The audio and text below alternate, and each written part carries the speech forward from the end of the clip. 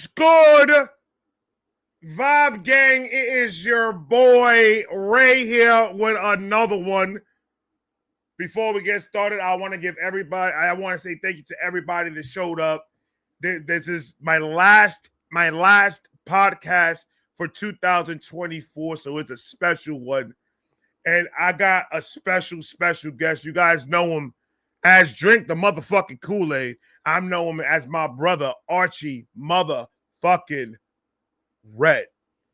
What's up? What it do? What's going on, people? Bro, that shit didn't even click to me when you said, man, this is the last one of 2024. Like, dang, bro, I feel blessed, dog. Like, what? Bring it in the new year with your boy? Fucks with me, though, man. I appreciate the love, bro. Brother, you know, I did that reaction to yours, and I was just like, yo, this dude is like, you brought something new to the reaction game that I'd never seen any reactor do. And when you have that cup system at the end of the video, you got the cup system, and you start giving it if it's a 5 cup or a 4 cup. Like, that is so smart, and that is so like you're trying to actually make like a show out of this.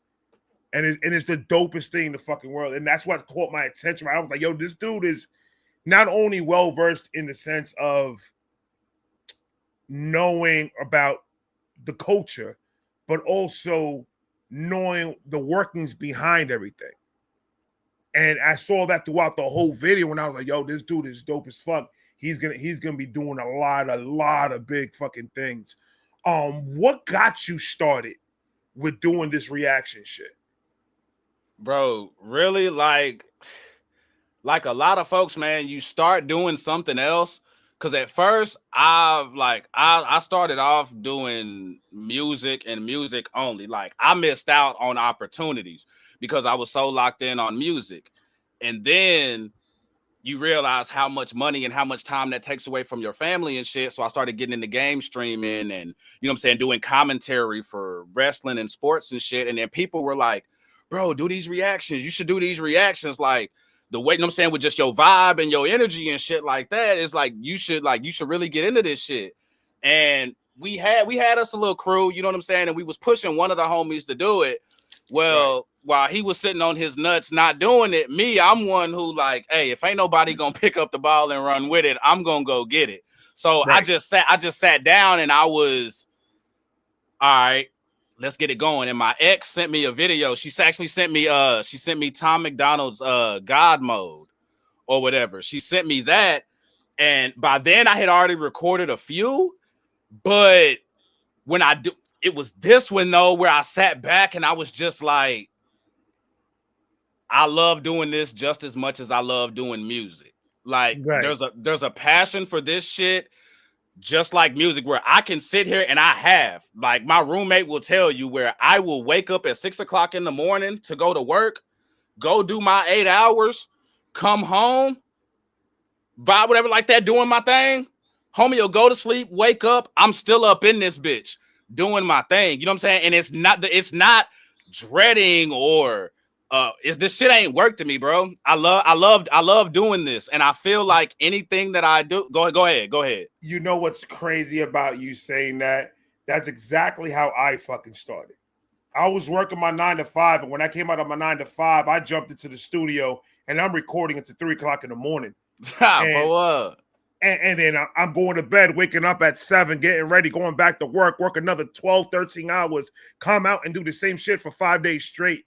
So when I hear that you on the same type of time, in the sense of the grind of, we're not going to let, just because we got bills and just because we got shit that we got to pay and shit like that, get in the way of doing what we love to do. And that's what I love to see.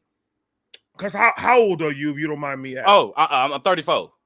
You're 34. 34, so yeah. You're a grown-ass motherfucking man. Yes, sir. And your energy and your wisdom is needed in this culture. Bro. And I know for a fact that this is just a stepping stone. Like, you just hit 10,000. So shout out to you for hitting 10 stacks. Whoa, hold on. 10 stacks on what? You hit 10,000, or what did you hit right now? You hit a milestone right Oh now. no, I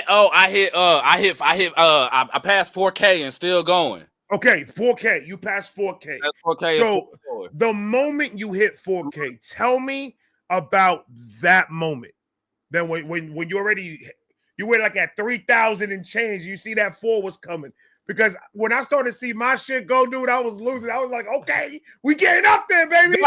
Bro, I ain't gonna lie. Like if they go back and they watch the cameras of like me at work, they gonna think I was on something because you can see me. You can see me like, oh shit. And then I'm looking back, you know what I'm saying? I'm a nigga, bro. So I'm checking, making sure, hey, anybody see that shit? Cause I'm out here, I'm losing my shit. And for somebody who done put so much time, when you done put so much time into so much shit and you haven't seen the return on that investment, and now you're doing something and people are like genuinely appreciating that shit. Like they genuinely spreading the word about your shit and talking about your shit. Like, bro, I was bugging the fuck out. I'm sitting there in my head and I'm like, all right, bro, keep doing what the fuck you doing. And then eventually you like this can be your career. Just keep doing what you doing. You know what I'm saying? Don't stop. Absolutely. Don't settle. You know what I'm saying? Don't get the big head. Don't forget where the fuck you came from, where you started. Never. Keep fucking showing love and keep going. And for somebody like you, I'll keep it Koolaid with you, bro. I knew about your channel before I even got here. And I'm talking about before I even hit the sub button, just seeing it around. So I knew of you. Okay. And when I popped in and I looked up, Zippers caught me off guard. I did not see that shit coming at all. I was having a shitty fucking day. Like, bro, like I was having the shittiest of shit that I'm talking about. If you could describe my day, shit emoji. Your boy, like that's how. And I look up and I see this shit. And when I hear somebody like you say things, it's one thing to tell yourself shit. You know what I'm saying? Like, oh, bro, I'm gonna do something different. I'm gonna bring something new to the game. I'm gonna try to do this and that. And then you see other people who up there. I'm gonna go ahead and say, bro, you made it. Like you living this fucking dream, bro. Like you've made it. You where a lot of niggas want to be. So when I hear folks like you sit back and they like, man, yo, like the knowledge on this motherfucker and the way he's doing his shit that people are telling me stop doing. Like, bro, stop with the cutouts. Stop. Your video's too long and you're talking too much and you're doing it. Fuck that. Fuck that. Fuck that. If I give you 30 minutes. Listen. The only time that I'm going to give you a 10-minute video is because I am so exhausted that I have no more energy left. That's the only time that I'm giving you a 10-minute video. My video is going to be 35 minutes to above. If you don't like the shit, kiss the backside of my ass. I don't give a fuck. I'm going to keep on doing it. I'm going to keep on going longer and longer and longer. I'm going to fuck what anyone says. Bro, and it's like, because I tell motherfuckers this, bro, this ain't like a post on social media. I can't go back and edit this shit and jump up in the comments. By the time I'm done, I need to, number one, make sure that you motherfuckers are entertained. And I got to do it in one go because we ain't going back through doing fake reactions, watching shit 2-3 times and that bullshit. So you got to be entertained one time all the way through. And I got to make sure I said everything I needed to motherfucking say. Because if I'm done and some fucking gold done hit my dome after I done went live and that shit's published already. But you see, but the thing is, like, I'm seeing it as I like to put myself in mindsets. Like when I saw your reaction, I'm like, okay, I see what he's doing. And then when it came towards the ending, then you started giving it the beat, and you started giving the lyrics its own scorecard. And then when you went into it, you didn't just say, "Oh, I'm gonna give it 5 cups because the shit was dope," and walk off. You said, "I'm gonna give it 5 because," and then that's part of the shit that caught me was that right there, because I was just like, I was sitting there and I'm like, if I'm a person that doesn't know anything about hip hop, and I see one of Archie's reactions of an artist that I like, and I see how he breaks it down, and I see the words that he uses, cadences, flows, doubles, triples, entendres. When you start using the terminology and really breaking it down towards the ending, and giving the reason why you gave it the cups that you gave it to, it's almost like the source on crack. Man, say, and I don't even, and I despise crack, but I'm gonna take that one, bro. Hey, yeah, like, nah, bro. But you feel what I'm saying though? No, I'm with you. I'm with you 100. I'm with you 100%, man. Like, bro, and this is no, and bro, and I say this with no, like, this is no shade to nobody, because as reactors, bro, like, we ain't rap artists with like rap beef and shit like that. Now, if somebody starts some shit, okay, handle it. But at the end of the day, we all in this shit together.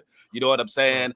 But I feel like when you were asking like what got me started into this, number one, if I do anything, I'm not about to do that shit like everybody else, especially if it's something that's established before I got there. I need to bring something new to the table. I did it with DTKA promotions. I did it with podcast. I whatever the fuck I do, I have to bring something new to the table. And I have to stand on that shit, because some people, again, I take criticisms all day. You'll see in the comments, sippers will be like, hey, dude, you know what I'm saying, probably change this, do this and that. I'll sit back, I'll look at it, and if that shit makes fucking sense and it makes the product better for y'all, I'm gonna do that. But I feel like a lot of reactors, though. I feel like there are a lot of reactors who kind of do the same shit.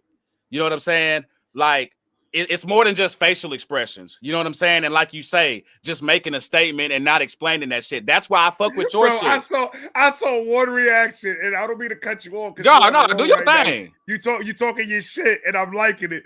But it reminds me of one reaction that I saw before I reacted. This is way before I even thought about doing this shit. Okay. And I'm sitting there, and I'm watching these reactions, and I forgot the guy's fucking name, to be honest with you. But his thumbnail caught me. His thumbnail, I was just like, oh, that thumbnail's fucking fire. Let me see what he's talking about. It was on the M joint. He was doing the M joint. And I went, all right, bet. Go ahead, and I played it. And I'm watching the reaction. Like, his intro was all right. It was very, like, he was not personable. He wasn't personable with his reaction. So he had the personality of a cardboard box. Pretty much. Yeah. Sure. Like a stale piece of bread. Corrugated bran puffs. That's a Rugrats line for y'all. So, and he was just like, pretty much, hey, welcome to the channel. Today we're gonna go and react to this person. So I'll give you my thoughts at the end. And then he plays the song. And no lie, I seen him probably blink twice. Damn. The whole time the song played. He was literally, this was the mode he was in, my nigga. Like, nah, I'm not even joking with you. He was like this. I thought he was pissed off about the song. I thought he felt a certain way about what my man's was saying. And I was just like, yo, M is just talking from the heart, my nigga. Like, that's not supposed to upset you like that, because this is him. No lie. And don't make me laugh. Don't make me laugh. All right. This is exactly how he was. He went.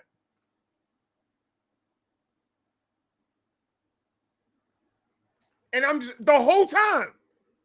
And I'm just like, I don't know if he's watching the video or if he's watching me. It's like, so it scared the shit out of me. And then at the end, when the song was over, he was like,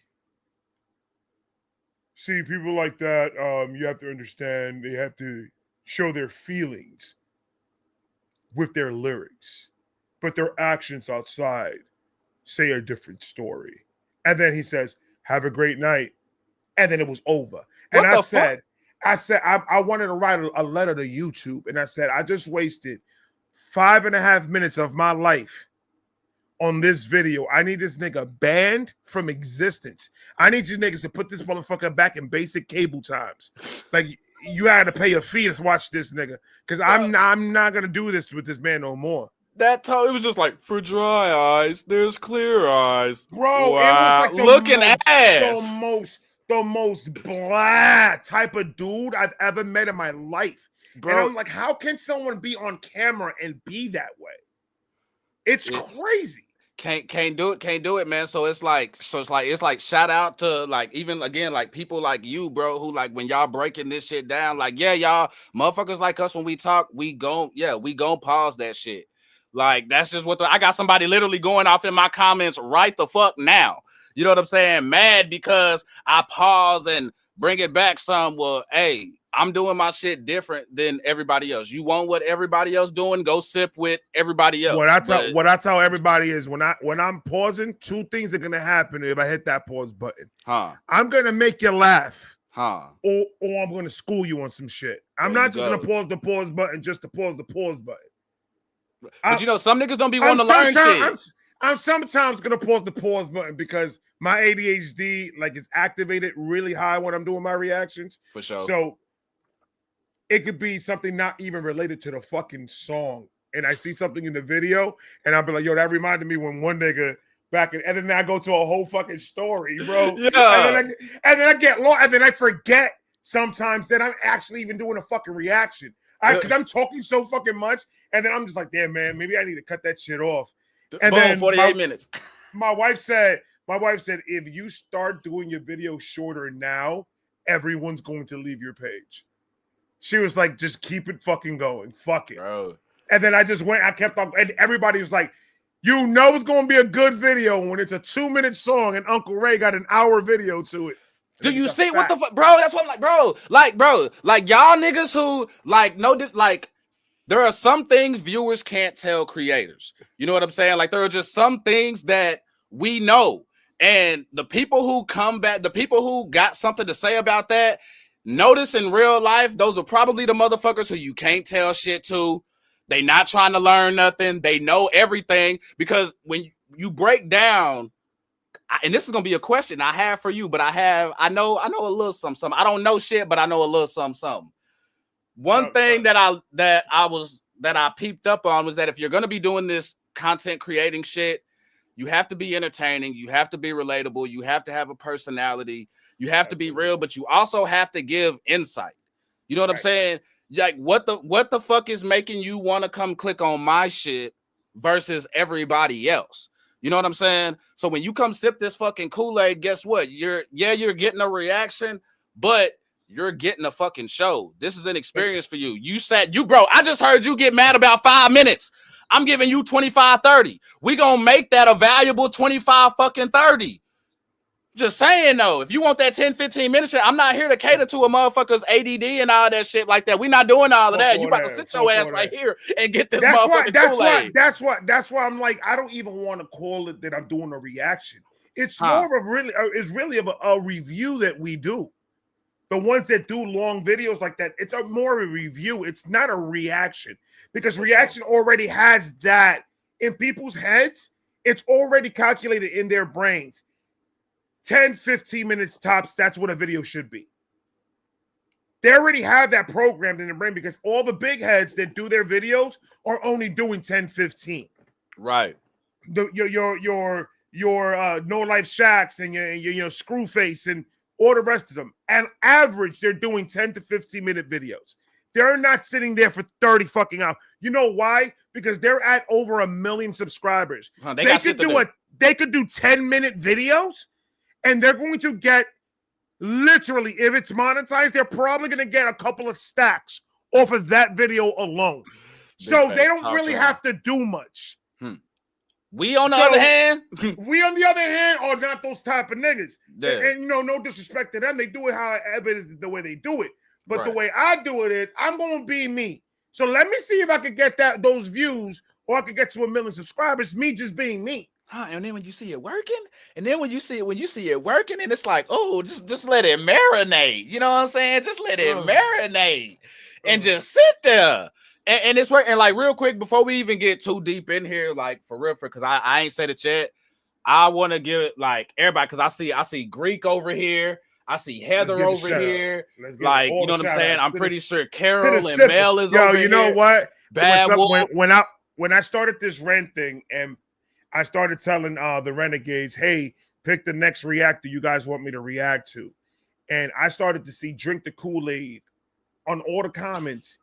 And then I was just like, I don't know if they want me to drink the Kool-Aid or they want me to, like, I don't know who the fuck this, like, what are you talking about? And then when I saw your shit, I was like, I've seen your logo on my timeline and shit like that. And I was like, oh shit. I was like, okay, fat money. And then somebody donated. Yo, reacted to Archie from Drink the Koolaid. This song, wild. And I was just like, I bet money. And bro, oh my God, I love that one. Was freaking fun to watch, bro. That one was freaking amazing to watch.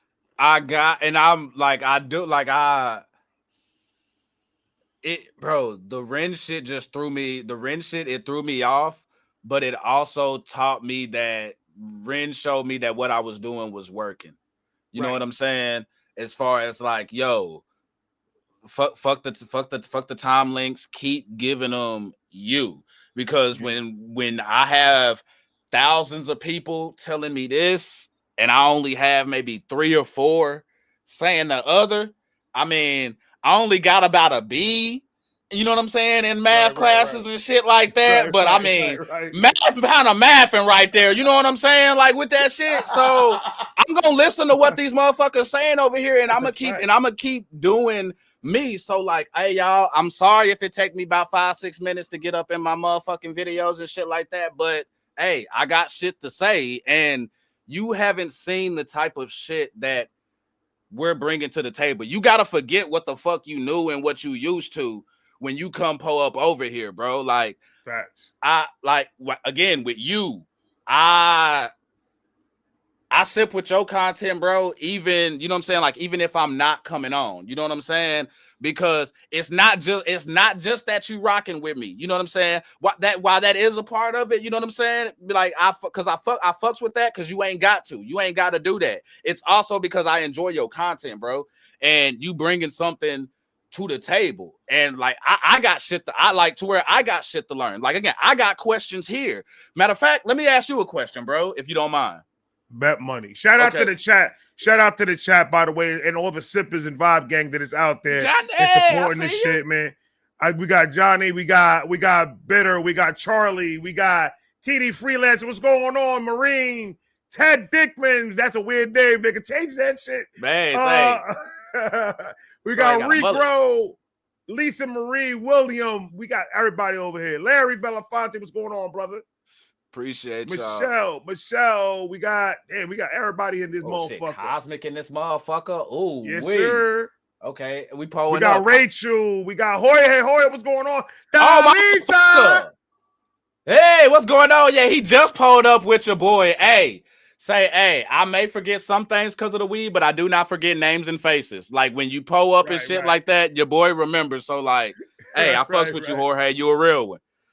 Catherine Pope in the house. What's going on? Hey. Reach 2. We got everybody here. My bad. I was about to say. Hold on, my bad. My bad, bro. I just wanted to show some love to the chat real quick. Oh no, you good? We got to, bro. They the reason why we here. Just my motherfucking my ADHD kind of did a number on me right there. You know what I'm saying? Kind of got me a little bit. You know what I'm saying? But I'm back though. I'm good. But real shit though, bro. Like, my question for you, like, considering where you're at, for up and coming motherfuckers, what advice would you give outside of the basics that we already know that you can get everywhere else? You know what I'm saying? Like, grind hard, have personality and stuff like that. Like, what's some real fucking game that you can give to motherfuckers who trying to jump into a saturated market? I got, like you said, you already know the basics of it, but the basics it needs to be broken down in a little more in depth to how to use the basics, because that's the problem. You can look at the basics and try to use the basics, but if you don't use them right, it's not gonna be there. So once you perfect the let's put it to the point where you perfected the basics, which you did, which you wholeheartedly 100%, the basic of what you need in order to make a page, you have it already. Okay. The extra shit comes from just experience, not getting into or just being very visual to who's around you when you're trying to move a certain way. Okay. Be visual of the people that out of nowhere want to work with you. without having prior conversations, because you're going to be getting stuff like that coming along. If you're planning on doing this for a long time, which you probably already know, is consistency. Consistency is absolutely fucking key when you're doing this shit, because motherfuckers think that they put one video up a week and they're at 100 subscribers and they think that they're just going to blow up in a month. You know why I say that? Because I was that dumb motherfucker that thought that if I did one video that it was going to blow the fuck up, and it didn't. And the numbers, while it's exciting when they start when you start growing and you start visually seeing those numbers go up, don't focus on that because you could get lost in it. There's not a lot of people that will tell you that, but it almost fucked me up. Once you forget that a subscriber count even exists, it's when you could be your true self. Because right now, whether you've been doing this, I don't know how long you've been doing it, but you found yourself, but you haven't found your true self of who you're gonna shine out and make everyone say, yo, you know what? I wanna check his shit first before I check anybody else's, because he's always coming with game, or he's always making me laugh, or whatever is it that you do, whatever is it that you know that you're good at, do it exponentially. Do it to the point where you know every crook and cranny about how to do everything. When I started doing my reactions, I didn't know that I was a comedian until people told me that I was. I always thought that I was all that nigga that always wants to joke around and talk shit. That's who I was. So to me, it was like, but when people started telling me, no, you're funny. So then what I started to do is, okay, comedy. So comedy is going to be my niche. Comedy is going to be something that's I'm going to shine more than anybody else. For sure. I could break shit down, but that's not I'm not that. I don't have the grammar and I don't have the patience to try to break anything down to the extent that some of these dudes do. I just don't have that in me. Right. But if I catch something, I'm gonna let you know that I caught it by talking about it for fucking 25 minutes. So once you start letting that number, looking at that number and seeing how much you grew, because it was an everyday thing, and then it started becoming an every hour thing, and then it started becoming an every 30-minute thing. Then I'm looking at my phone and I'm trying to work, but I'm focusing more on this. Cutting into your creative, bruh. And that's when I started to recognize, I was like, okay, something needs to happen. So what I'm going to do is I'm going to give it 100%. Instead of doing this YouTube shit part-time and my full-time job full-time, I'm going to do my full-time job full-time, and I'm going to do YouTube full-time. And I'm going to give every single bit of me into this shit until something happens. Talk to him. And the comment sections, you already know, ignore all the bullshit. Ignore all the bullshit, because we're human beings at the end of the day. And negative comments do affect our creativity. It affects our mood. It affects and the people that are spending their valuable time to watch us don't deserve us to come at them with an attitude or have a bad day on the camera, because they're coming to us because they have a bad day. There you go. The minute that you forget about the subscriber count and start focusing on the subscriber is the day that you don't have to worry about nothing else. The numbers that's going to come, the views are going to come. You're going to be able to do this shit full time. You're going to be able to tell everybody to fuck off that told you that you couldn't do it. Fam, thank you so much for saying that, because I'm so glad. It's like I said earlier, it's one thing when when I'm saying it, because at the end of the day, like, to the masses, like, I'm a nobody, or to somebody who work with me or whatever like that, I'm just that motherfucker they sit next to. So when I'm saying these things, it doesn't register the same. But when you hear folks who have already been successful at it saying the same shit, like, you have to take it and run with it. Like, for me, like, again, like, the reason why, like, I love, again, doing the edits and things like that, it's not just to stand out and make my shit different. It's because of the subscriber. you know what I'm saying? It's valuing their time. Like, yo, if for whatever reason you sit down and check my shit out, you know what I'm saying? You're gonna get something out of it. You're gonna get something out that shit. And I make sure even when my shit's the same, it's different. You know what I'm saying? Right. Yeah, there's all kind. Yeah, you got Koolaid, but goddamn, you got that nasty ass green. You got the red. You got the blue. You even got a cool one where it's kind of menthol like, where it gives an ice chill down your throat after you sip on it. Like you got, they got Jamaican Koolaid. You know what I'm saying? They put Newports on that motherfucker. Bruh. That's what that was. And that was Newports. Fuck me up, bro. Like when I stirred it, the color looked like dirty water. I wasted the first batch because I'm like, oh no, that's something wrong. Something wrong with that package. Yeah, that's wrong with that package. That package ain't working right now. That ain't right. That ain't right. But the last and final, the last advice, and it's not the last advice. It's just the last advice for now, because you could contact me at any time if you have a question, if you're frustrated on anything. I want to be more of a counselor to all the subscribers that are down, with lower subscriber counts, because I know the process. I've already been through the process, and that process sucks sometimes. Sometimes the process of trying to get views and trying to get subscribers and trying to grow yourself up from pretty much nothing to already at 4,000. I mean, bro, you're growing. It's showing because of the content, because of the time that you put in.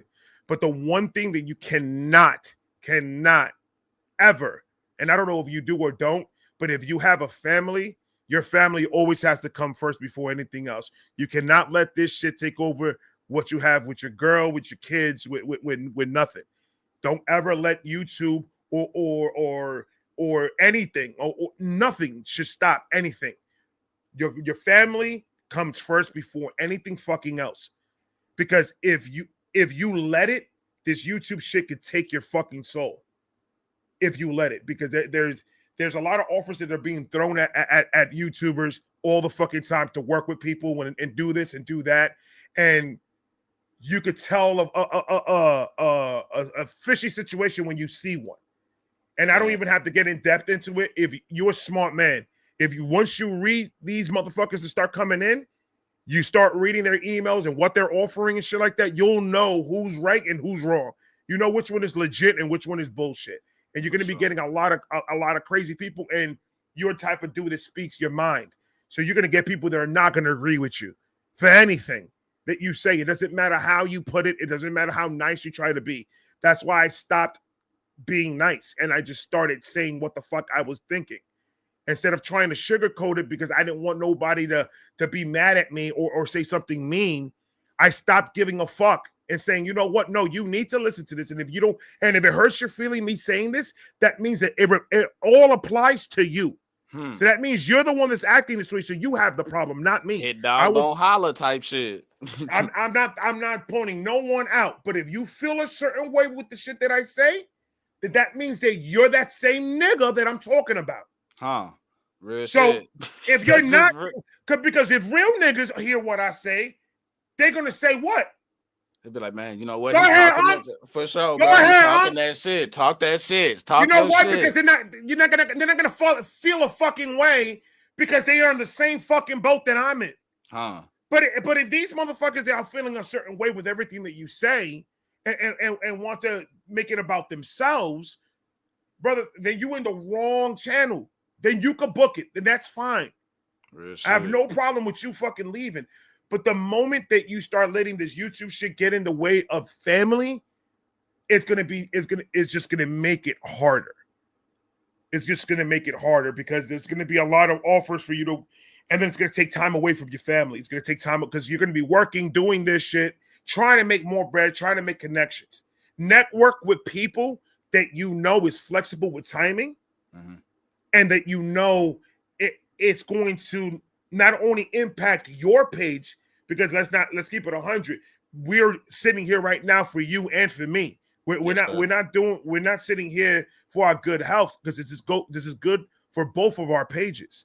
Yes, sir. So we can't not talk about the business side of what needs to happen behind the scenes to give the people what they want. I agree, bro. And And in order for you to do that, you have to go with your gut in any situation.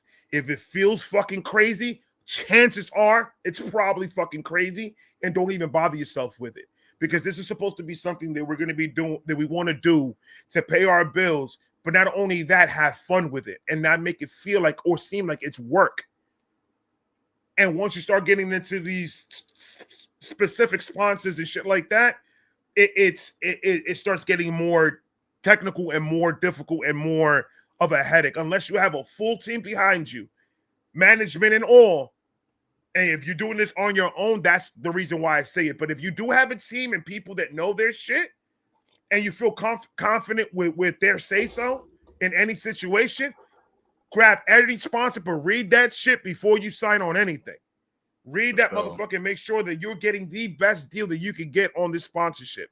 Because I have a couple of them pending right now, and I'm playing hardball with them because it's not about the money. It's about, this is what I want, and this is what I'm going to give you. You gotta know you gotta know what you're putting into this shit. I am not going to jeopardize me. I'm not an actor. I don't take acting lessons. I don't do any of this shit. I'm Ray. That's all I am. So if I could get on camera and I could cut a promo and I could do whatever it is that I want off the top of my head, just because I get in the zone and I could do it. That's why. I don't know how I do it. It just happens. But for God's sakes, you're trying to tell me now you have to read it just like this, and you have to say it just like this, and you can't cut this off, and you're doing too much. Like, yeah. I'm doing this on my own. I don't got time to be editing here for fucking 3.5 days to give you what you want for free merchandise. Do you hear You're me? not even paying me.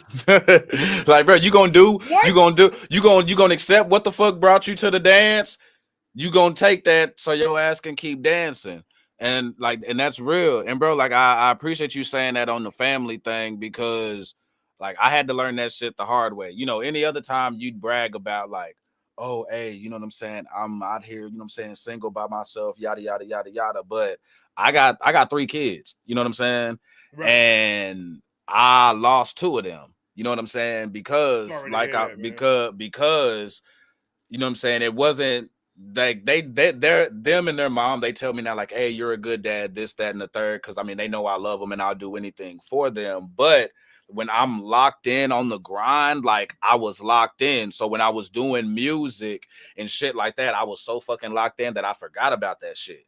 You know what I'm saying? And like I said, I lost. They're in fucking Ohio now. And when I got the news that they were leaving, I only had less than 72 hours before they were gone, bro.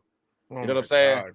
Ain't no fixing that shit, fam. You know what I'm saying? So that shit hits, and it's like, I have my son who's still like here with me locally, but you know what I'm saying, you got people who want to try to control shit, so I don't even get to see him as much as I want to. You know what I'm saying? So it's one of those things like, bro, like that's real shit, because now that I'm trying to put my fucking time in and do all that shit like that, I fucking can't, bro. You know what I'm saying? Right. Like and that shit sucks, because I had the opportunity, I had the chance to do that shit right. But you know what I'm saying? I learned from that. I'm doing that shit now, and I'm gonna keep doing it like that. And yeah, bro. No, that's real shit. And that's all you could really do, bro. All you could really do is just learn from your mistakes, keep on pushing towards the positive, and understand that you can't change the past. The past can't be taken away. It's already written in stone. It's not going anywhere.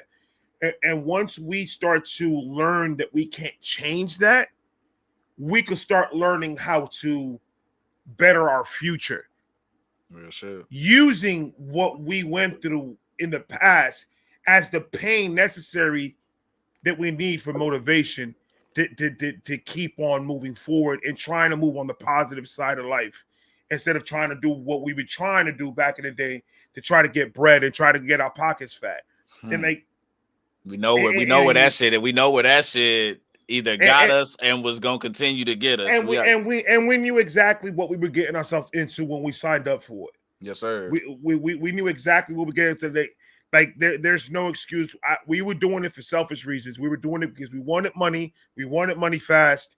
We didn't want to. We didn't want to work for no man. We didn't want to work no 9 to 5. We didn't want to put them hours in and learn shit. We see our parents breaking their backs every single fucking day, and then no, I don't want to do that. I'm not gonna break my back. I'm not gonna be over here at 50 years old not being able to walk because I'm breaking my ass. You know over what? Here trying to work. You know what though? In the same way though, like I can't even front though, bro. I can't even front. Like I still somewhat have that mentality, but it's tinkered a bit. It's modified. You know what I'm saying? To the sense where I'll go, like right now, I'll still go clock in, do what the fuck I gotta do. And when I clock in, I'm gonna be one of the baddest motherfuckers who done clocked in at your spot. You do right by me, I'm a POP, hold it down. I'm gonna make it do what it do.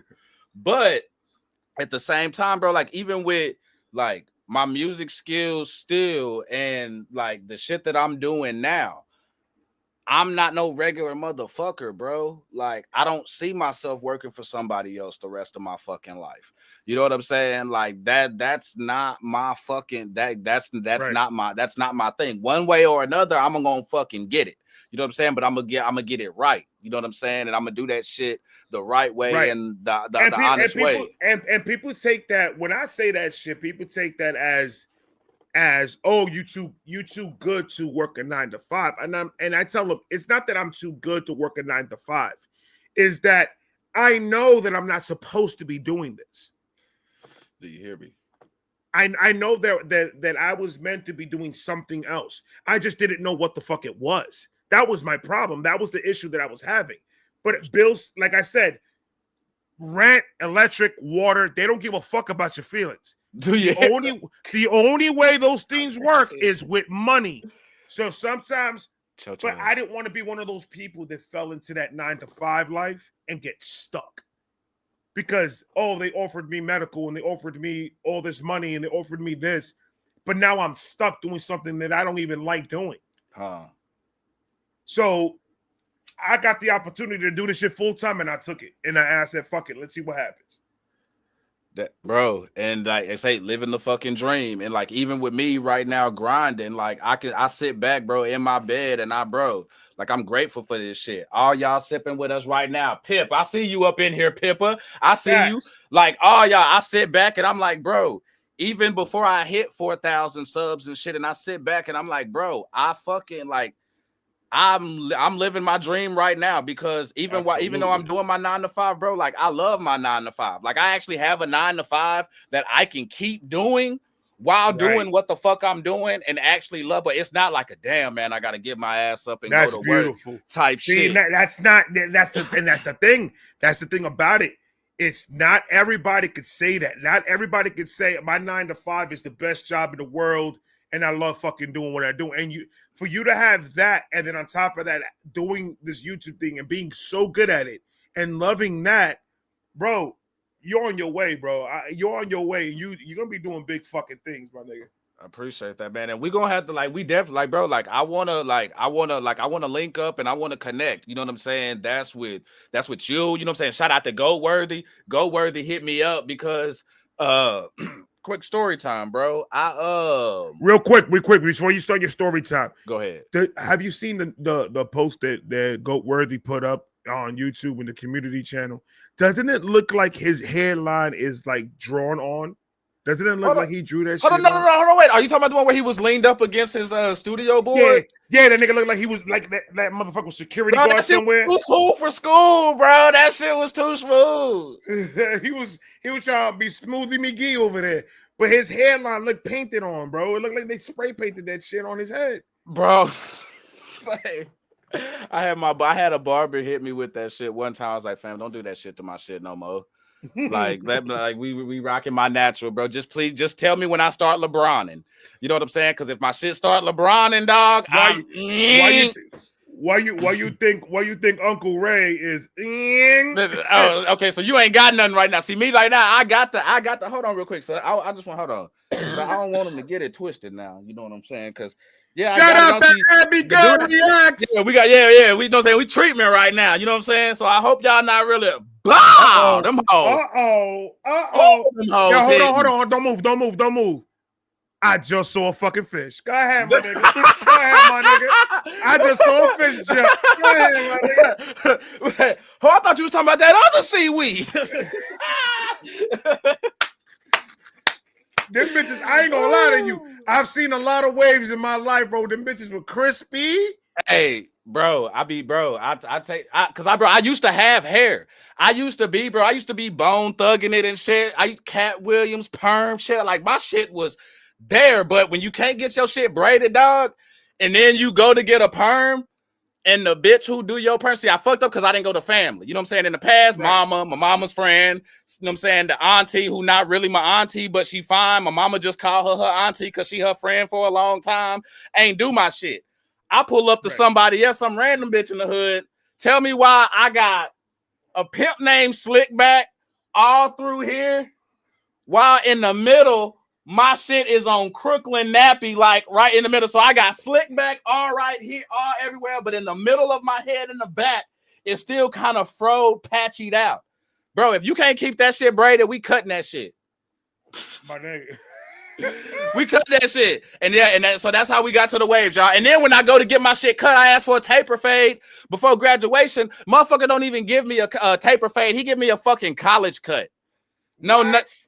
Bruh. Oh my God. But that's what my ass get for going to a barber college. Listen, the last time I went to the barber shop, like to actually get my shit. I got Dominican hair. So my shit curly as fuck. Oh shit. I used to just get straight up blowouts all day long. That's all I used to get. It's just blowouts. It's like pretty much tapers. It was the same shit. Tapers, and then my hair all curled up and shit. And I used to have a nice head of hair. I ain't talking shit. I'm just saying it was luxurious. Hey, you was finger waving, bruh. That shit was finger waving. You had that finger wave, bro. No. Sometimes if I wanted to, I could have done this. Oh shit, like Fabio, he was Fabio in that shit, dude. It was luxurious, my nigga. It was luxurious. And then one day I woke up and I sneezed, and when I sneezed, my head went down and the mirror was there, and then I started to see this shit right here was kind of light. And I was just like thinning? Baby! And I was like, can you look at my head? Is it balding, or is this like just the light was hitting in a certain way? And I was just looking at the follicles. Let me know. And she looked at it, she's like, nah, baby, you losing your hair. And I said, please, Jesus, no.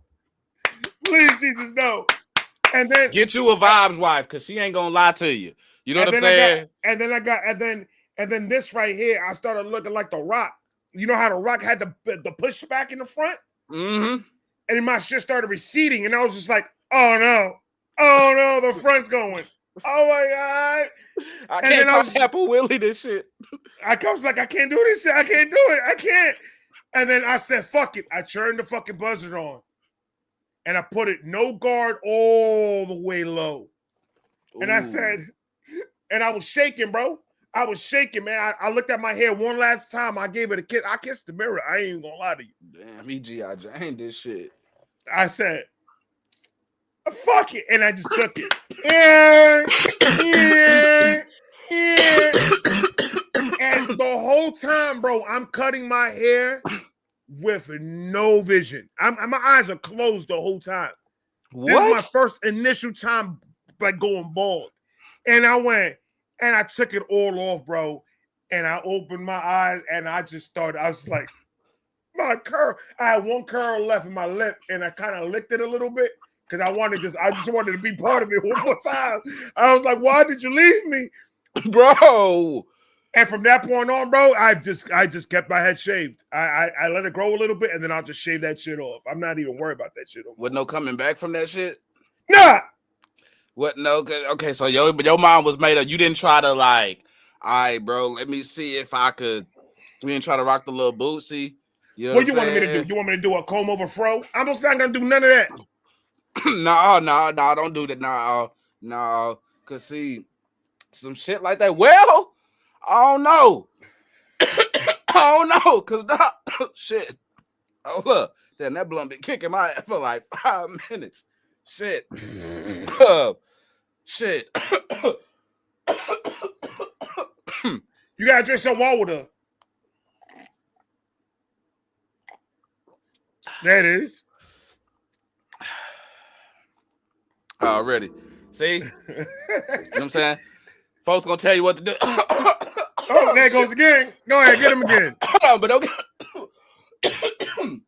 But we're good though. That was just that little bit that was sitting there, but whoo, damn. Yeah, no, I'm good. I'm good. I forgot what the fuck I was even gonna say. I'm good. Abby Girl React said you gotta drink some of that Koolaid, man. You coughing too much. Yeah, you know what? I'm gonna sip a little bit more. Notice I put that bitch down for a little bit. Dude, you know what happened to me in one reaction? I'm fucking over here. I forgot. I think it was one of the K dot reactions that I was doing. No. It was a Ren. And I hit the blunt and I was like, I had the roach. I had like a little baby roach, bro. And I went like this, and the cherry, somehow I inhaled the fucking cherry. What the fuck? The cherry hit me in the back of the fucking throat, bro. And I coughed literally for a fucking day and a half. I couldn't stop coughing. What the fuck? God damn. Hold on. Whoa. So I get like the initial hitting fucking your shit up because, you know what I'm saying, in the moment, like it just, you know what I'm saying, kind of hits you in your shit. But a day and a half still, you was feeling that shit? Because it like, I think it burnt something in the back of my throat, bro. Because I was like, it was bothering me every time. So it was not even me trying to cough. It was me trying to clear because it felt funny. But so I was trying to clear with it. Dude, oh my God, it was horrible. And then somebody told me to take a couple of, I read something online and it said to take like a shot of rum. Mm-hmm. And then the rum will pretty much kill the bacteria, whatever the fuck is going on in there. Shit. Captain Morgan, okay. So I took a couple of shots and I took a couple. I almost emptied out the bottle. I ain't gonna lie, that bottle almost was gone because that shit was tasting pretty good after a while. Hey. But it took care of it though. It took care of it. I was pretty fucking good after that. Fuck weed, man. Bro, see, these motherfuckers did that shit in a movie once. I think I think it was Tommy Chong who did that shit. You know what I'm saying? But that the homie just let you know that movie shit, that's that bullshit. That's that bullshit because homie just fucking went through it. Okay, now that I'm done dying on the live, yeah. The bro, like the sippers, man, like, bro, I don't even know. I may have told this on the last time I was up because I know we was fucking, bro. We was cool. We was cooling last time. I come to the house, bro, and I was talking about Goworthy. Goworthy was helping me. Goworthy had hit me up. You know what I'm saying? I was talking about like how reactors be showing each other, you know what I'm saying, just love and shit like that. And you know what I mean? Just like how we value our time and shit. And just out of nowhere, homie had hit me up and was trying to help me get my mic working because one of the sippers, Johnny, pull up, thank you kindly. You know what I'm saying? Just surprised your boy. Like I just come home and I got a gift on my doorstep and it's a new mic, but it was amazing. It was giving me issues, and homie got on the live, and I know we had to have been live for damn near an hour on video call if you just total up the total amount of time on trying to help get my shit right. You know what I'm saying? And it's amazing. Just little things like that, bro, because you know, like our time is hella valuable, bro. like every 15 minutes, you tell you like, bro, you can't be sitting here checking your YouTube studio every 30 minutes looking and seeing what your shit's like. You got to get to it, bro. Yesterday, when I had you up and I was in the comments, like I was commenting, but notice your boy would go dark for a bit. Like I'd still have you up, but I'd be sitting here having, you know what I'm saying, doing my thing at the same time, you know what I'm saying? Right. And still rocking. So it's like, bro, like you really gotta prioritize that. So when that shit is given and I hear like, hey, bro, come through and pop up on the live, like I wasn't bullshitting, bro. Like an old lady almost got hit and it wasn't even my fault. It was her fault. Shame on her. Shame on her, bro. Like just trying to like get to the crib, dog, because fam, like, hey, I don't know how many different ways to say it, fam, but I always love going live with reactors. That's my favorite thing in the world to do, and it's for one reason. The majority of us are in the same, if you want to call it, we're in the same group in high school. For sure. We're the cool funny kids in the lunch table. For sure. So when I could sit here and have a conversation with somebody that has gone through the same thing that I've gone through, that is go through the same struggles that I go through doing this shit every single day, it's good to come up here and have a conversation with somebody that could understand the pain and understand, yo, this shit ain't easy. But like what you said, like what Goatworthy did, there's a lot of them out there like that. Like King Blitz did that for me. King Blitz came to me one day and he was like, yo, your camera looks like shit. And that's how he started it off. And I was like, yo, damn, what bro. the fuck? And damn. He was just like, damn, bro. he was like, I'm just saying it does. And I was just like, I know, man, but I mean, I can't really do much. These cameras are expensive. Did you go check his sub when he said that shit? Did you go check his sub count though to see, like, man, who the fuck said this shit? Does this nigga got? What his no, shit looking like? I followed him before. Okay. He's a reactor. He had like 245,000 subscribers at that time. For sure. And I was already following him. Okay. And then I told him, and then I hit him up. It's like, yo, I'm doing reactions. So he literally took me under his wing, and he showed me the ropes. He was, and then I met my boy Shakes P, and then Shakes P also, me and him, we're older dudes, so we're trying to figure this shit out. And when he figures something out, he lets me know. When I figure something out, I let him know. And that's the type of the type of, you know, shit that we got going on. Bro, and that's the type of shit that I'm just like, you know what? This needs to be wider. This needs to be bigger. Our network needs to grow a little bit more to where we already have the same subscribers. Majority of our subscribers follow all of us. So it's time for us to start networking with together and start making some good content besides just reactions. This is our opportunity. 2025 is our opportunity to do, whether it be live in person or whether it be us just jump all on a big, huge live stream and just bullshit the whole fucking time. It doesn't matter. If we could all just start focusing on more networking together and helping each other, boost each other up, bro, we gonna go. This shit's gonna be a big, big movement towards the positive, towards more the positive side of everything instead of the fucking staying on the negative all the fucking time. Man, hey, do you, bro? See, this is what, bro. Bro, talk that shit. Talk that shit, cause I'm pretty sure a lot of y'all. I think I just did. homie took y'all ass to church with that shit right there. Do you hear me though? But that's I get my moments sometimes. I ain't gonna lie. I do have my moments sometimes. I fucks with it. It's like, but it's like, y'all, you know, RDC and them, right? Yeah. Are you familiar with RDC? All right, so they had a few years back, they had DreamCon down here. You know what I'm saying? They had their convention down here in Dallas. And I went to it. So I went, you know what I'm saying, I sat through one of the seminars that they had, and they're saying, shout out to, my bad though. Shout out to you for $10 dono. Shout out to $10 dono.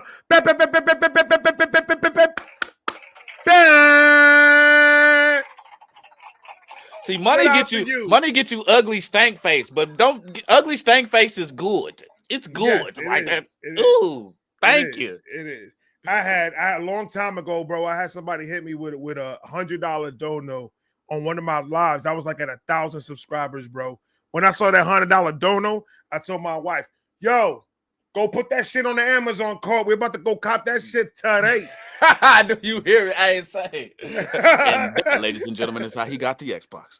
No, and that's how my wife said, "No, that's going towards the electric." And I went, "All right, bet money." Hey, bet for sure. Right. She's like, "You can't play Xbox if the light don't work," and I'm like, "That's a fact." Bro, I love this shit, bro. Like I really do love this shit. And the fuck, man, I had something. My ass is lost. I am stoned as fuck. Bro, like I completely lost my motherfucking train of thought, bro. I had some shit. I was about to go somewhere mean, bro. I was about to go somewhere mean, and I completely fucking forgot, dog. Well, we're gonna have to find that shit. What was the last thing you were thinking about before you forgot? Oh no, I know what I was talking about. I was talking about DreamCon. I was talking about RDC shit. Yeah, Ricker. There we go. Remix. Go ahead. They were saying a lot of the I can say a lot of, but some of the same things that you're saying. You know what I'm saying? And a few things that I had thought of. But again, when you have people who made it and executed these things, it rings, you know what I'm saying? People listen more. And like what you're talking about, like you got to get out there and not make excuses, and you got to just do the shit, and you got to legit unify and work together. Because like when I started on this streaming shit, bro, like I've been trying to build communities like that for the longest. But dog, when I tell you, I mean, shit, I ain't even got to tell you, you know, some snake ass niggas out here. You know what I'm saying? It's some funny fake ass niggas out here. You know what I'm saying? And if any of them watching, it's a fact. There are a lot of motherfuckers in what we do. There's a lot that move very, very fucking funny, right? And it's fine if the way I see it is, if that's how they want to move, that's how they're gonna move. No, I'm not gonna be able to. I'm not gonna change their mind. If they move that way, it's because they want to. So let them move that way. The more I ignore it, the more it's gonna fuck up their brains. And that's where I'm going, because that shit, like, I really don't even want to give them too much pub, because you fuck with the ones who are fucking with you. You know what I'm saying? Like that's where you focus at. You don't give those who not fucking with your shit any attention. And when I first jumped off into this shit, it took me a while to learn that, because I'm passionate as fuck about what the fuck I do. You know what I'm saying? So when motherfuckers would do some shit, you know what I'm saying? That shit archived like a motherfucker. Yeah, we talking about that shit on the fucking live or whatever, because I'm also one where when you throw something on somebody, when you know how it is, when somebody throws salt on your name, you got to clear that shit up. However, networking, man, the folks who are really fucking with you, you know what I'm saying? The folks we got sipping with us right now, that's who matters. The motherfuckers who care to sit down and give 30 minutes to a 35-year-old motherfucker who look 15. Talk that shit. Them the motherfuckers who matter, bro. Them the motherfuckers. Fuck the rest. Not some motherfuckers who want some bullshit or not fucking with my shit or got some slick shit to say. No. Right. I'm worried about y'all. I'm worried about the love. You know what I'm saying? That's where I'm at, because I need positivity. And when coming from the streets, you get so stuck up in making excuses for the negativity and the ways that we live. Sometimes you forget how to live positive, bro. See, nigga, I found a way that I could be positive. I could be negative while being positive.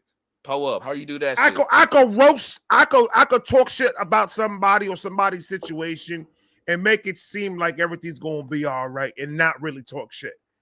I don't know how else that I do it, bro. But it happens. You know, and you can't. That's when you can't hold a master class on that. If you got it, you got it. If you don't, you don't. I'm sorry, y'all. He can't hold classes on that one.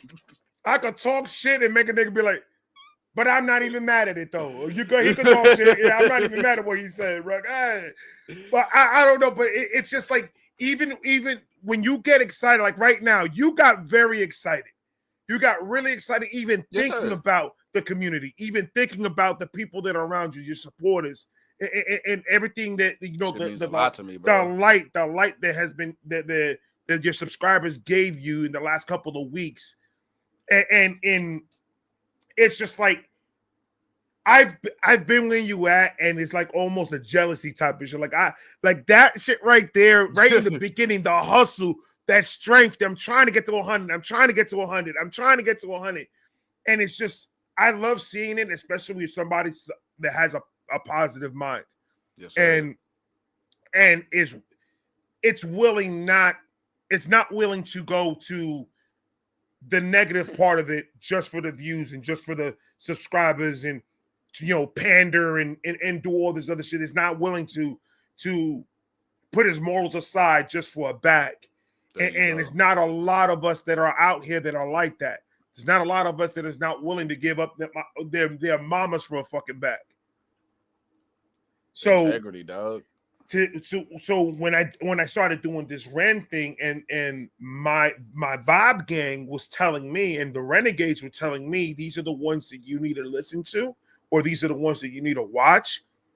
That's what you and all the rest of them have in common. That's what connects you and all the rest of them, is that you guys want the same exact thing. You guys want, that's all I hear in every video that I react to everybody.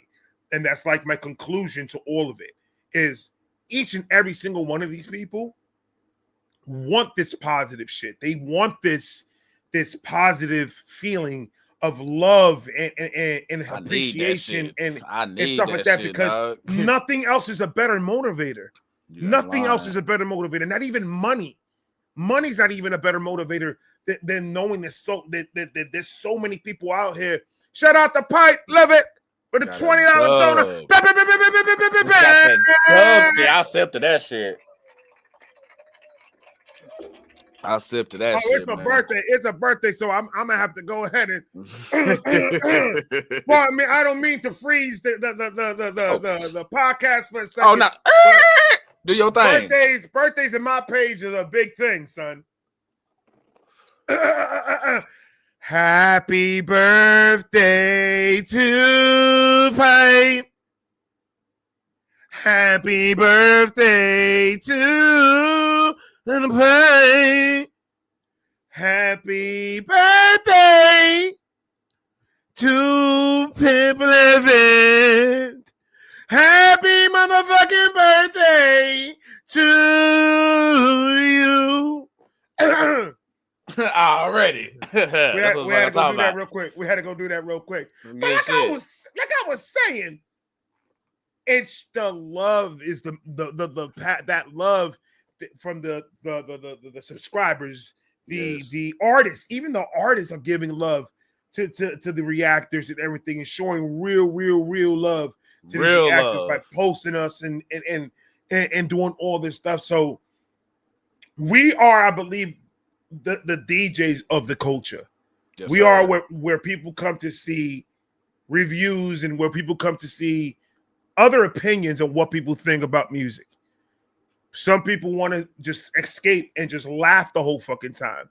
Some people want to like break down lyrics, and they want somebody that's really going to break it down and really get in depth. There's all types of us out there. You got different flavors, bro. Like there's all different type of flavors and all different type of reactions out there, and like, bro, like I ain't scared to say this shit. You know what I'm saying? Like this shit really, bro, like the YouTube community, everybody here, like this who the fuck I got, fam. You know what I'm saying? Like, don't get it, like I have like my brother, my sister, I have like my immediate family and shit like that. Right. But even they don't stay locally. They're 2 hours away type shit. You know what I'm saying? So like for me, bro, like the renegades and the sippers and everybody, bro, like this all the fuck I got, fam. You know what I'm saying? Because I'm real big on like loyalty, integrity, and positivity. And as soon as motherfuckers show otherwise, I don't fuck with that shit. So you catch me alone by myself more than you catch me with a squad of niggas. And that's where right there you just define my motto that I live my life by. I love everybody until you give me the reason not to love you no more. And then when you give me the reason not to love you no more, then it's not as hard as what people think to keep people out of your lives. You don't have to be part of my life. All I need to really do is delete your number. Once I delete your number, I'm fucked. Because I'm not gonna memorize your shit. So if I delete your number, you're out of my life. If I block you on all social medias, I'm never going to see you ever again. Do you hear me? There's no point to go back and forth. Once I see you cross the line and you betrayed me in whatever fucking way, you're not part of my life no more. That's it. I'm not going to waste my breath even trying to get in an argument with you for you to give me bullshit excuses why you did what you did. So we're not going to do that, bro. What's going to end up happening is I'm going to break your fucking jaw. And that's how it's going to end up. So I'm not even going to want to do that. Do you hear me? So we just, you know what? We gonna keep it going, and we gonna be like Big Brother Hakeem. You know what I'm saying? And dibble and dabble in that positivity. You know what I'm saying? And do the damn thing because, bro, like I need that shit. Oh, good shit. God. Dang. Shout out to my father-in-law, $99 donor.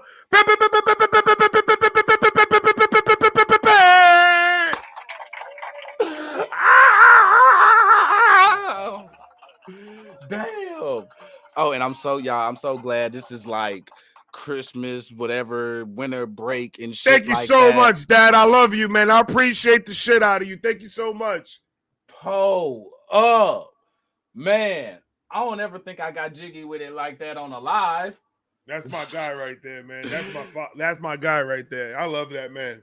Man, bro, like that's like, bro, just love, bro, because these are things where you see, even before you get into it, you see people who take certain things like this for granted. You know what I'm saying? Like, bro, legit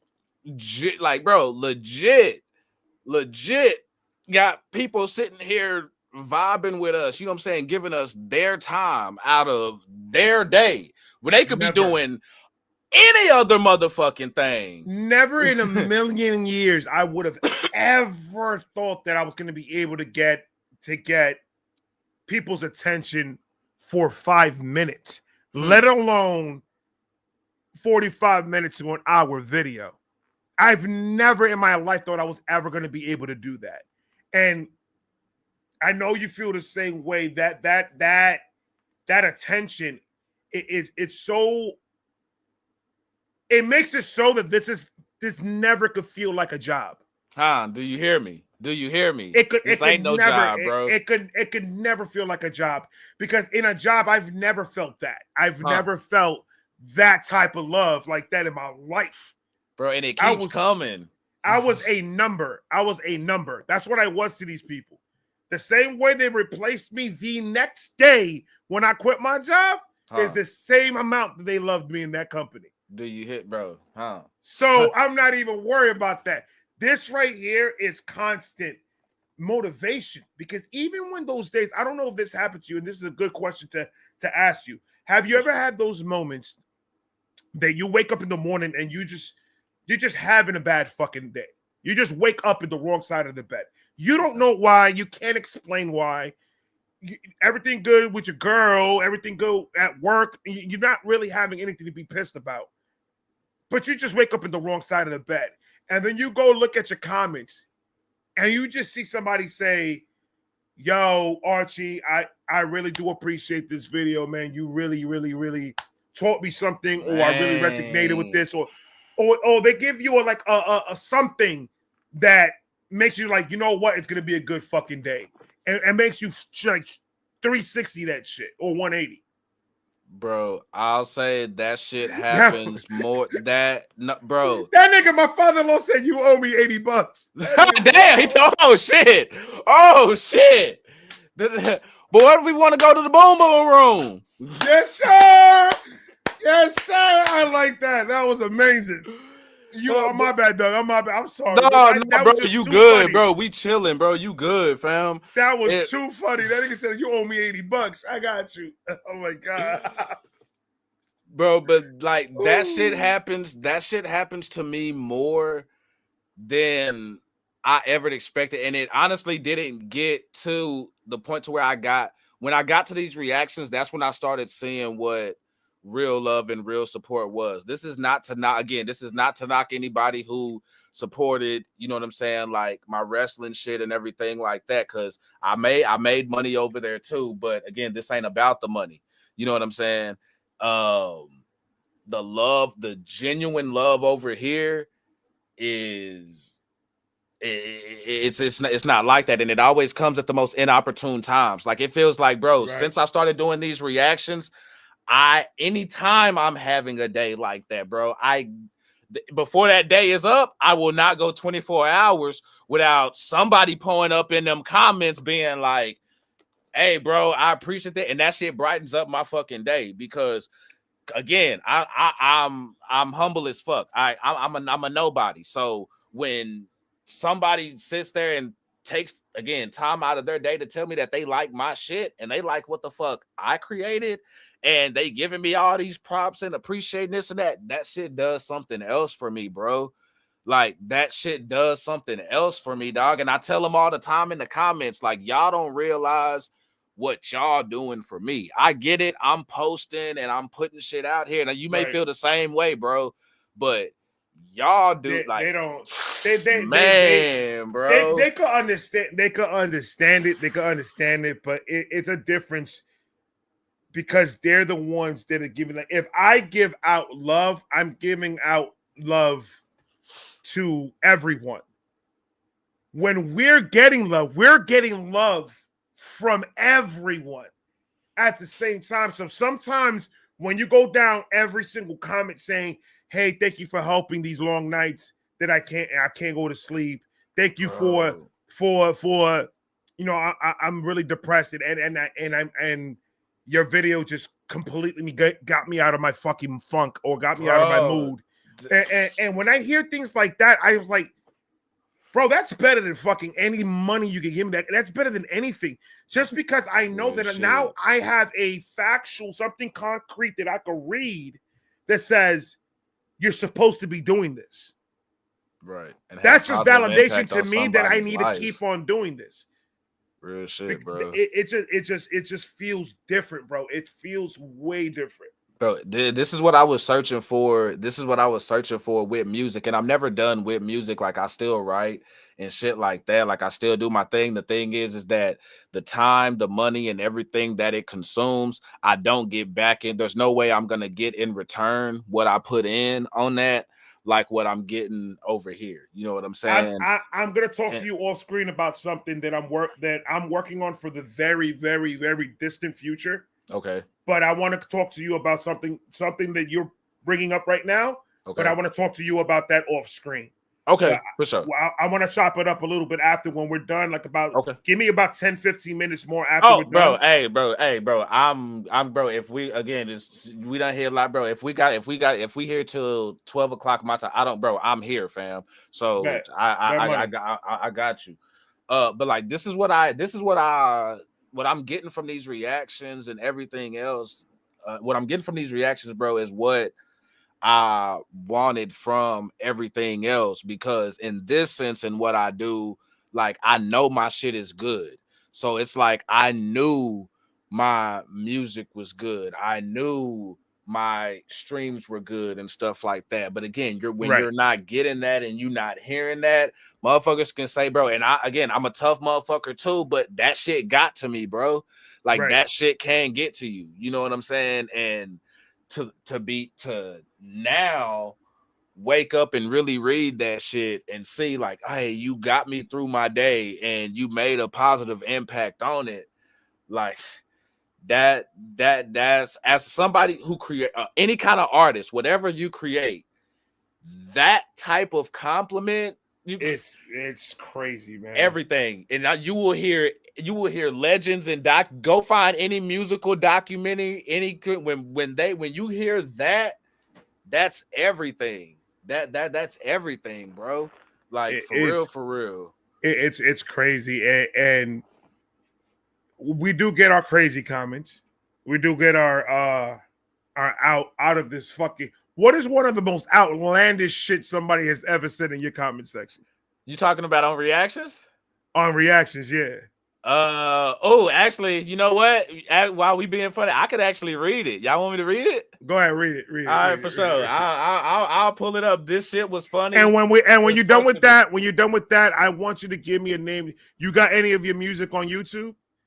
I have a little bit on YouTube. I have more stuff on SoundCloud because that's where I was prioritizing at the time. You know what I'm saying? But even like at any moment, if you want to play any of your tracks or anything like that, bro, the floor is yours. You can play whatever you want. I appreciate that, fam. Like, and like we can hit like one or so or something like that before then. And even like I was telling them last night or whatever, you know what I'm saying? I have shit that, you know what I'm saying? Matter of fact, I'm gonna do this one for y'all because if y'all watched my on my Cujo beatdown reaction, I talked about my story and my experience that was somewhat similar to Ren's. You know what I'm saying? And I told the story on what happened. Well, I'll spit for y'all live that song that got taken down. You know what I'm saying? Go ahead. So I'll give y'all that. You know what I'm saying? And then if that shit's good enough, then y'all can do me like the cops did me when I went to LA on some 5 Heartbeat shit. You know what I'm saying? If it's good enough, y'all can take some. Bro, they literally stopped me, fam. Like we got stopped. It was me, my other homeboy Newt, and my 2 SA homeboys, Eric and Jesus. Basically 2 niggas and 2 Hispanics in a Grand Marquis with Texas plates and Cali. That's an automatic. That's an automatic. You get pulled bro. over. I know, automatic. Bro. Each and every one of you going to jail. It don't matter nothing. They pulled your boy over, bro. Literally, I told him because we had gotten arrested going up there for 2 grams of weed. 2 grams of weed got us arrested, bro. I just bought 2 grams of weed at the dispensary. Bro, but like we get arrested there. The cop literally pulls us over, and it's like I tell him like, yo, bro, like I'm not here on no bullshit, on no gang shit or nothing like that. I just came to pass out CDs, you know what I'm saying, and do my music and shit. So they didn't believe me. They really thought we were on gang shit. They weren't tripping on the weed. They were wondering if we had guns, knives, and grenades and shit. We're like, nah, we're good. So he's like, hey, I passed him a CD. He's like, yo, spit some shit right the fuck now. And he's like, I'm not playing with you because you a long way from the crib. Spit some shit. And if that shit is trash, I'm going to make sure you have a long fucking night. But if that shit's nice, shit's nice, and if you seen the 5 Heartbeats, you know exactly what the fuck I'm talking about. That's how this shit felt, bro. But God, put it to you this way. I'll sum it up like this. Long story short, your boy got rid of 500 CDs in 2 days. There it is, baby. Let's go. That motherfucker let me go. That motherfucker let me go. Yeah. But so yeah, I'll give y'all. I'm saying I'm gonna spit y'all that shit. But this was some of the wildest shit that I got in my comments, bro. Because people hit my shit with calling my shit clickbait, and I always take offense to that because while I may pose a question on something that you, the viewer, you, the fan of the music or the artist, may already know, you don't know what the fuck I'm gonna say when I get to the end of this bitch or what I'm saying throughout. So you got to really sit with me and see where the fuck I'm going with shit. You can't just look at, because I'm not about that shock value shit. I want to get your attention, but I'm not about to Skip Bayless your ass. You know what I'm saying? So I get somebody saying, clickbait title, talking about I can watch every one of Ren tracks and each one pushes the edge of a genre. He's beyond. And if you don't think so, you've not watched enough. Then you carry on listening to that one genre you sticking to. So we're already getting caught. First off, that was a hard read. I literally didn't fuck up reading that. I read it how it was typed out. It was typed ugly as fuck. So it was a hard read, but enough to make out this motherfucker's talking mad shit. And also kind of got racial with it. Like all I listen to is hip hop in this bitch. So y'all, I'm cool. I'm respectful. I can also talk that shit. So and so like I go ahead, you sound like a complete dumbass, like a real dumbass. Let me guess. You assume the black guy listens to rap, right? One, at least we know your lame ass can't read. Two, you clearly ain't watched my shit. And three, helping the algo on the video. Fire. Congrats. You played yourself. You just made me some money, buddy. Like, keep it going. P.S. Ain't shit clickbait about my vid. If you actually watched it and seen, basically, motherfucker was trying to race bait some shit. I don't know. I ain't gonna, bro. It went crazy back and forth, but yeah, motherfucker was just really trying to get like just real crazy going back. And like, that's honestly, it's so wild. I didn't even heart the shits. Like, because usually I go through, I like, so the shit gets, I like, bro, you know what? I started responding, but I'm like, no, I'm going to let that shit sit there. And that motherfucker responded like 2 times in a row. Hey, talk all the shit you want to your damn self in the block section some damn way. You can talk all the shit you want. You know what I in want the to do block one section day? or something. You know what I want to do one day? I want to record. I want to do like the most clickbait shit that I could do on a thumbnail. I want to make the most clickbait thumbnail you could think of, and then make the video about 5 minutes. So like that, people could be like, okay, it's 5 minutes, and look at what the fuck the thumbnail is. And then when they watch it, it's gonna be like just a black screen, and then with like really spooky music in the back, and then it's gonna pan to me being in the studio, and I was just like, fucking nosy ass motherfucker, and then it's gonna and then it's gonna be somebody. It's gonna be like 4.5 minutes of just like a chicken dancing with a crazy song behind it. I like that. That's for you nosy motherfuckers, because the only way you know it's clickbait is because your nosy ass wants to be in somebody else's business, and you saw some shit and you want to come inside and watch the video.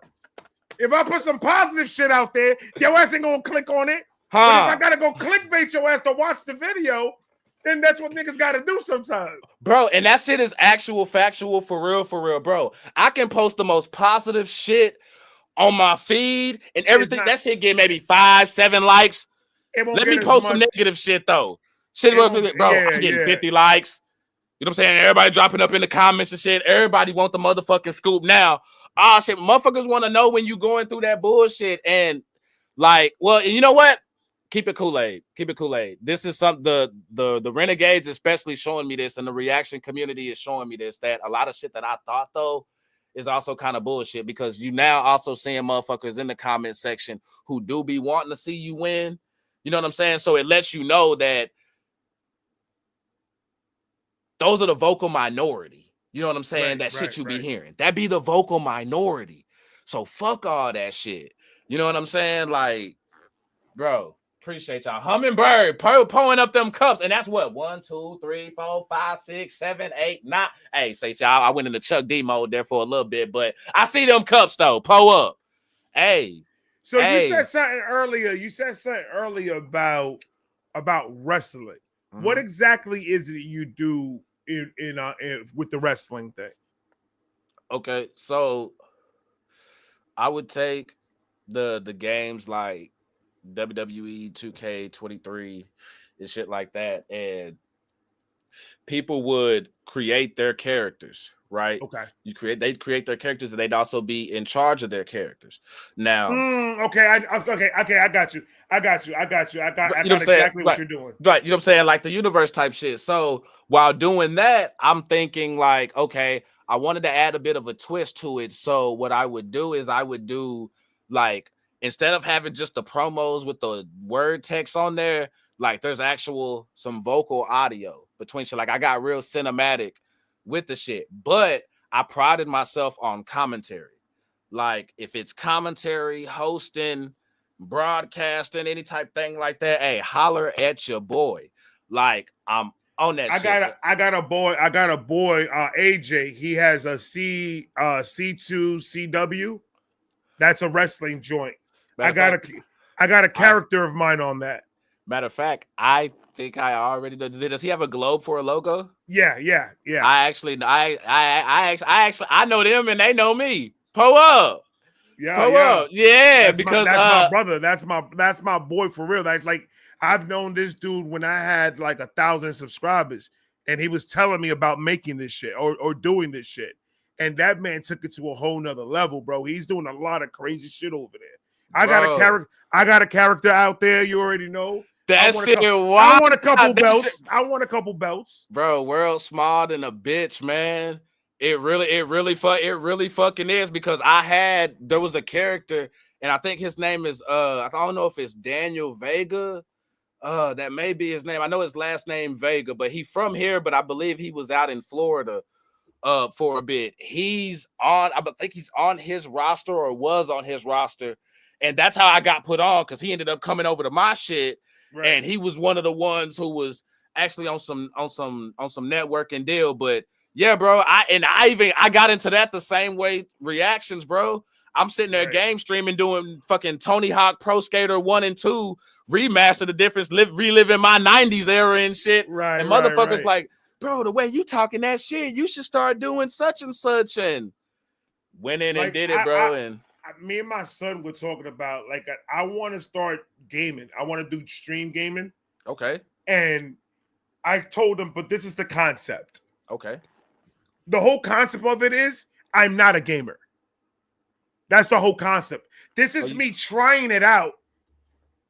Brand new game. And I want to play a game that has like actual like career mode, like story mode. I want to play so like that I could start a game and just play story mode. How far back you going? Like what's gonna be the oldest generation you'll touch? I want to do Zelda. Ooh, are we talking Ocarina of Time, Majora's Ocarina of Time. Ocarina of Time, because that's the game I got. Oh, okay, buddy. Yes, sir. So yes, I want to start doing things like that on it, but it's not going to be for any tips or how to play the game. It's more of, if you want to see a 40-year-old Dominican get pissed the fuck off with a fucking game because it doesn't want to cooperate with me, come and see the fucking channel. Bro, and it's good, bro, and that shit gonna be entertaining as fuck. Homie gonna spend 30 minutes in the opening credits of that bitch, and it's gonna be the most entertaining shit you have ever seen or heard in your fucking life. Y'all know what I'm talking about. Yeah, he is not gonna leave that forest right at the beginning. He's gonna be there for a while. He's gonna be there for a while, and the commentary is going to be, bro. I want to know when you do. I gotta be there for this, bro. I gotta be there for this, because eventually you're gonna reach a point that I've never finished a Zelda game. I've never finished a Zelda game or a Mario game. My daughter has beaten a Mario game before. I'm gonna do after Zelda, whenever that happens. After Zelda, I'm doing Super Mario. See, this is gonna be fire, because see, you're gonna get to a point where I haven't beaten the game. So now, shit, I'm gonna be right there with you and talking shit, because I was going on a good roll, but in the middle of my daughter beating Super Mario before me on the Nintendo 3DS, she also deleted my progress on Ocarina of Time. And you know how real niggas do. You put in all that work on some shit. I ain't doing that bullshit again. You got that shit. But I definitely want to go through like the WWE, the wrestling shit, and like do a creator player and like do a live of me just creating the player. Bro, do a live of me just going down the whole entire career through the whole wrestling shit, dog. And bro, that's something that I'm dying to do. You say you have Xbox, right? I got Xbox. I got PS5. I got Xbox. The new Xbox that came out, I got Xbox S, and I got the Nintendo Switch. Okay, so let me know when you do the wrestling. Let me know which if you do PlayStation or Xbox on that, you're not gonna lose out either way. However, what I was thinking about doing is because I'm upgrading my computer, and I'm getting an actual PC, and I'm thinking about getting the Alienware PC. Oh, that's meant for gaming and shit. That's meant for gaming, but it's also very good to do reactions on, because there's so much memory, and that computer is so fast. Yeah, that I'm going to be going through my shit like this, and it's going to be so smooth. But I'm planning on getting all those games and playing it in PC, and then just get the controller for the PC and just play it on. You already got the controller. You already got the controller, bro. You got Xbox controllers. You got all you got to, bro. All you do is just USB that shit up, and you're good, bro. I can see. Oh, we in there like swimwear. I'm doing that shit tomorrow. Nah, yes, sir, bro. Like, I'm gonna wait till I set this shit up. I'm gonna wait bro, till I like, set it up. yeah, you're gonna be good. Like, I had, like, don't get me wrong, I have like Nintendo 64 because, well, I ain't gonna spoil nothing for y'all, but I got like Nintendo 64, Sega Genesis controllers and shit like that for when like I'd play some throwback shit. But for like, let's say I got go back and play Dreamcast. I ain't got no fucking Dreamcast controller. I ain't got no hell no. Xbox right up to that hoe, and I'm good, and it's just as fucking solid. So yeah, bro, you're gonna be wavy like dolphin babies, bro. Before I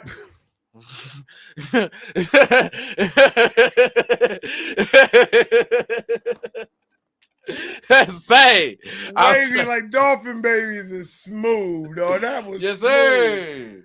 sir. Before I forget, top 5. What?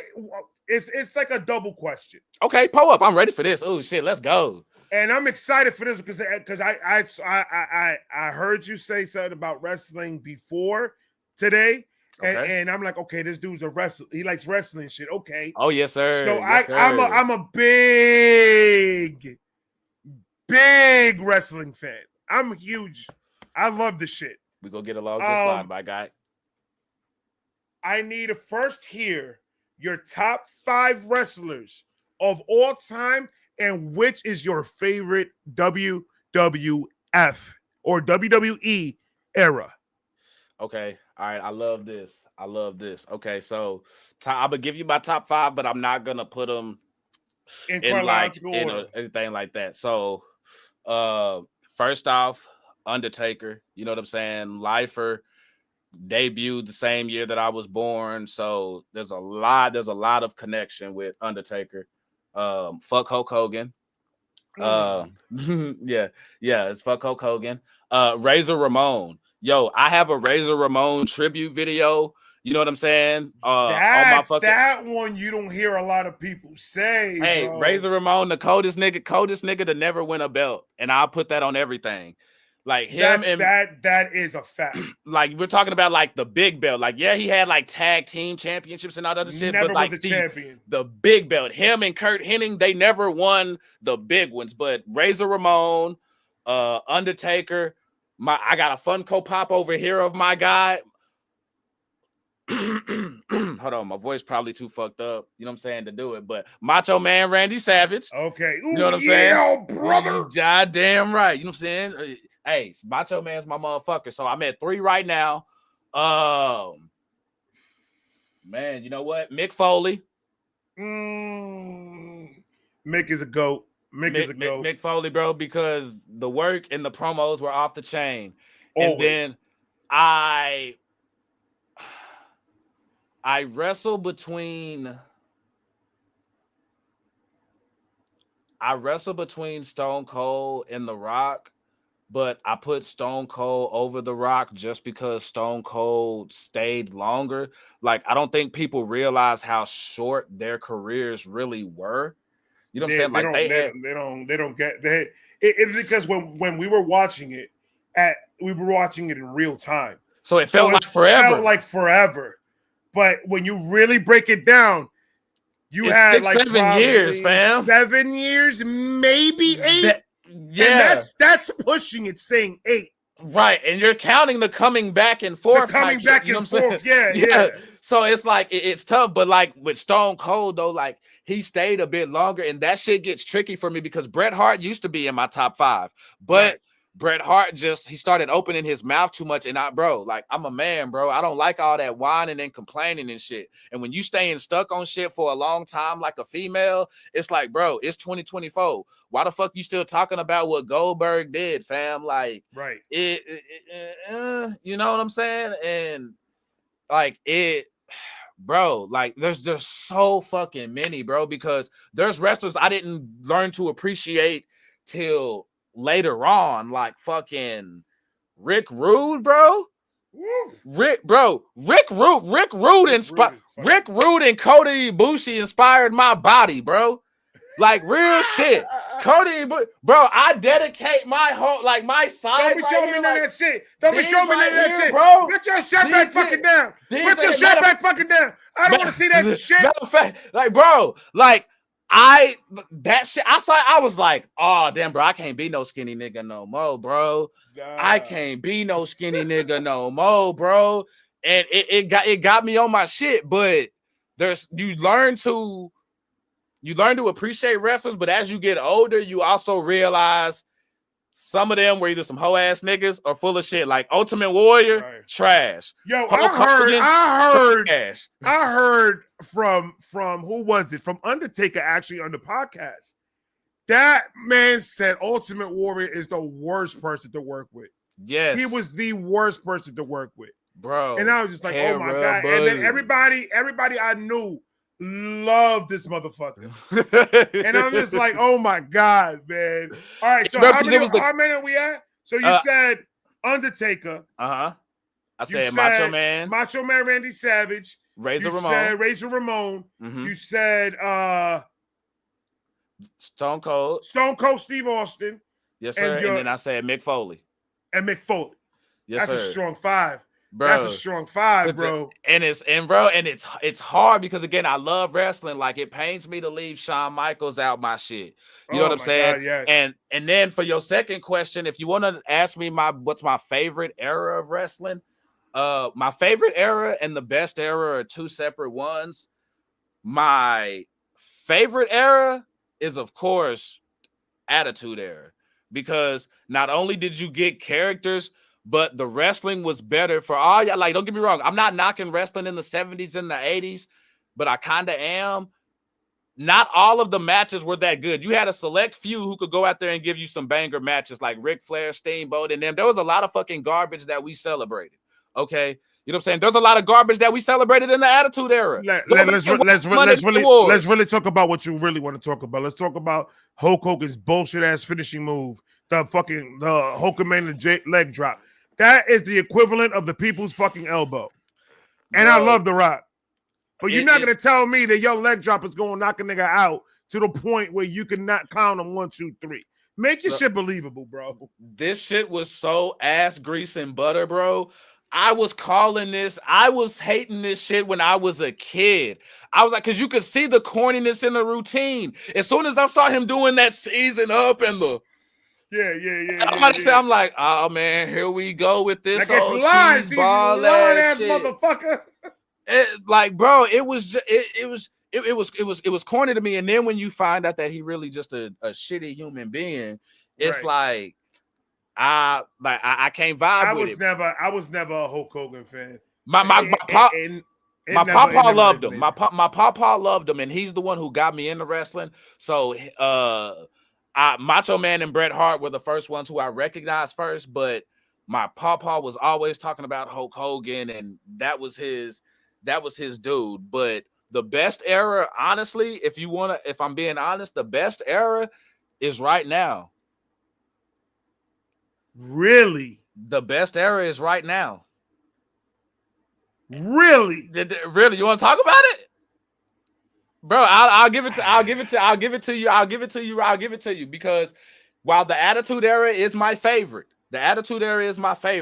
but it was uncensored. It was uncensored because the FCC and them, they didn't know what the fuck they were doing. We got the Godfather going out there cutting promos talking about smoking blunts and shit. They didn't. That's why we're not gonna get that again, because the FCC and what we were able to get away with then, we can't get away with that now.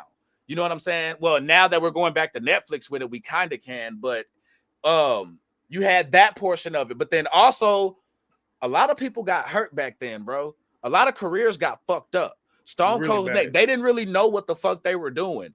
Now, listen, bro. Go ahead. That whole Stone Cold story, that whole situation, because Stone Cold is one of my top 5s. Yes, sir. My top 5 goes Stone Cold. Well, let's keep it 100. The Rock was my number 1. Okay. But then I go back old school and I go Stone Cold Steve Austin. I'll go Coco Beware. I go Shawn Michaels. Okay. I gotta put the Undertaker in there because the Undertaker is the only person in wrestling that has kept the character going the whole time. The whole time, no matter what version he gave you,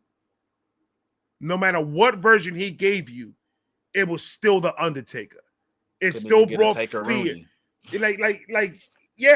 Like, dude, his just presence is just fucking amazing. It's amazing. His entrances, even his finishers. Like, you could literally see somebody get fucked up doing that. Oh, bro, I almost killed my brother doing his finisher. Real shit. Real shit, dog. And that right there, it was when that happened, when I realized I only just like kind of hurt his neck, put a crick in it, escape, dodge river. I was like, bro, that do not try this at home shit is real. Yeah. Hey, shit is real. Better sit the fuck down. I did backyard wrestling, and I literally, without wanting to, I literally fucked up my baseball career because I did backyard wrestling. Oh shit. Damn, bro. Okay, what? Here's my thing, because I respect backyard wrestling for how tough they are, because like it or not, them motherfuckers got balls for going out there and doing that shit. However, I look at it like, damn, y'all do all of that for so little. So what was your motivation to even go in and be like, all right, bro, I'm gonna do this? Like, backyard wrestling is what the fuck I'm about to do. Like, I'm about to commit to this real shit. So I was playing baseball in high school. Okay. And I started to see that a whole bunch of guys in my school was doing that. Oh. Was doing the backyard wrestling thing. And I was just like, I love fucking wrestling. Like, okay. I didn't know that these dudes did this shit. So it intrigued me. And I was like, oh, I want to just watch them do it one day. So they were having an actual match not that far away from the school, like that weekend. Okay. So I made it a point to remember to go over there because I wanted to see. And they were inside of a handball court. And if you know handball courts, they have cages that box it all out. So it's like a cage match. Yes, sir. If you're watching, you're definitely on the outside of that bitch. You're not outside. If you're watching, you're outside. Right. So I'm seeing that they're setting it up. They tied, because there's a flagpole that goes between both handball courts. Okay. So they tied a rope to there and then a rope to the gate. So they had an actual fucking ring. Holy shit. But the floor was cement. There wasn't any padding. There wasn't anything on there. So I'm like, I don't know how the fuck they're gonna be doing this shit. They worked on that? So they went and they did the intro. They had stereo systems set up, they had cameras set up, they had everything set up, but they didn't have no mats, they didn't have anything. And so a guy came out and took a mic and he said, we're having a no mat match for the belt. And I'm like, a no mat match?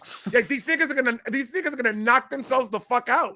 There's no ambulance, there's no nothing. So my adrenaline already is like pumping. And I'm seeing, and we young too. And I'm fucking young, bro. I'm like 16, 17. We're in prime dumbassery. Bro, prime dumbassery. I'm already in the streets making money so I could get a fit. I could really do this shit. Can't tell that man nothing. So I'm looking at this and I'm seeing these dudes beat the living shit out of each other. And I'm not talking about fake punches. I'm talking about man is cocking back. Bah! God damn, we throwing potatoes. Bah! And I'm just like, did I just see a water spit just come out this nigga's mouth? I'm like, oh, these dudes is crazy. That boy literally saw the phrase, knock the taste out your mouth. And I'm just looking at this, and it just intrigued me to be around it. Not to actually do it, right? To be around it. So the more that I started to actually get into it and actually go to different events that they put up, different promo cuts that they do, because they'll do promo cuts in the middle of the park. Uh-huh. And it's like one of the best promo cuts that you could see somebody give.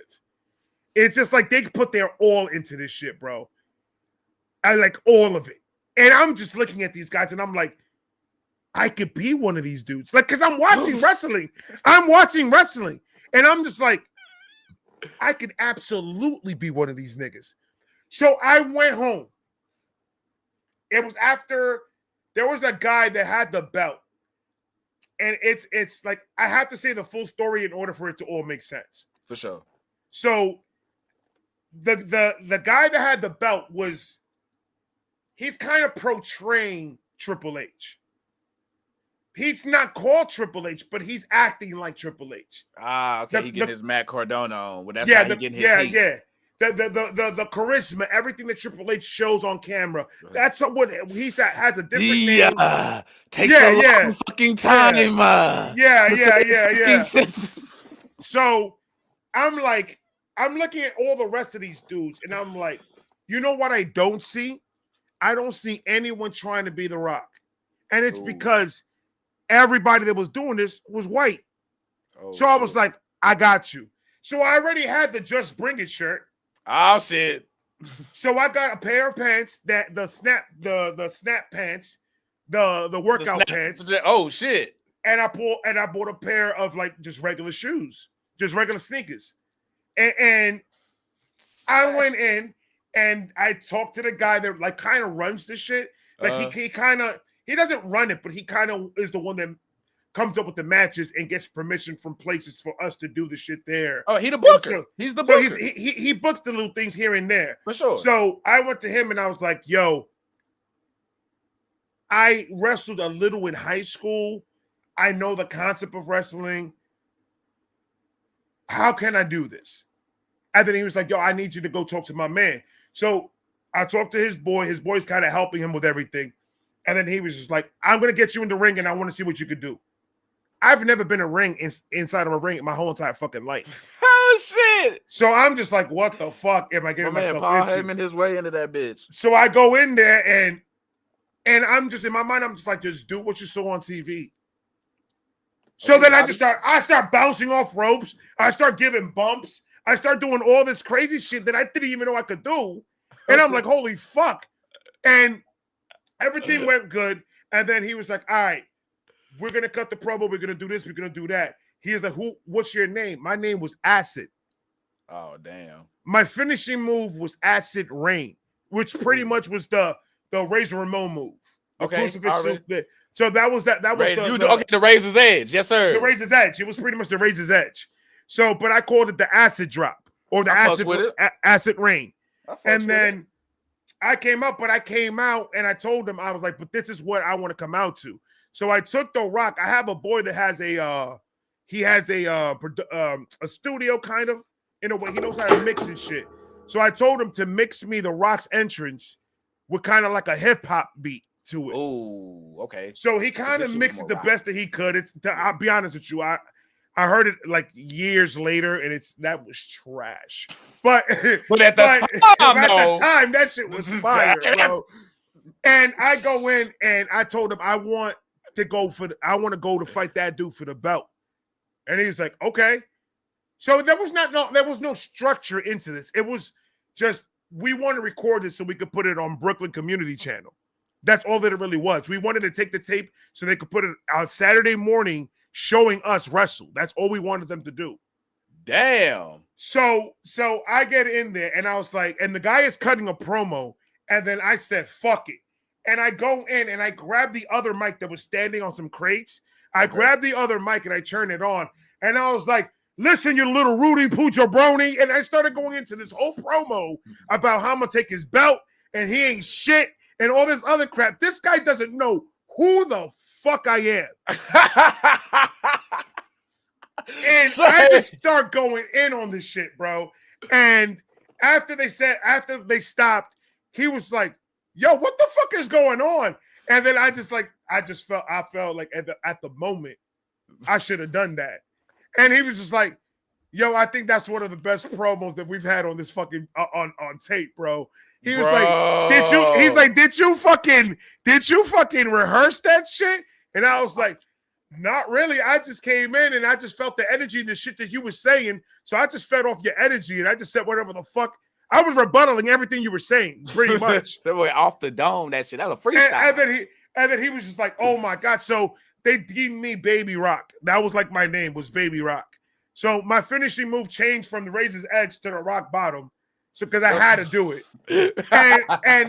But it was like they came see you mugging doing that. And the minute and the meantime of everything, I'm playing baseball. I'm still trying to be a pitcher. I'm practicing in school like 2 hours after school every single day. And then after that, I'll have like a match somewhere that I got to go and fucking wrestle. And then I come out. And then in my last match that I had, some dude put me through a table. We found some fucking rickety ass table. And then we're going to use this for recording. Who wants to go through it? And then I was like, oh, I'll go through that shit. I don't give a fuck. And they were like, all right, well, Ray's going through it. All right, cool. So I'm having a match, and it's for a belt. So we tied a rope on a tree branch, and we tied a belt to it. And it's a ladder match. So we have a ladder, and then we have that table that we found. So we said, fuck it, let's make a TLC match. Keyword y'all found. And we was like, all right, cool. So we beating the shit out of each other. And I want the belt. It's like we got the replica Intercontinental Championship belt. Sure. And I was like, I want this fucking belt. And I went, the guy picked me up. I tried to climb and he shoved me. And when he shoved me, like kind of powerbombed me and powerbombed me through the table, my arm, you see how the tables are that they have the metal brackets on each side? Yes. Well, the metal bracket enclosed in my arm and it pinched my arm back. So when they took the shit off of me, I was like in so much fucking pain. Like it was all numb from my fingers all to my elbow. I couldn't feel shit. But I have a big ass heart. It hurts right here. There's so much pain coming from my shoulder. And it's because my fucking shoulder came out the fucking socket completely. Damn. So was that your throwing arm? That was my throwing arm, was the right arm. Fuck. So my mans knows how to pop that shit. So he tried to pop it back in. And then eventually we had to go to the emergency room and they had to fucking do it. And I had to wear a sprain. But the sprain that I was wearing, like when it came to practice, I took that shit off. And I was just like, oh, all right, well, it's time to play baseball. And I'm putting ice in my arm. And I was like, nah, my arm's just sore because I've been training a lot and I've been practicing. And I've been coming up with excuses and bullshit. And there's only so much, they'll figure it out eventually. And then I was playing some fucking game. And I came out and I went to go throw a fucking curve. And when I went to go throw the curve, so when you throw a curve, your whole entire elbow has to come in. And you have to curve that motherfucker. So when you're doing that shit, my arm just went back and came right back out right there. And I'm just like, oh. And that's just when the shit was completely over. That's it. It was done and over with. That like they were not going to be able to let me play ever again doing that shit. I already ruined my career with this shit with what I'm having issues. Like till this day, my shit, if I fall on this arm, it will pop itself out. Damn, that y'all sippers for real. That shit just Corrigal, I'm right there with you, bro. Like that's bro. God, it's fucking it's like I killed two things that I love doing in one move. In one move, I killed two things that I love doing. And I'm just like, fuck, bro. And it was just it was horrible. But that wrestling shit, it's always gonna be in my bloodline, bro, in my heart. I love that shit. Bro, I love it. I love watching it. You know what I'm saying? Like I've missed me with the whole it's fake bullshit. Yeah, they predetermine who wins this, that, and the third, but go run them ropes and then tell me if that shit don't hurt when you done. And you know what's crazy? That was a misconception that a lot of people have, especially back in the day. And one of my dudes though, like one of my boys, like one of my close friends was always like that. He was one of those dudes that was always like, nah, that's just fake. I don't even know what that motherfucker's talking about. That shit, all this, that, and the third. And then somebody opened up a fucking gym in Brooklyn for wrestling. And then we all went inside that fucking gym because we all wanted to try out the gym. We all wanted to try out the ring. And he went in there, and when they were doing wrestling training, he signed up. He signed up for the motherfucker. He didn't sign up the next day. He said, fuck that shit. He was like, are you crazy? He's like, I couldn't even walk the next day. And I was like, hitting the mat hurts. And I told him, are you going to say that shit's fake again? I'm like, it could be fake, predetermined who's winning, and a soap opera when they're doing the right. promos. You're not gonna go all out and hit a motherfucker at 100% when you got a 30-minute fucking match that's fucking choreographed and shit. Right. But don't tell me that bump that he took, or that drop from the top rope down to this man's stomach, or anything like that, it's not going to be hurting them.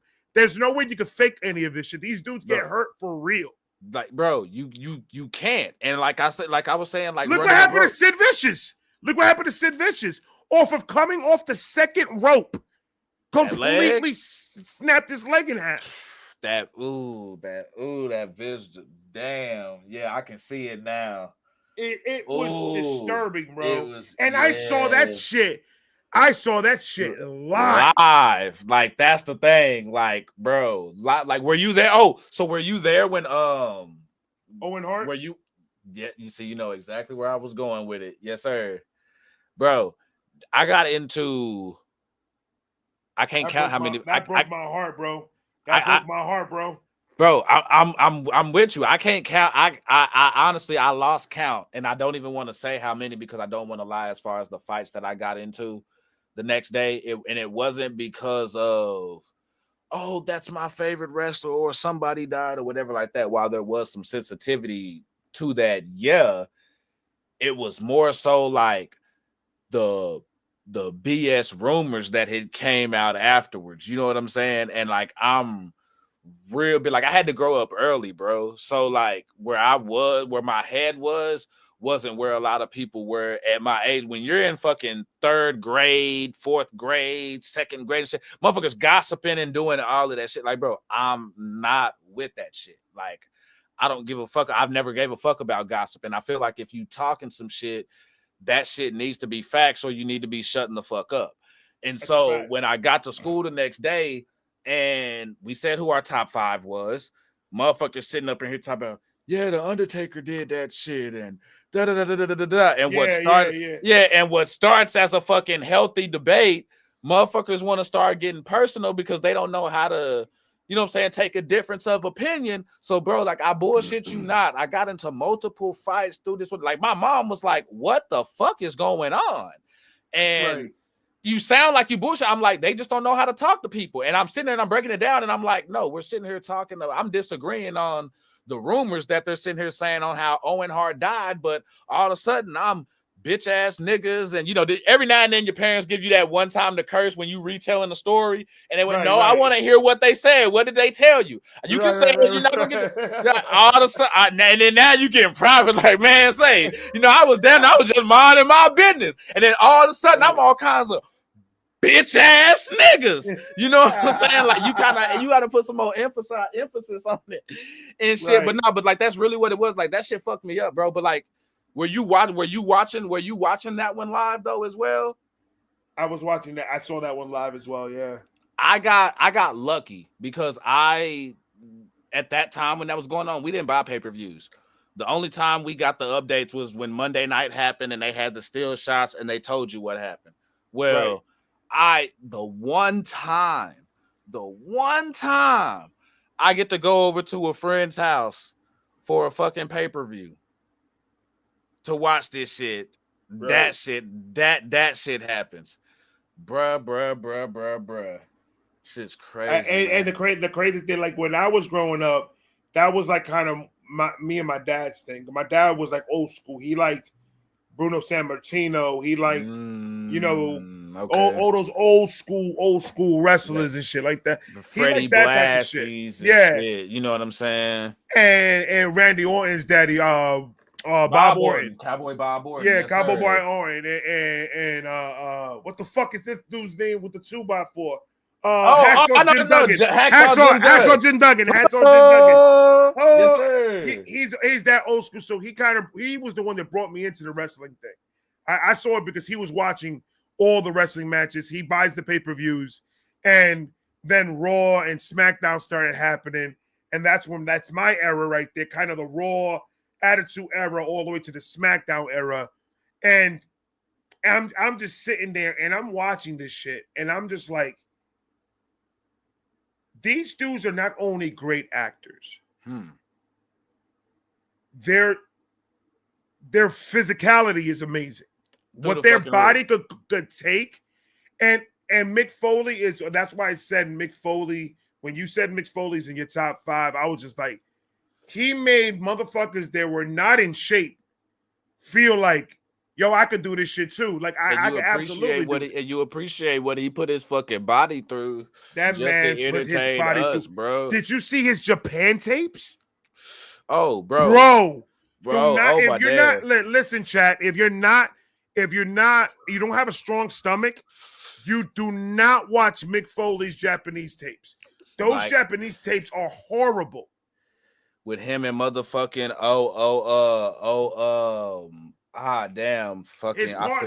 his partner, what's his name? Oh damn, it's a Japanese dude, the dude who ran FMW over there. I forget his name. I actually have him as a few alerts over here for my fucking game streams. But bro, they were fucking crazy over there because like the shit, to put in perspective what homie's talking about, like we're talking about seeing motherfuckers like skin melting and shit, and like shit gets red, and like bro, and this shit is traumatizing for me because like I literally got caught on fire, bro. So like, you see that shit, it's different, bro. Bro, but like he put himself like, bro, that's why I got multiple. I got a Paul Bearer here. You know what I'm saying? I got an Undertaker. Right. I got a Cactus Jack. Like, bro, like I'm real attached. Who's your favorite Mick Foley character? Oh shit. Damn. Okay. I've always wanted to ask somebody that, and since he's in your top 5, I really gotta know who's your favorite. I got my version already in my mind. You know what? I feel like I'm kind of hoeing him if I don't give him Mankind. Because with Mankind you got I could say who I have right here. I could say Cactus Jack. You know what I'm saying? I could say Cactus Jack. But you got Cactus Jack with Mick Foley too. There you go. You know what I'm saying? And you basically got Cactus Jack in every fucking incarnation of Mick Foley except Dude Love. Bro, we got the Rock and Sock connection, fam. There you go. You know what I'm saying? That's what I was waiting for. We got the Rock and Sock connection, fam. Come on now. That's what I was waiting for. I was waiting for you to get to the Rock and Sock, because if you really think about it, that is another form of Mick Foley. Bro, so many layers, dog. He can make you laugh, cry, make you run scared for your life. I've seen Mick Foley be kind of funny with Dude Love. I've seen him be funny with Mick Foley. For sure. But Mick Foley in the Rock and Sock connection, I have never seen Mick Foley like that. But at the same time, the passion, you could see it in the match. That same passion he shows on screen, you could see that shit in the match. Yes, every single time. Bro, and that's why I learned to respect him. He took Bret Hart's spot. You know what I'm saying? He's what knocked Bret Hart out of my top 5, because going through the career, crazy. I always respected Mick Foley, but when you crazy because Bret Hart is the one, son. He's nice, but like for me, I look at for to be a favorite of mine of anything, you gotta be the whole package. You gotta be, you know what I'm saying? You gotta be good on the mic. You gotta be good in the ring. You gotta have the character to go with. Let's face it. Bret Hart was not good on that mic. He was not good on that mic. Them promos were ass. Those promos were trash. Super trash. And that's why, and that's like I said back in a lot of stuff that people will be like, oh, that's great shit. That's great. You go back and you watch, and I'm like, no, not really. It really was. The 90s gave us prime promos because see, in the 80s and everything before, they were on tape. They were on tape. In the 90s, we were live. There weren't no redos, my nigga. You couldn't go back. You couldn't go back and redo shit. So like, bro, I give mad respect to them, but I feel look like at The Rock. Look at The Rock. How many stages did he go through? He went to Rocky Malvia, to The Rock in the Nation of Domination. Then he was a heel for a really long time because he was fighting corporate and shit. He was going corporate with Vince and fighting Stone Cold every week, and then he started to become babyface. And then when he became babyface, that motherfucker started making movies. And I said it to everybody back then. Oh, this nigga's gonna stop wrestling in a week. He's done, bro. Because you can see, he's done. But bro, you know what we got to one day we gonna have to do? Because see, simple, y'all may not want it, but bro, we may have to pull this up like in a Discord or something like that. Because I want the sippers to be able to sip to this shit as well. You know what I'm saying? The Vibe Gang too. It would be cold as hell if we went back through.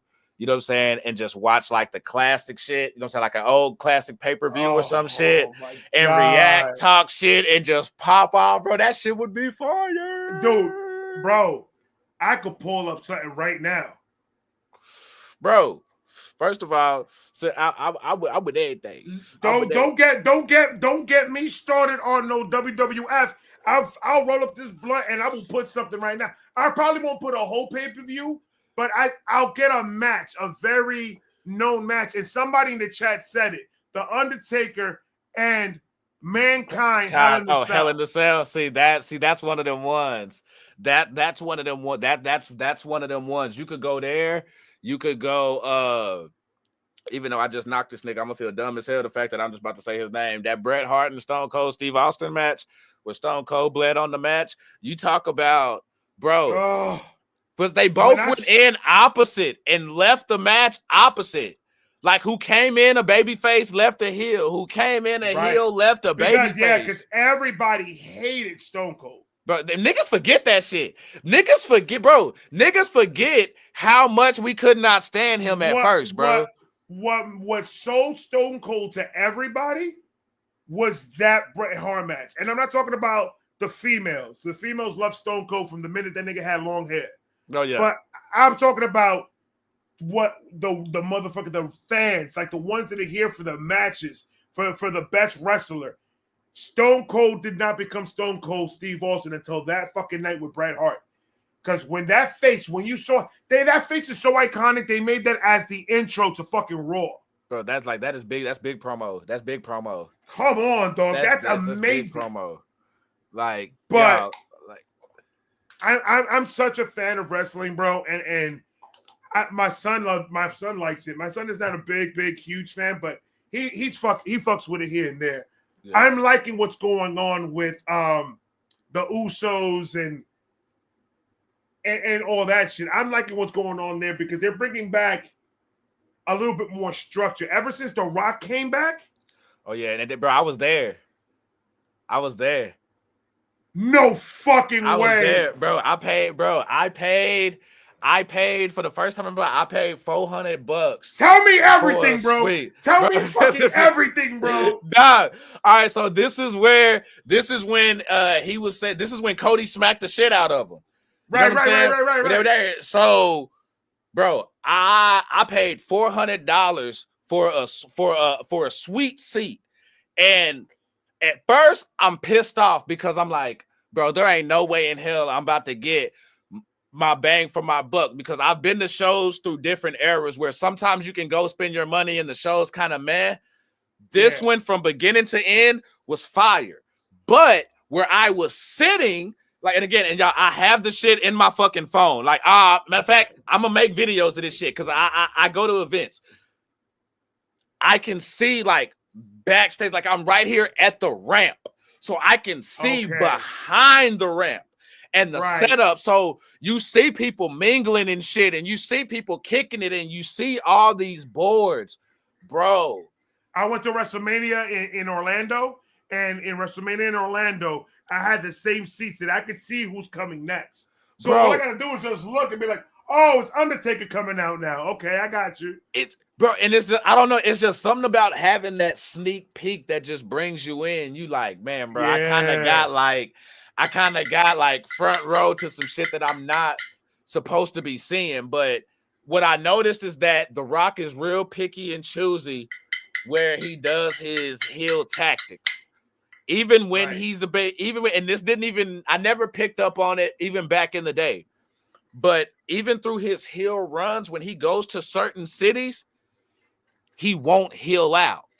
You know what I'm saying? And when he came to Dallas, he couldn't heel out because he got a XFL team here, and you know what I'm saying? He was promoting that shit, so he couldn't really heel out here. But he got in the ring in that Cody promo, and I'm like, it's real. I never got to see him live in the 90s.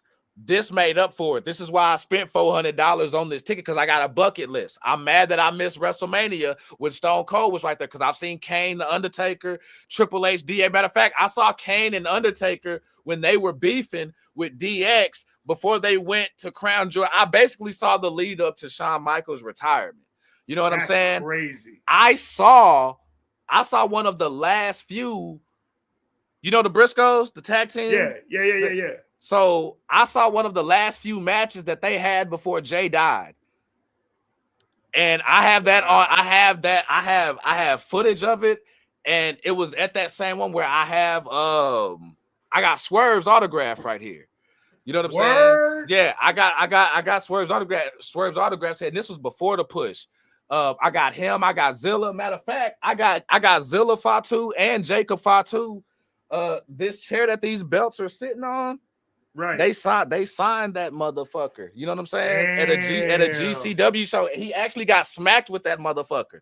Zilla got smacked with that hoe, and Jacob Fatu and both. Crazy. Bro, like when I say like, bro, like that's when I saw your reactions and I saw that you had the belts, and I was just like, bro, I've always wanted the WWE, the real championship belt, the real WWE belt. I've always wanted that fucking belt my whole entire the replica one. Yes, but every time I look at that price, I'm just like, God damn, that shit is way too fucking much money, bro. And that's what stopped me. You know what I'm saying? I ain't gonna lie, that was one of the good things. You know what I'm saying? My ex did. She hooked the nigga up with both of these hoes because I ain't buy them bitches. I ain't going front with you because I got the right to where you are. I'm be like, hey, I'll be like, man, hey, income tax time. I'm about to get these hoes, bro. I'm about to get this lump sum and shit. I'm not gonna lie to you. I'm not gonna lie to you, bro. I went almost for a month straight going onto the website and looking at that belt and just look to make sure is it worth the money for me to spend on it. And I'm just like, they're so beautiful and they're so nice. And I know that even me just placing it anywhere, just for me to look at it to say I have a belt, it just, bro, and then maybe find a place, because I know for the that belt that I'm talking about, you know, the one that I'm talking about that has the world in the center and the winged eagle. Yeah. Yes, sir. You talking about? Hold on. Are you talking about? Hold on. I'm talking. You got the belt. Yeah. The one you got. Yes, the one that Stone Cold, The Rock, and them wore through. Yeah. That one right there, bro. Oh my God. Right, yes, sir. Oh my God. Yeah, yes, sir. That bitch. And I know that they sell plaques for it that you could put your own name. Oh yeah, so, you can do that and engravings. I want to do something. So I after everything is said and done, bro, I'm gonna get me one of these days. But that money, though, that shit costs a lot of fucking bread, bro. It's just like with this, like with just everything going on here, man. It's taught me to really just like live in the moment, bro. Like really live it, really live in the moment. And it goes back to being positive, dog. Cause absolutely, life is way too short. Like I remember, like, even though I sit there and I saw one of the Briscoes in them last match, that everybody loves that they did with FTR. At the AEW Ring of Honor AWA, show. Yeah. When they did that, it's like, yeah, you know what I'm saying, I'm blessed to have seen it, but at the same time, I also have a regret that I penny pinched because I could have went and got in both lines because it was Jonathan Gresham, Swerve, and the Briscoes. And I chose Swerves because I was like, AEW and Ring of Honor gonna be back through. I'll be able to catch the Briscoes the next time. There was no next fucking time. So when y'all got like when artists and y'all got concerts and shit like that come through your city, like don't second guess that shit if you really fuck with them. If you got that bread, do that shit because it's not a guarantee that they gonna come back through. Like it kills me that I never got to see Prince live. I never get to see a Prince show. Are you fucking kidding me? I never get to see a Marley show. I never get to see a Jimi Hendrix show. I never get to fucking see John Lennon, bro. Like I'm the same way. I'm the same way with all of them, and I'm Big the same L. What with Elvis? I can't see Elvis go live, and that's something that I'm just gonna have to. That I have no choice but to fucking live with. Bro, Johnny Cash. Oh my God, Johnny Cash, forget about it, bro. I die. The Man in Black. I would die. Like even in the movie, you know what? Fun fact. If you go watch the movie that they did, I haven't watched it yet. You haven't watched Walk the Line? No, I haven't. Oh, bro. So in the movie, I don't know if it was a Quaalude or whatever that they gave him, but the black pill that they gave him that got him hooked on dope or whatever, was actually in my hometown that I'm from here in Texas, and we never get no fucking shout outs or no plugs. But like, yeah, Elvis had played there, but it was in Jacksonville, Texas, where he got on that shit. It's fucking crazy, bro. I love me some Johnny Cash, bro. I think my papa, man. That's where my old soul comes from, man. Because I think my father-in-law, the one that just donated, he's put me on to a lot of artists like Jethro Tull. He got me into Janis Joplin. Oh, okay. Port Arthur, Texas. Okay, do the damn thing. All these different brands. Like I already knew who Led Zeppelin was. I already knew who Nirvana was. I already knew who Kurt Cobain. That one. I already know who Pink Floyd was. I already knew all those and the Beatles. But it was like these other ones out here. I already knew who Jimi Hendrix was. I got a Jimi Hendrix Funko Pop over here that I fucking love, bro. I love Jimmy. I got Queen. He introduced me to Queen. I didn't know who the fucking Queen was. And then I went to his house one day and he's playing Bohemian Rhapsody. And I'm listening and I'm like, what the fuck is this majesty that I'm listening to right now? Never heard nothing like it. And I'm just like, oh, and then I got into Queen. And then, dude, I'm so blessed to be so musically versatile because I have so much different, because my parents are Hispanic. So I was brought up around Hispanic music my whole entire life. But you was on the East Coast too, so your versatility came crazy. And then it came the hip hop. It came R&B. It came, just a cappella. It came battle rap. It came a whole bunch of different shit. So when I come to Florida, I was into rock like Linkin Park, Korn, shit like that. I was into that. Yeah. But when I came to Florida, they started getting me into country music. Now we going into Dolly Parton. Now we going into all these like Upchurch. We got Jelly Roll. All these fucking these artists in the country side of things. It just opened everything the fuck up. And I'm just like, oh my God, there's so much music somewhere. So like from everywhere that is crazy, bro. And that's why I don't like when people try to put artists in a box. Like one thing that pisses me off is like an artist comes out with let's say they drop an album and it's a different genre that they've never touched before. You know what I'm saying? And people, oh, they're just trying to do such and such, or bro, they probably love that genre their entire life, and they finally have a point in their career where they can drop that joint. Like, bro, I'm not one of them Beyonce fans and doing all that shit like that. Like, I wouldn't even consider myself a fan. I have more critiques than I have props if I'm keeping it Koolaid.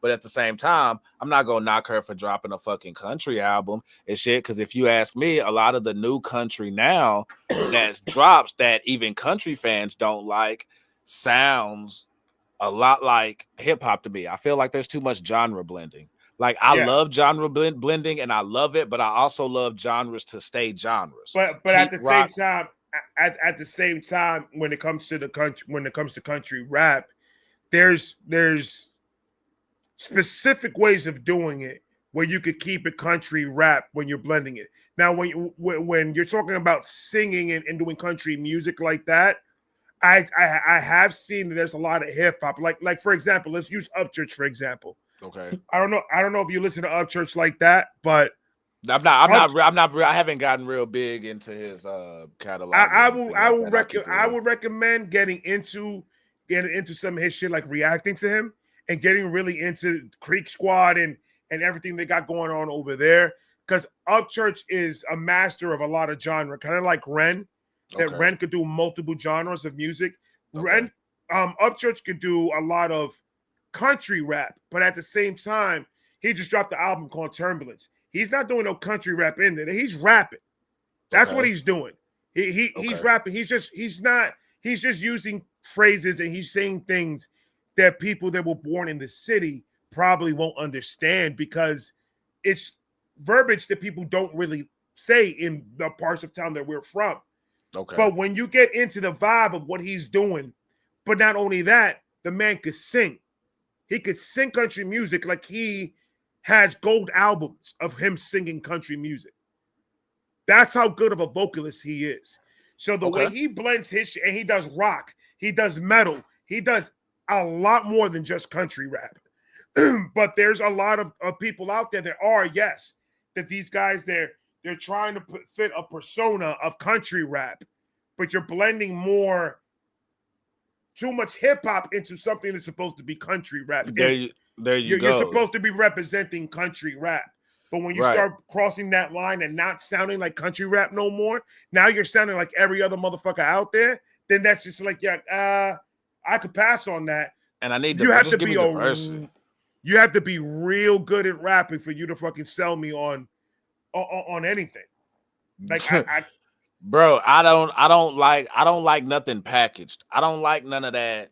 You know what I'm saying? Packaged artists, because you can tell when it's fake. You can tell when it's just not genuine. I can tell when he don't really fuck with that right there. You know what I'm saying? Yeah, you just know, bro. Right. Like you just know. Some people say that, and I know it's hard to tell sometimes because people say that, and yeah, they be hating sometimes.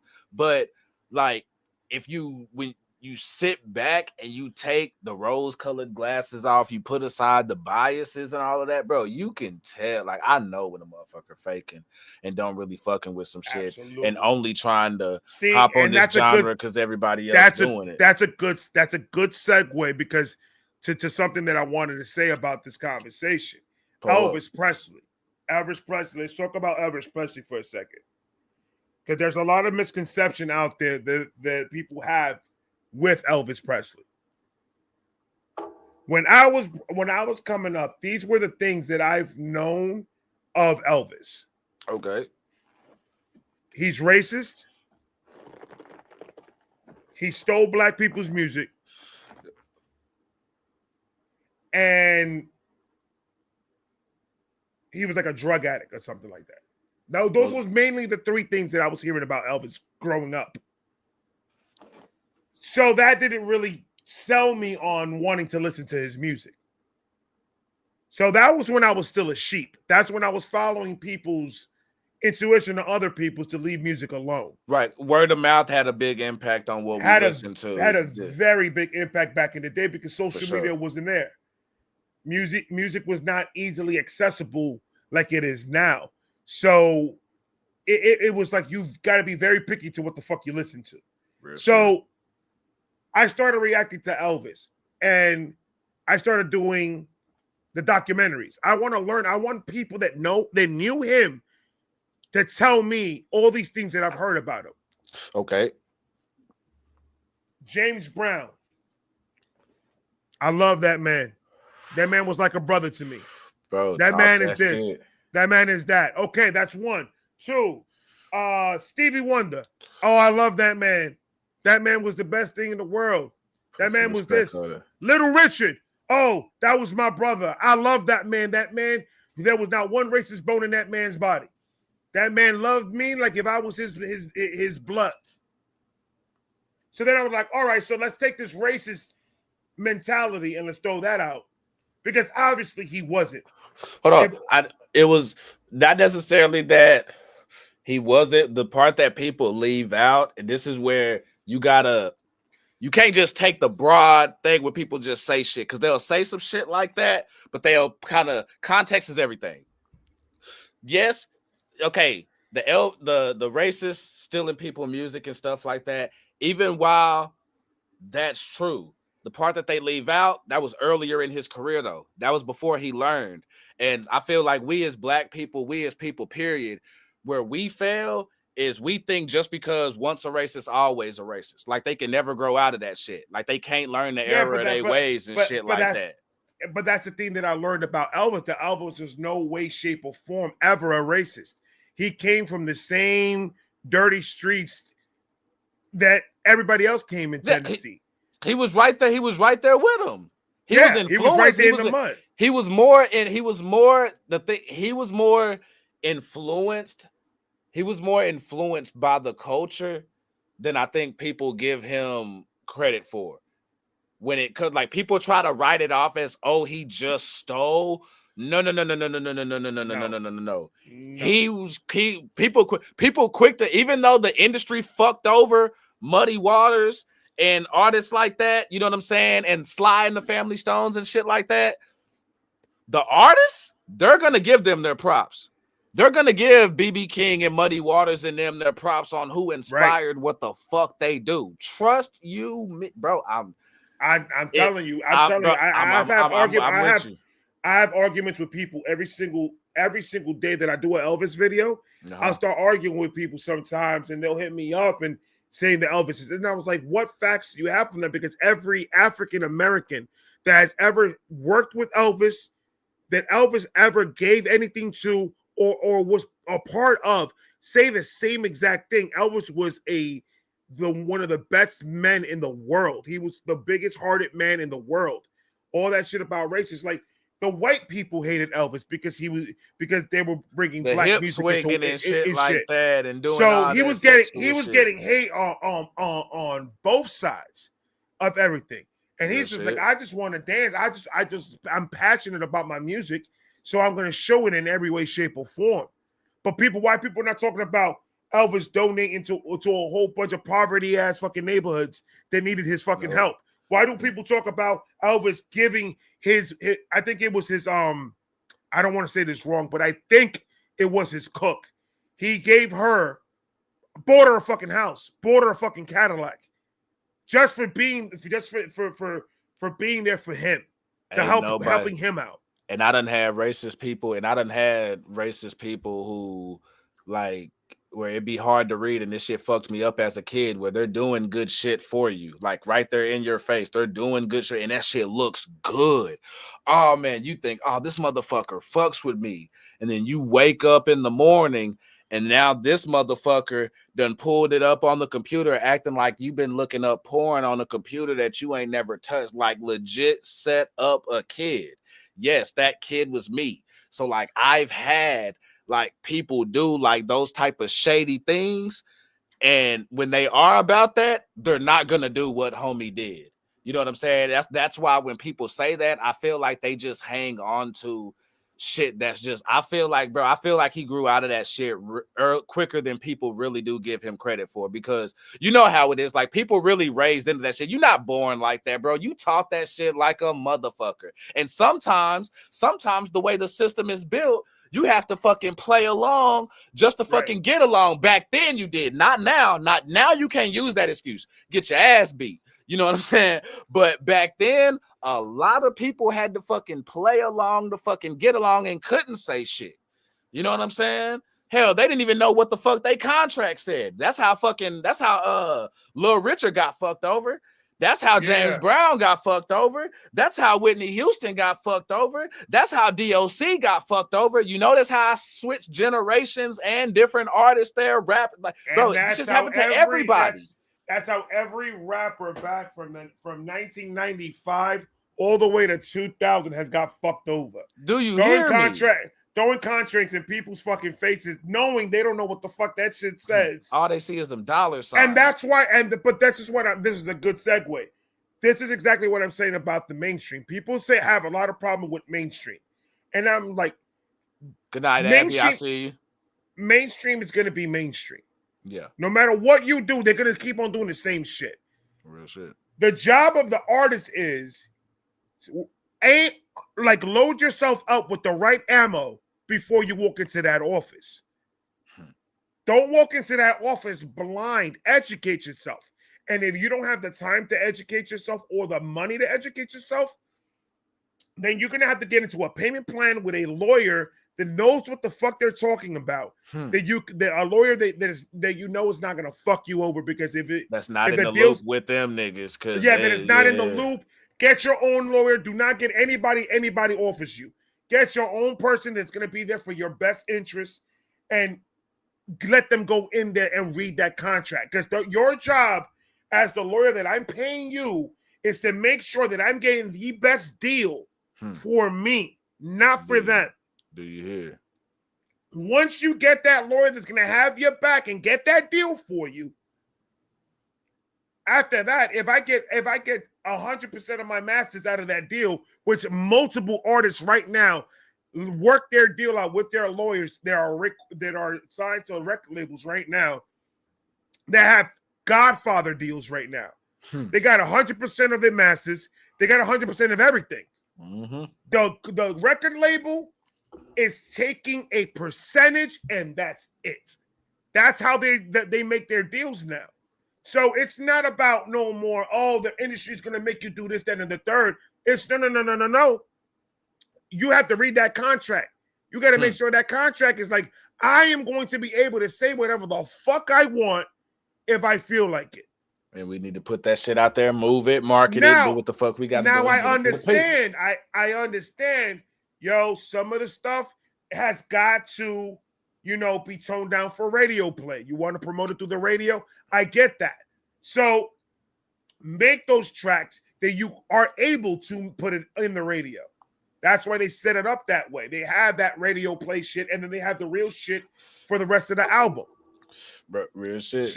So once they start doing, like, dude, it's how smart do you want to be in this business? Or do you want somebody else to run it for you? Because it's not going to happen. That's just it's difficult. Bro, and you go walk away, and it'd be hard to walk away from shit. I've walked away from opportunities and shit like that. I went off on Justin Bieber's manager at the time, who was trying to give me the whole, you just gotta go industry, this, that, you gotta talk about this and do that. Motherfucker, how you gonna tell me about a genre you know nothing about? And I'm always one, whatever got your attention, whatever brought you to with me. the $5 dono, Appreciate you. Dude, keep doing what you do, playboy. Or play girl. I don't know. I hope I hope I did that right. But whichever one, correct me. But shit. See, that's what the weed do. Fuck was I talking about?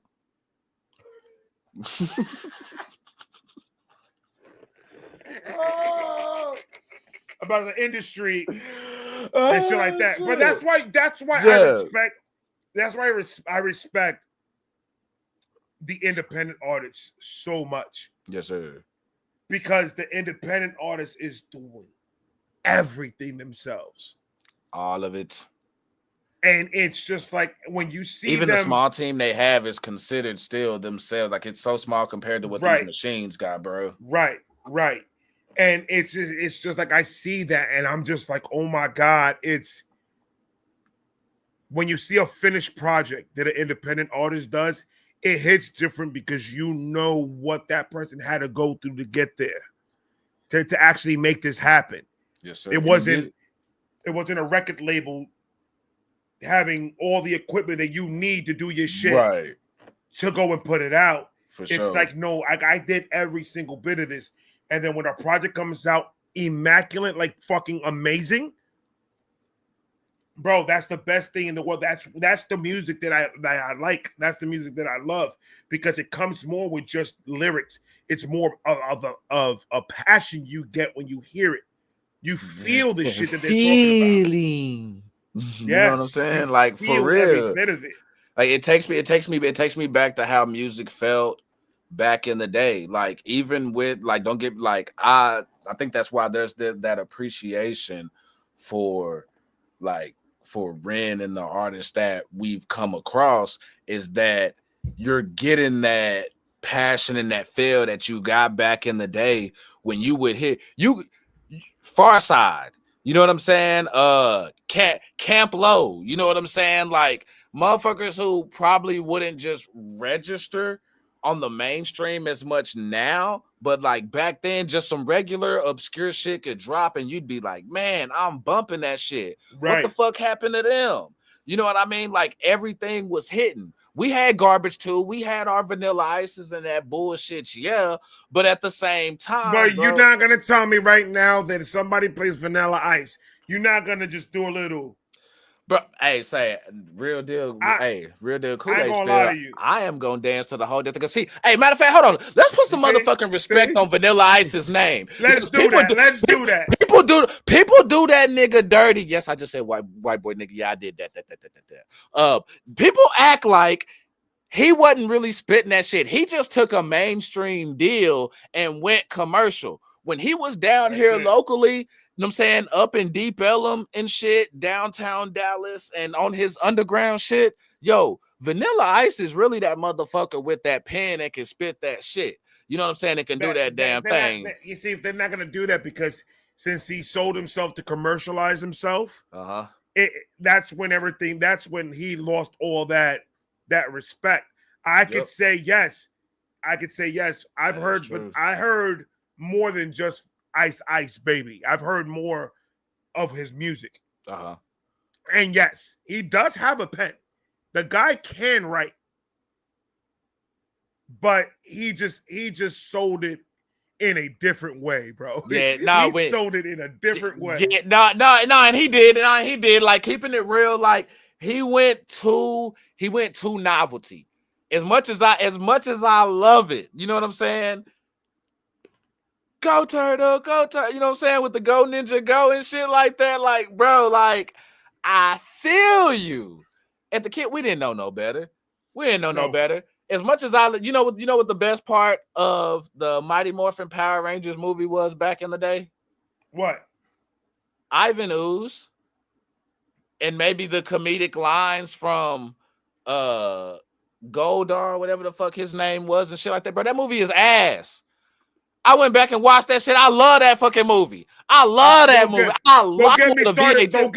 Don't get me started with that bullshit, bro. There's so much movies that I saw back in the day that I loved, that I watch it now and I'm just like, the fuck I sat through this shit. I vouched for this shit. Like, oh my god, that was horrible, bro. That shit. But there are some movies that it doesn't matter how old I get. It doesn't matter.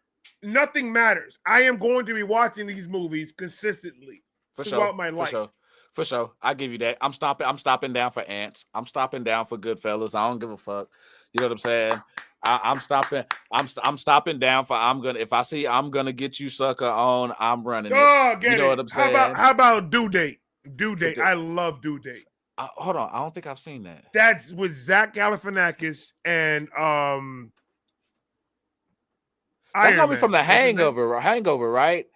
Oh, him and Robert Downey Jr.? Robert Downey Jr. Hey, okay, yeah. I remember the trailers and stuff for that, yeah, but I never saw it though. But I remember what you're talking about. Look, if you watch it, remember Uncle Ray said, light one up. Because when I tell you, you're gonna be in stitches, and when I tell you stitches, you're going to you're gonna legitimately pee yourself. That movie is the funniest shit I've ever seen two people do. Like there was nobody else that could have done that movie but them two.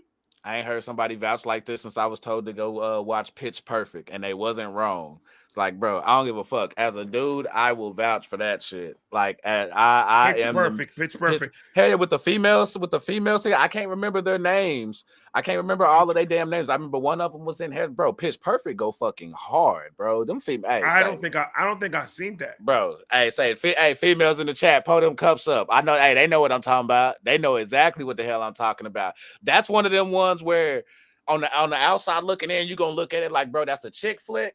But as a music lover. As a music lover, bro, you gonna appreciate the fuck out of it, and it's funny. The script is good, bro. I'm a dude. I got due date. I got due date. Holla at me when you watch. Babe. If you're in the chat, like write down or text me due date. Pitch Black, Pitch Perfect, or Pitch Perfect. Yeah. Text me that so like that I can remember like that it could be on the list so we can watch because I'm a movie buff. Yes, sir. I love movies to the end of days. My favorite freaking movie in the world is going to be and always will be the Teenage Mutant Ninja Turtles, the first one. The first Turtle movie, bro. That's my favorite movie. I understand. Look, I love them so much, bro. You don't understand. He ain't bullshitting. He is not bullshitting. Homie is about that in the flesh, literally. I fucking love the Teenage Mutant Ninja Turtles. I'm fucking with what they're doing with the CGI. Yes. The new shit. Yes. I'm fucking with it. It's entertaining. Real nigga. I'm fucking with it. Nothing's gonna take the classics away from me. Those movies I could literally watch one after the other every day for a year, and I'll be okay with it. And the voice dub that they got with Teenage Mutant Ninja Turtles go hard too as well. Those dubs, oh brother, Shredder ain't taught you shit, nigga. Hey, bitch, give me a soda pop. I don't want to watch this cube in the motherfucker, bro. Say, fam, like, nah. Oh man, I bro, that was. And it's like, again, you go back and you watch it. It's like, yeah, okay, I know the puppets and stuff like that may not be like that shit may be that, but bro, that one though, it holds up. That holds up better than the Power Rangers movie to me. The Power Rangers movie was trash, bro. And then when they went CGI at the top, I was like, bro, that shit was dope as fuck. Like seriously, I wore the tape out this bitch. But when Who Framed Roger Rabbit stands the test of time better than your shit, we got to talk about it. You know what I'm saying? That's a fact. And Who Framed Roger Rabbit is fire, bro. I love that fucking bro. movie. I still rock with it. Like, oh, okay. Let's have this convo. Now that I got you here, I got one for you. Oh, okay. Let's go. Is Die Hard the first one a Christmas movie? If anybody in the chat, this goes for the chat too. Is Die Hard considered, or do you consider Die Hard a Christmas movie? Bro, I'm gonna keep it real with you on this one. I see a lot of yes. I see a lot of yeses in the chat. Say what you feel, bro. If you disagree, you disagree. You can tell by my face I disagree. But here's why. Because I feel like this is only like, again, and you here with me on this because we done lived through similar time frames. This has only become a recent trending like topic lately. And by recent, I mean like the past, like, you know what I'm saying, decade, you know what I'm saying, a little over and shit like that. Like this is a new topic. When this movie came out, in no way, shape, or form were we praising this shit as Christmas holiday movie. It was an action movie with Bruce Willis. No, you see? Hold on. Let's rewind that back. When did they play the movie the most? On TV. Because it does take place. God damn it, it does take place on Christmas, doesn't Thank it? you. The most they play that movie, the most times that they play that movie on TV and in cable is in Christmas time. So everyone, including the people in the media, agree that this is all the way. Now you could argue 2, 3, and 4, absolutely fucking not. It's not a Christmas themed movie. The first one was absolutely a Christmas movie. You can even fight the second one because it was snowing and it was Christmas time still. So you could even fight the second one. The third one, hell no. No, because you running around New York with Samuel L. Jackson cursing at people and shit like that. Yeah, I feel like they was competing with Lethal Weapon on that shit. They were trying to do some Lethal Weapon shit. I like but Die Hard and Die Hard with a Vengeance, both of those Christmas movies. It happened Christmas time. They play at Christmas time. They play the other ones just because it comes as a set. But those two are absolutely a Christmas movie. Bro, hey, y'all make some good points. Y'all make some good points. But I don't absorb it at that. Like it just doesn't like I'm putting on Home Alone. Like I'm putting on I'd put on. Yeah, but understand something in the realm of Christmas. You have your top 3, which is A Christmas Story, Home Alone, the Santa Claus. Those are the typical top 3 Grinch that people and shit like go. that. Yeah, Grinch and shit like that. But when you are when the dudes don't want to watch a nice touchy-feely movie and they want to have someone shoot some shit up, yippee-ki-yay, motherfucker. I mean you got some for the men. That's why Christmas is beautiful. They got movies for everybody. Damn, man. Say, you know what? That's what you know what it is. I ain't never had this discussion. Hey, don't mind me. I ain't never had this discussion with the real niggas before. You know what I'm saying? Like, bro, because damn it, we need shit too. We need shit too. We gotta blow shit. Damn it. I'm not saying that Die Hard is the best Christmas movie. That's not what I'm fighting. For sure. What I'm fighting is it's in the category of a Christmas movie. I'll give you that. I'll give you that. I can concede it's in the realm of Christmas movies.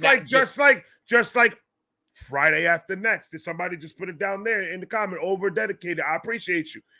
Oh, but that's super based, but that's heavy. Oh, but that is a Christmas movie. Yes, Friday the first one wasn't. That was a regular Friday. No, for sure. But Friday After Next, yes, sir. Friday After Next is absolutely in the Christmas movie realm. Hell yeah. So when people say, "Oh, Friday After Next is not," you have to put that. That's a classic. Yeah. Friday After Next is a fucking classic. You have to put that movie in there. It starts off with them getting robbed by Santa Claus. It's all Christmas based, Christmas music. It's everywhere. They're trying to catch Santa Claus. Yeah, bro, I don't get that. That was one. If anybody ever made an argument for that one, I get the one. Nightmare Before Christmas. That's probably the one. That one's like, you know what I'm saying. That one is an argument. That's a dual function movie. Yeah, because you could watch it in Halloween and you could watch it in Christmas time. Yes, it's gonna work either way. And that's why I fucks with my boy.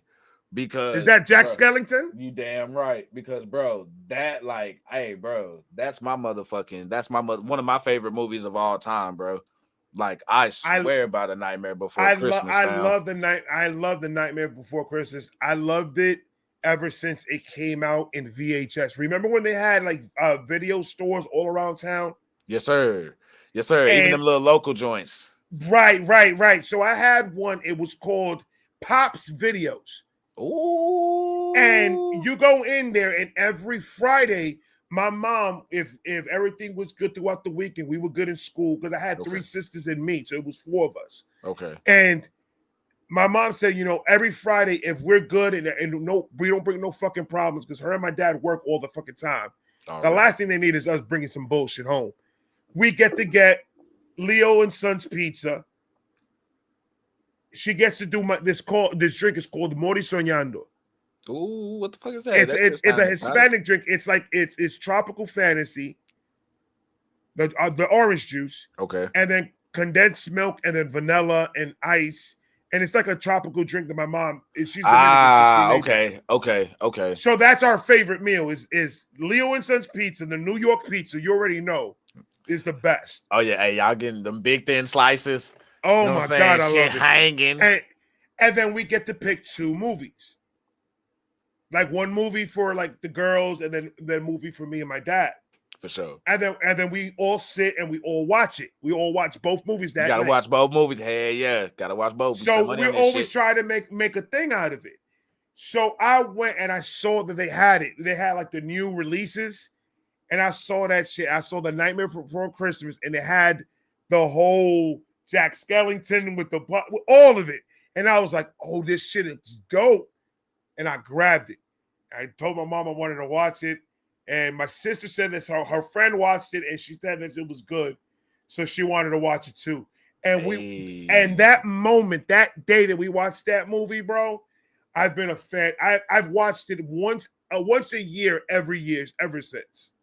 Bro, that's one of those where you buy that multiple times. Oh, absolutely. I think the only other one that I have like that would probably be Jay and Silent Bob, Mallrats, and probably Goodfellas. Where I've bought them on. Silent Bob is hilarious, bro. Well, like you say, VHS, DVD, Blu-ray, digital. Like if I see it, I'm copping it. If I see it, I'm copping it. And bro, like right now, what my thing is now is Moana. I watched the first one and I fell in love with that movie, bro.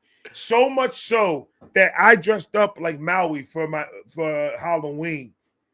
And my baby, this past one, and my baby niece was Moana, and we went to go see Moana 2, and I'm just like, man, this can't be better than the first one.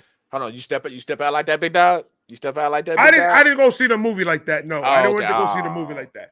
I went out trick or treating like that though. All right, cool. All right, like real niggas do. You already know what it is. You know what I'm saying? Like real niggas do. I don't give a fuck about none of that. I don't give a fuck about none of that. You know what I'm saying? But it's like that's my shit now. Like these animated movies that they're doing now, bro, are so fucking amazing. Bro, you know that. Like Monsters Inc., Cars, bro, dude, all these freaking animated like Pixar Shrek, and bro, Toy Story and all this shit. Dude, I'm just like, I could watch these things over and over and over and over again, and it's never gonna get old. Bro, I'm never gonna not like seeing them. Yes, sir. Like the Incredibles. Oh my God! Took the words right out of my mouth. The Incredibles is an amazing movie. At times you forget, at times you think like, man, should kids be watching this? Okay, no, the kids can watch this because you forget sometimes that this is a fucking Disney movie. Like it's that damn good, bro. They're so entertaining, and it's just like ants. We could all sit down. We could all. I love ants, bro. Bro, I swear by that fucking movie, bro. That ants is my shit. That was my joy. I wore the fuck out that. You know that I dead ass every time I see a grasshopper, I always try to kill it. Say, hold on. I'm being a real nigga. I'm just trying to be a real nigga. That's all I'm trying to be. I'm trying to be a real nigga. He say, I'm just saying. Every time I see a grasshopper, I was like, I know what the fuck y'all niggas do. So you're plotting. I know what the fuck y'all niggas do. So cricket this bitch, and then I'll step it. I don't give a fuck. Oh, you know what? Speaking of another movie that's fucking that dropped out or that dropped a while back, but still stands the test of time, The Mask. I love the first one. All the rest of them after that. Oh yeah, no. Yeah, I don't. Huh? Yeah, I was saying I don't even consider anything after the Jim Carrey in that one, and that's it. You know he's bringing it back, right? Huh? They're doing a Mask 4, and But Jim Carrey's going to be in it. Okay, cool. Because that's the only way you're selling me on that. Because outside of that first movie, the only other thing mask-wise that I was fucking with was the video game that dropped for it, and they had a brief animated series for it. That's the one that I was going to bring up. That animated series for the Mask was fire, and I don't know. I hated that they stopped it, but I understood why. But I was just like, yo, because they did also Ace Ventura. Yeah, and that one was a good one. And the Ace Ventura one was so good, bro. That was good, bro. Yeah, Ace Ventura animated was dope. I think check if you don't have it, check Tubi. Tubi is the streaming app. Check Tubi because I think they have all those old school cartoons in Tubi. You know what? I believe you're right because I know I was watching Garfield and Friends and that motherfucker the other day. Yeah, real shit. I was watching some motherfucker. Hell yeah, you damn right. 30. How about this? I'm gonna throw you a curveball. Go ahead. Do you watch Bob Ross? The painter with the fro? All right, I watched back in the day. I haven't watched recently. I do know he has a whole channel though on my free TV now since they want to be smart and have brains and shit. But I haven't went back and watched recently though. Back in the day, hell to the fuck yeah. So I'm gonna tell you how I got into Bob Ross real quick. Uh-oh. Does it involve weed? I was like about 17, 18 years old. And at that time, I was like doing graffiti and I was drawing and doing shit like that. Oh, you was acting. So I was just like, my mom watches this show and my grandmother watches the show the most. So when I go to my grandmother's house, my grandmother and my mother are sitting down watching this on TV. And I'm sitting there and I'm just like, oh shit. I find out what channel it is and I'm like, I bet. At this moment, I'm new to smoking weed. Okay. So I was like, yo, I'm just going to light up and I'm going to go to my room and I'm just going to watch this. And that's exactly what the fuck I did. I smoked the L. I sat in my room. My brother, I went into my room Friday, 7:00 in the afternoon. I went inside of that room. Okay. High as shit. From Friday to Sunday night, I did not come out of that room unless it was to eat or to take a shit. I literally got stuck in there watching this over and over. Every episode, every stroke of the brush, every little friendly bush, every single fucking thing. I just found myself just zoned into this. And like the whole weekend. Chat may know Diddy that, but I don't give a fuck. That was funny as fuck. Dude. The whole weekend I was in that bitch watching this shit, bro. Bro, Bob Ross had you in a chokehold for like 72 hours, bro. Dude, 72 hours I was in a Bob Ross chokehold. What did you learn from that?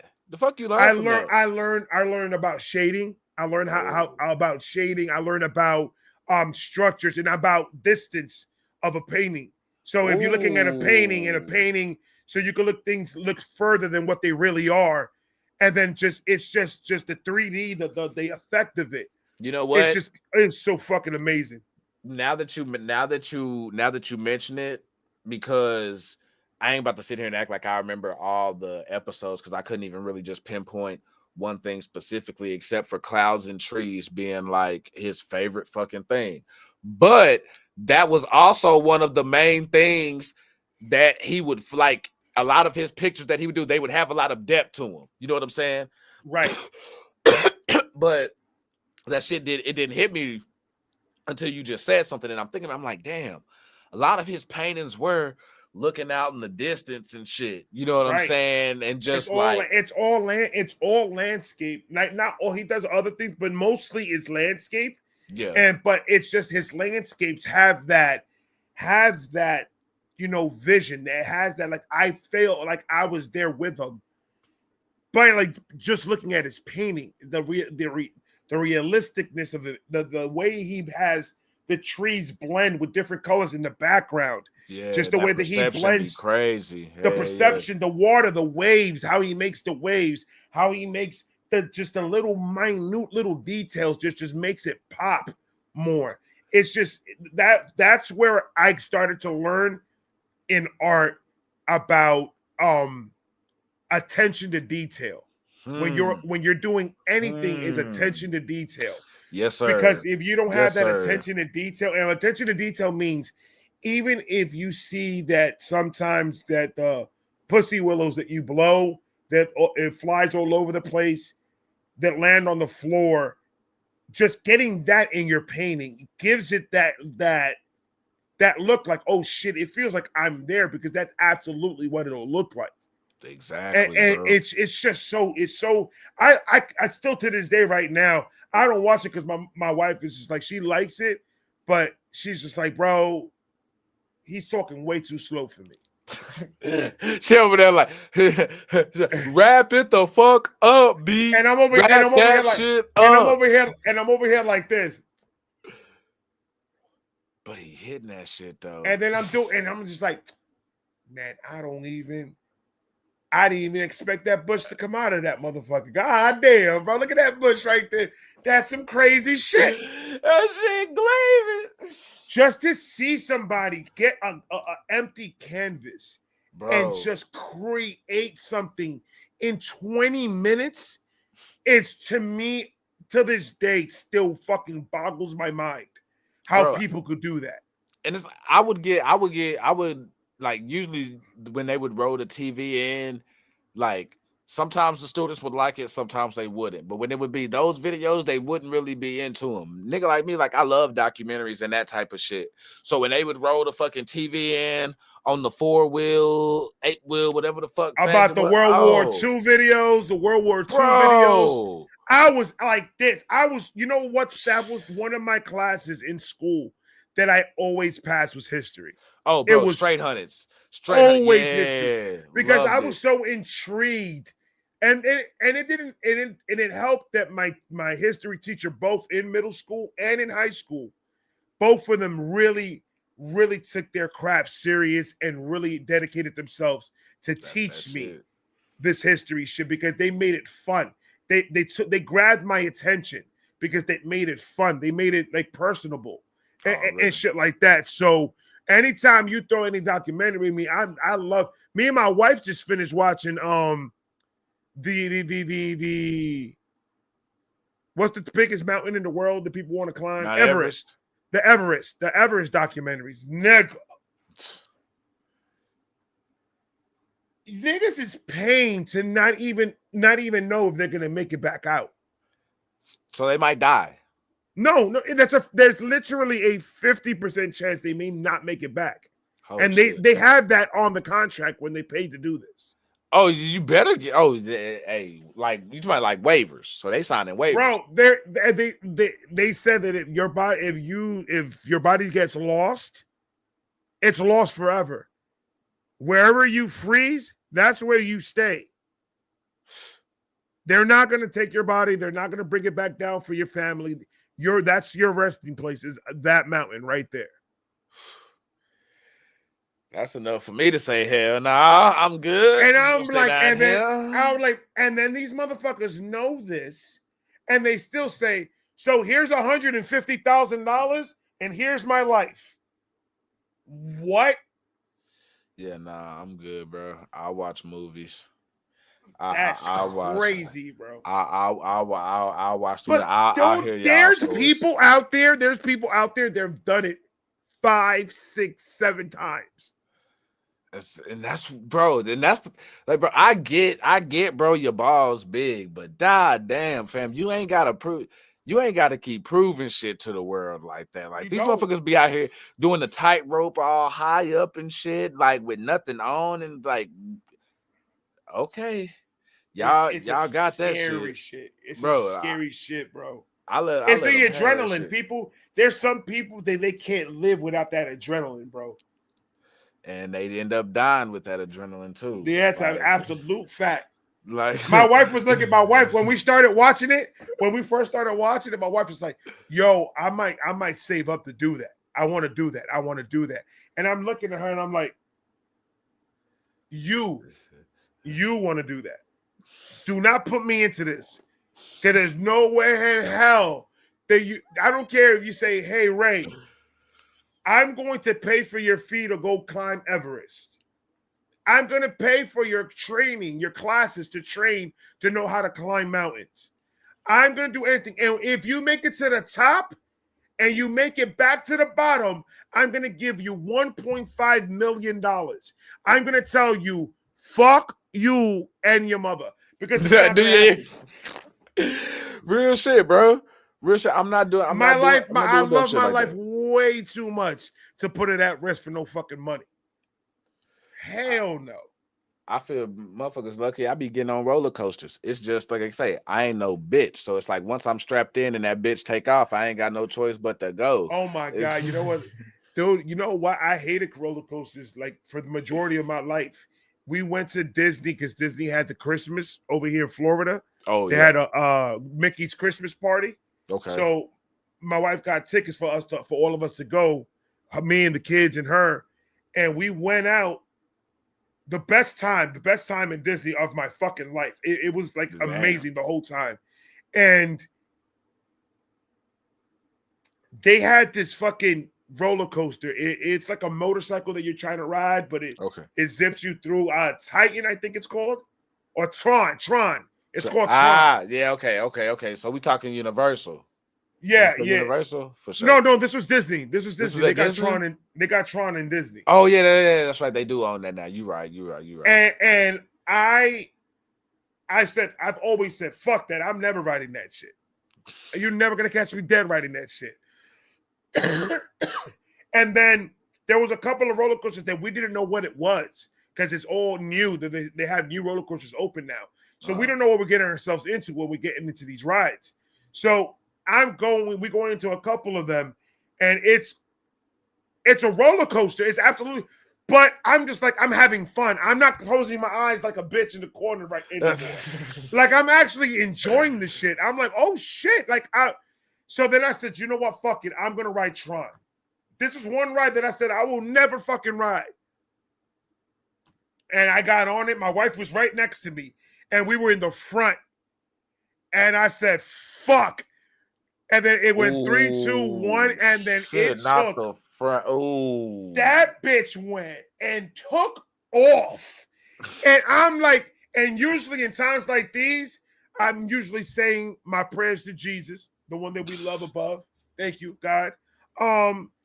We're pissing ourselves. We're closing our eyes. We got tears. We're saying, please, stop it.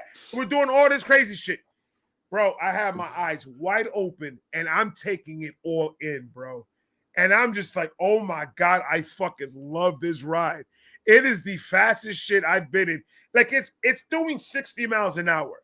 But it's doing 60 miles an hour from stop. It's getting you to 60 really fucking quick, bro. How long was the ride though? Like, did you do any like? It's quick. Did you hit any like turns or anything like that, or was it just like straight line? No, it was not straight line. You hit some turns, you hit some ups, downs. Oh, okay, all right, cool. No twirls, anything. It's more like up, down type shit. Okay, all right. You're going 60 miles an hour, so the ride doesn't last long. That's the only problem I have with that ride, that it's not longer.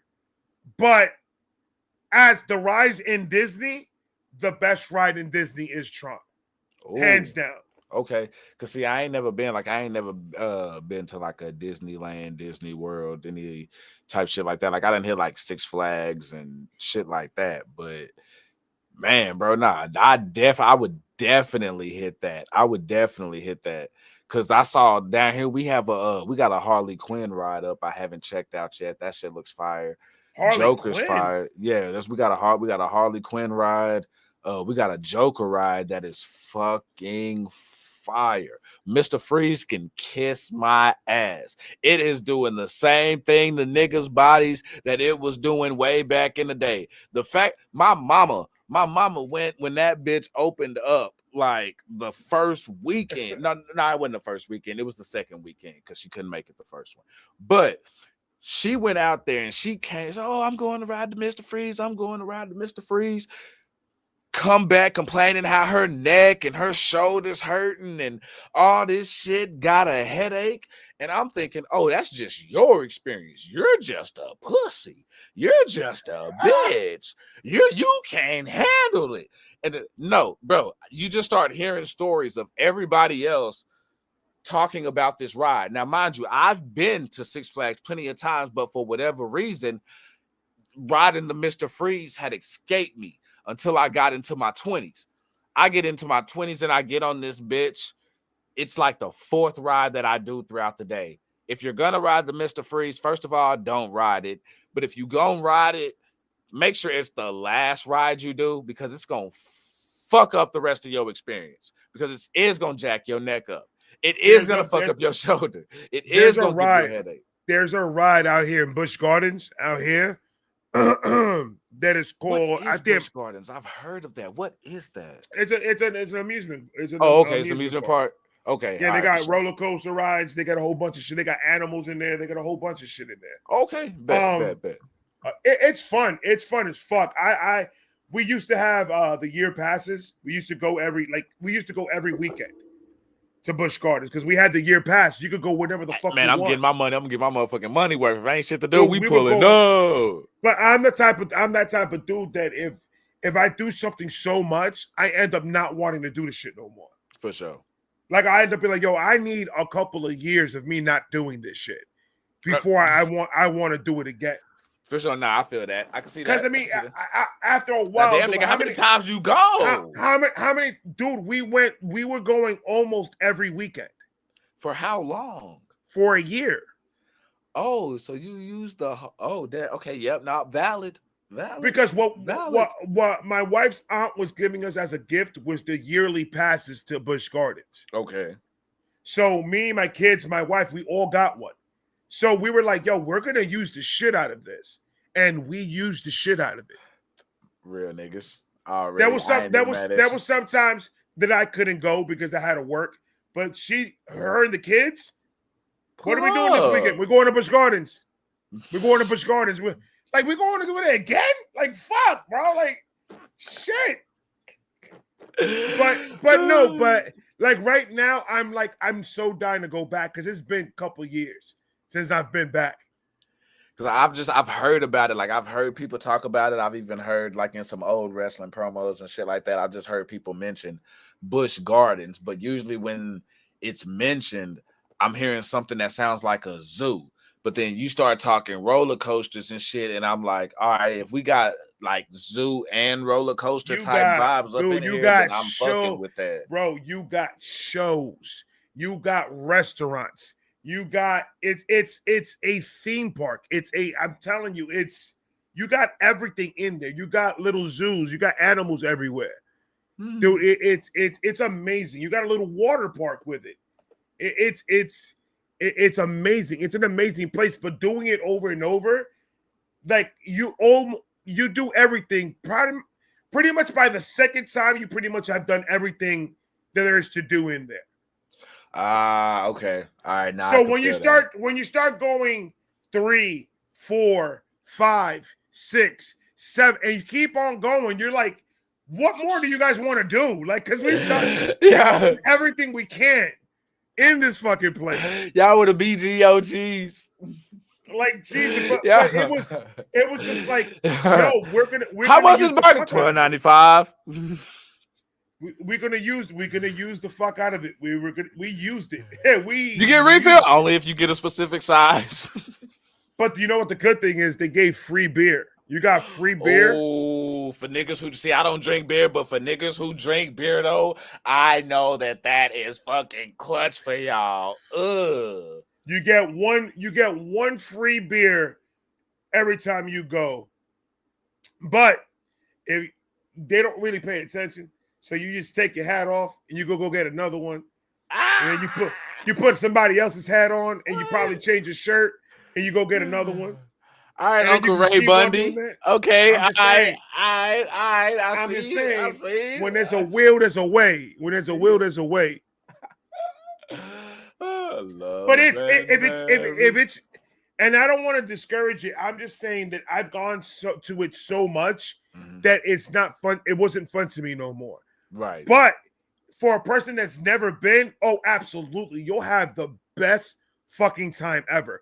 I just recommend if you ever come to Florida and you decide you want to go to Busch Gardens, do it in the, I would say, fall time. Okay. You will not have fun doing it in summer. Is it too packed, waiting too long for shit? You won't. You'll sweat off everything.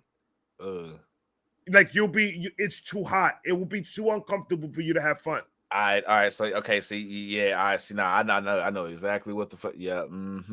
I'm just saying, if anybody in the chat, if you ever decide to go to Busch Gardens, you've never been, do not go in the summertime in Florida, please, because you're not gonna like your experience. There's a guy on TikTok that he does that.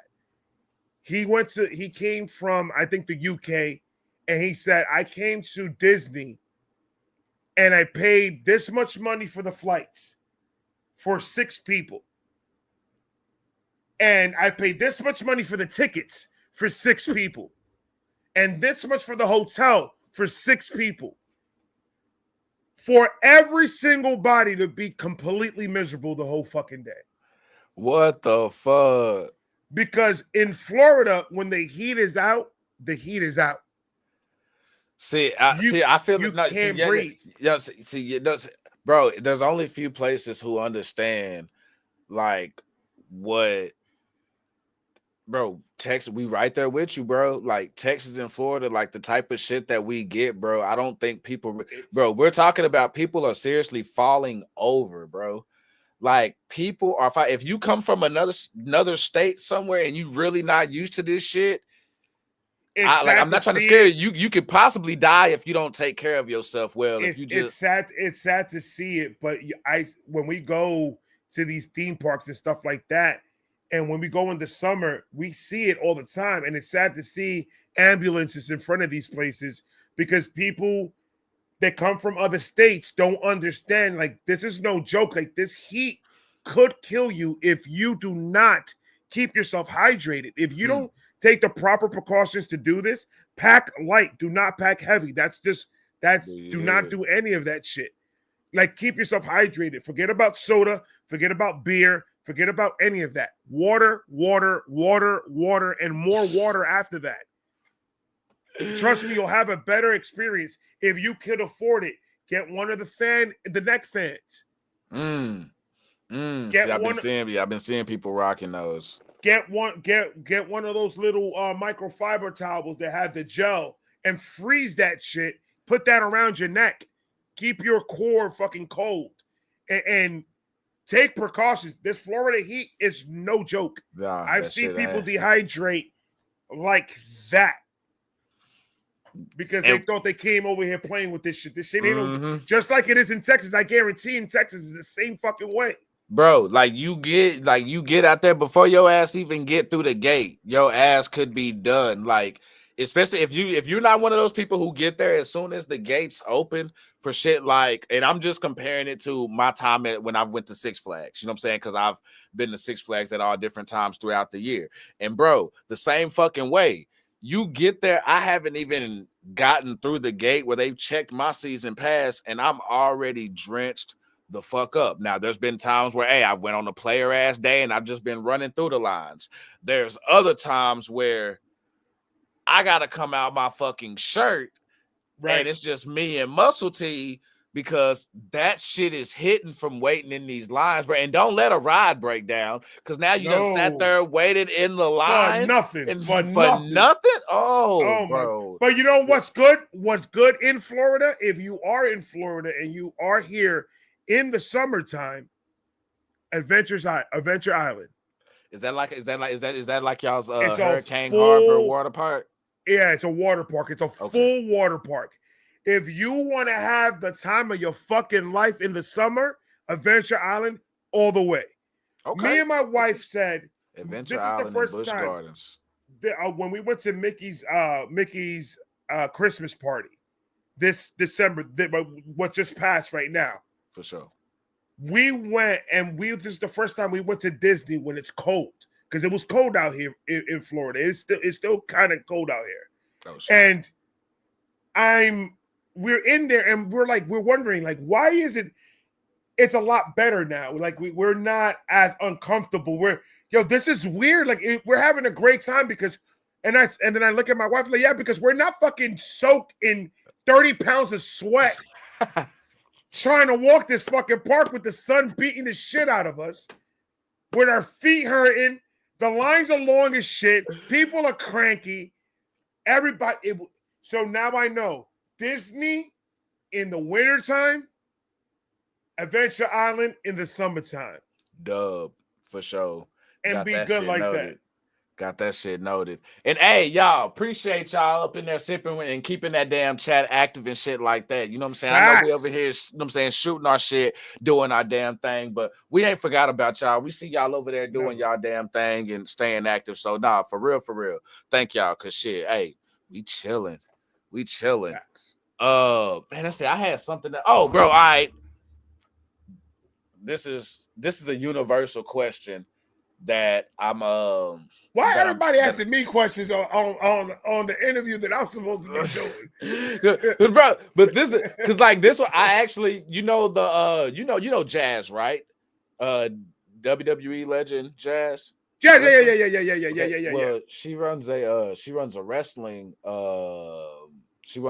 company down here, and I'm not jinxing nothing or anything like that, but I'm currently working on some shit where, you know what I'm saying, I get to interview like her and some of her talent and and things, but I've been passing it around through them, so I gotta ask you, when it comes to barbecue, first of all, do you fuck with barbecue like that? Do you fuck with barbecue? Like, do you fuck with barbecue like that? I'm very picky on who cooks my barbecue. I'm very picky on what's on my barbecue, how it's cooked. I'm a barbecue connoisseur. Already, my nigga. Okay, so this is about to be. Oh, dang! You know what? This may be the best. This may be the best one then. Okay, sauce or no sauce? Hold on, what we talking about? Sauce or no sauce on the barbecue? On the barbecue. Sauce or no sauce? I like my barbecue seasoned with the side of sauce. Okay. So you're a dipper. If needed. If I'm barbecuing steak, if I'm cook my steak right, I don't need to put nothing on it. Real nigga. Okay. All right, for sure. So see, if I'm cooking like burgers and shit like that, ketchup obviously. Right. And stuff chicken, like that, you'll probably have like chicken. You know what I'm saying? I'll lightly brush some barbecue on it, some barbecue sauce on it, just to give it that crispy tang taste. But we ain't doing that drench shit though. No, because I feel like that takes all the seasoning out and all the work that went into it. Like it takes work that everything went out of making that meat so tender and good. You're destroying it by oversaturating it with sauce. With fucking sauce, bro. So okay, sorry, my guy. My steaks, absolutely not. Do not ever put no type of A1 nothing in front of me when I'm eating my steak. But see, I can eat on occasion. On occasion, I will eat some A1 with a steak. Now, let's say I go to a cruise and I ask for a steak and he cooked my steak kind of not like the way I want it. See, I'll throw some A1 sauce in there just because I want to compensate a little bit of the taste that he didn't have in the beginning when he cooked it. I'll supplement it if the taste is a little bit off, yes. But if my steak is cooked the way it's supposed to, You don't need no sauce for that shit. You don't need no sauce for that shit, bro. Because all that, like, bro, all that vinegar and shit like that. That was another thing that I, as a youngster, I had that shit. I was always so saucy and shit. But then once you start getting out there and actually cooking it yourself, and you start learning a little something, Right. you like, bro, I did all that rub. I can't taste none of that shit because that just again that with Nothing. the A1, that vinegar and all that shit just it overpowers and takes everything out, bro. So do y'all have a Dickies where y'all at? Yeah. All right. So now, all right, for sure. Now this here, okay. So here's another one then, because see, me and Dickies got beef. Okay. I don't consider Dickies real barbecue. I don't consider Dickies barbecue real barbecue. Well, all right. So this is what I feel about that. The best barbecue places is the self-owned barbecue spots. Really? And you from where again? You from where again? I'm born and raised in New York. I see. All right, so I see that real shit traveled in, cause yeah, for sure though, cause yeah, I be real folks know, Yeah, you preaching. I'm not gonna eat no corporatized barbecue. Just like I'm not gonna eat no corporatized what like Taco Bells and shit. Like if I want Mexican, I'm going to the authentic Mexican restaurant because there's a bunch around here. So I'm gonna go to an authentic Mexican restaurant if I want real Mexican food. If I want Italian food, I'm going to Donatello's in Clearwater, and I'm gonna go to Donatello's and eat real Italian food. You hear me? Not Olive Garden. I'll go to Olive Garden. Don't get me wrong. The breadsticks is off the chain, and right. the infinite pasta. But if I have a choice, if I have a choice, and I had I'm going to Frankie's. Yeah, no, that's what I'm saying. It's always a choice. Yeah. If I had the money, I'm going to Donatello's in Clearwater, and we're gonna go eat real Italian people food. That real shit. But for now, I'm going. Olive Garden is still good. I ain't gonna lie to you. Olive Garden is. How many people? How many heads we got again? All right, the head count depend on if we go into Olive Garden. They did something different that they didn't do before. Before, Olive Garden used to taste like shit. I don't know what changed. I don't know what changed in their recipe or how they're cooking their shit now. They started taking seasoning serious because the thing is that the way when you would look on TV, when you would see that shit, it would look amazing on TV. That shit would look like a blessing. You hit it right. You hit it right on the fucking nose. You hit it right on the nose. That it has to be, because I remember going to Olive Garden with my parents, and I remember hating to go because the food. I remember I always left hungry. Because the food, the seasoning, it didn't taste good. When the best things was the breadsticks, bro. The breadstick was the only thing that I ate off of. That was what I ate there. And that's the appetizer, bro. Like, but then we started going because there's an Olive Garden right up the street from our house. Yeah. So I'm just like, we started to go to that Olive Garden just to change it up because we're in a rural area where we live at. Yeah. So there's not a lot of restaurants out here that we could go to. We really have few, but we found that there's an Olive Garden. Yeah. So we were like, fuck it, let's go to Olive Garden. And I'm just like, hold on. This is not the same Olive Garden that I remember. This shit tastes a lot better. This shit like, holy shit. Oh my God. You know and then first time we took my daughter just turned 20. We took her to Outback Steakhouse. Ooh. First time I've ever been to Outback. I fucks with Outback, though. Oh my God, amazing. Bro, the steak that you talk about, bro, that's where I will get offended if somebody goes to Outback and you put no sauce on your steak, the cook, you don't have to. We jump in the cook because somebody back there fucked up because was it Outback? It was. I think I'm about 90% sure it was Outback that we went to. It was Outback steak. It was a steakhouse. I know that. And I could sworn it's Outback. Australia, right? Yes, sir. Yes, sir. Okay, so it was Outback then. Yes, sir. Brother, when I asked for that steak, they gave it to me exactly how I wanted it. But not only that, I tasted it in the potatoes. And this is what I appreciate about them. Okay. It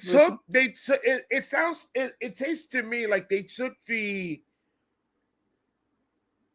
the grease off of the steak and kind of made a gravy with it and poured it on top of the mashed potato. Oh. And when I took a bite of the mashed potatoes, my guy, I had an abundance of taste going through my mouth. Pause. And when I cut down on that steak, I want a fucking steak now.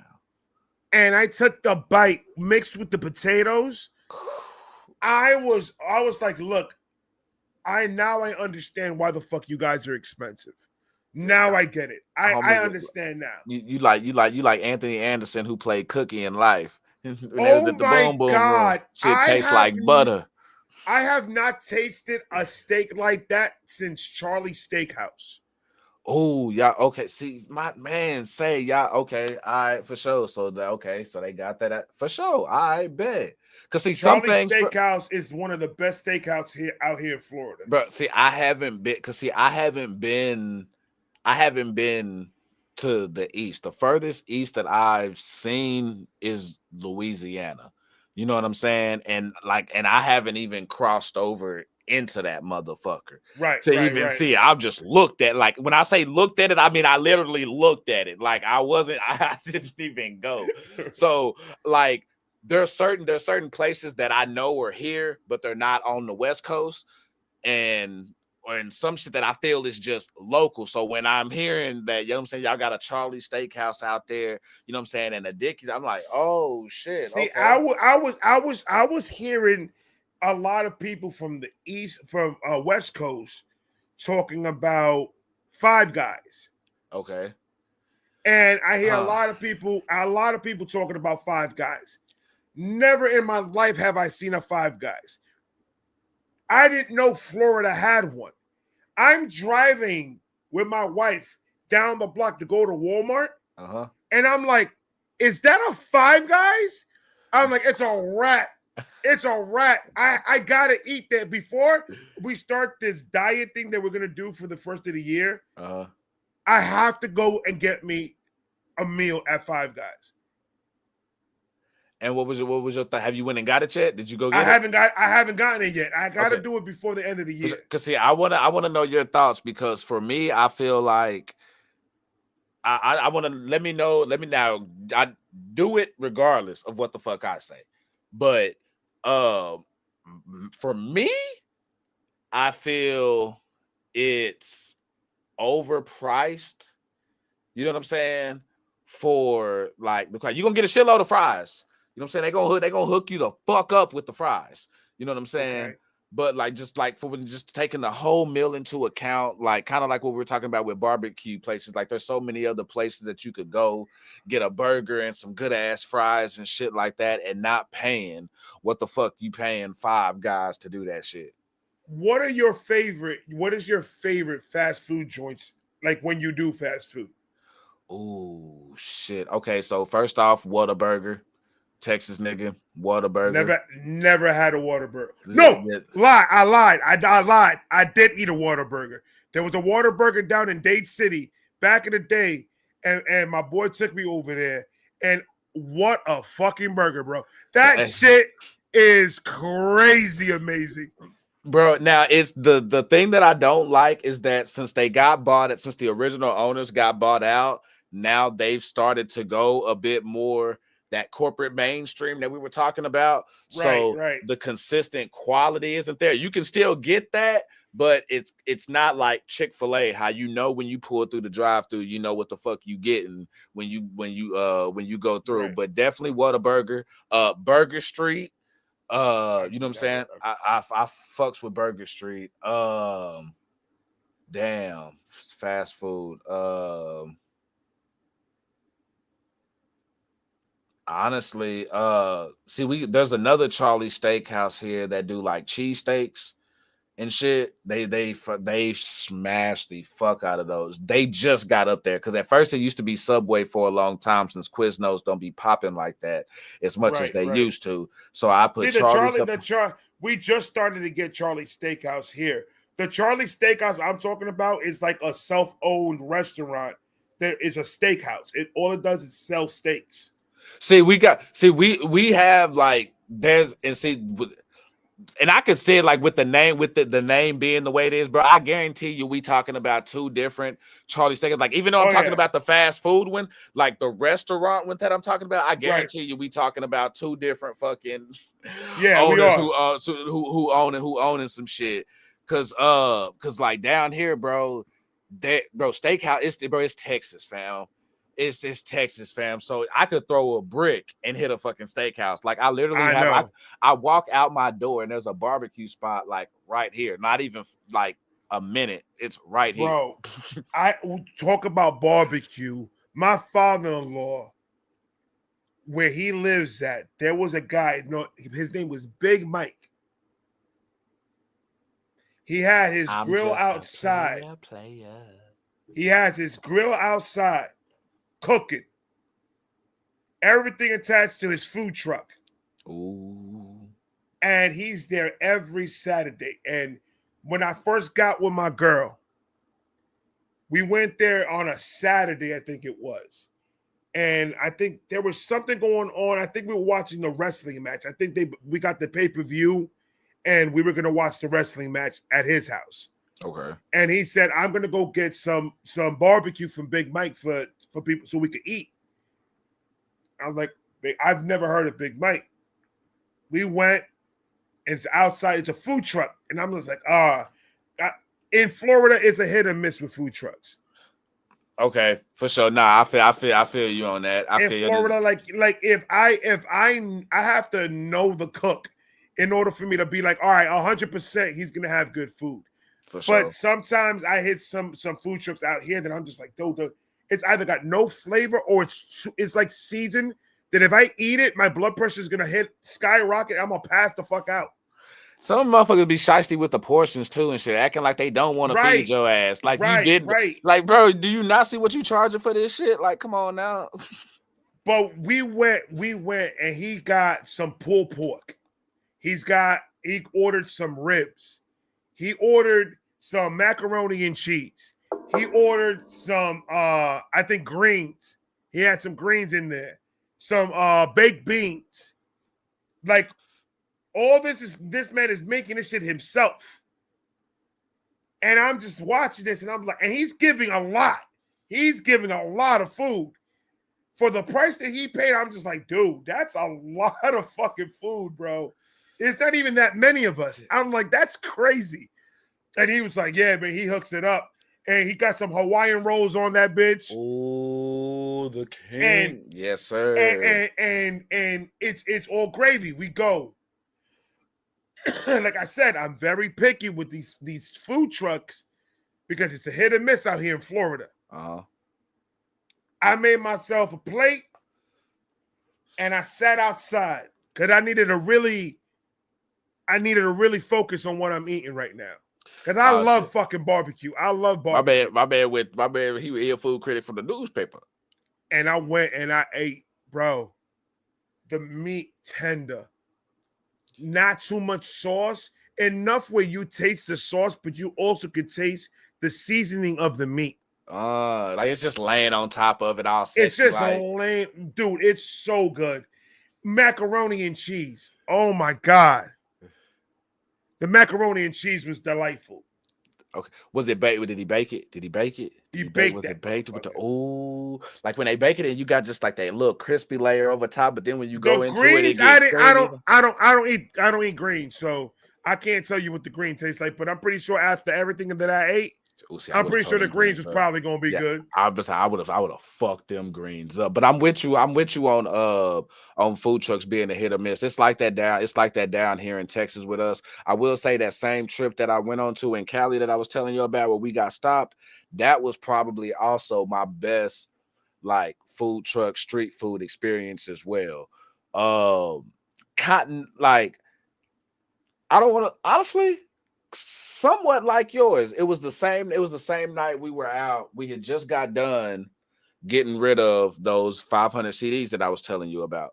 So we got rid of them and it was nighttime. So now we thinking well, shit, where can we just go kick it, have fun? We done already did what we needed to do. We walk in the street and we hit a food truck that it was Philly cheesesteaks.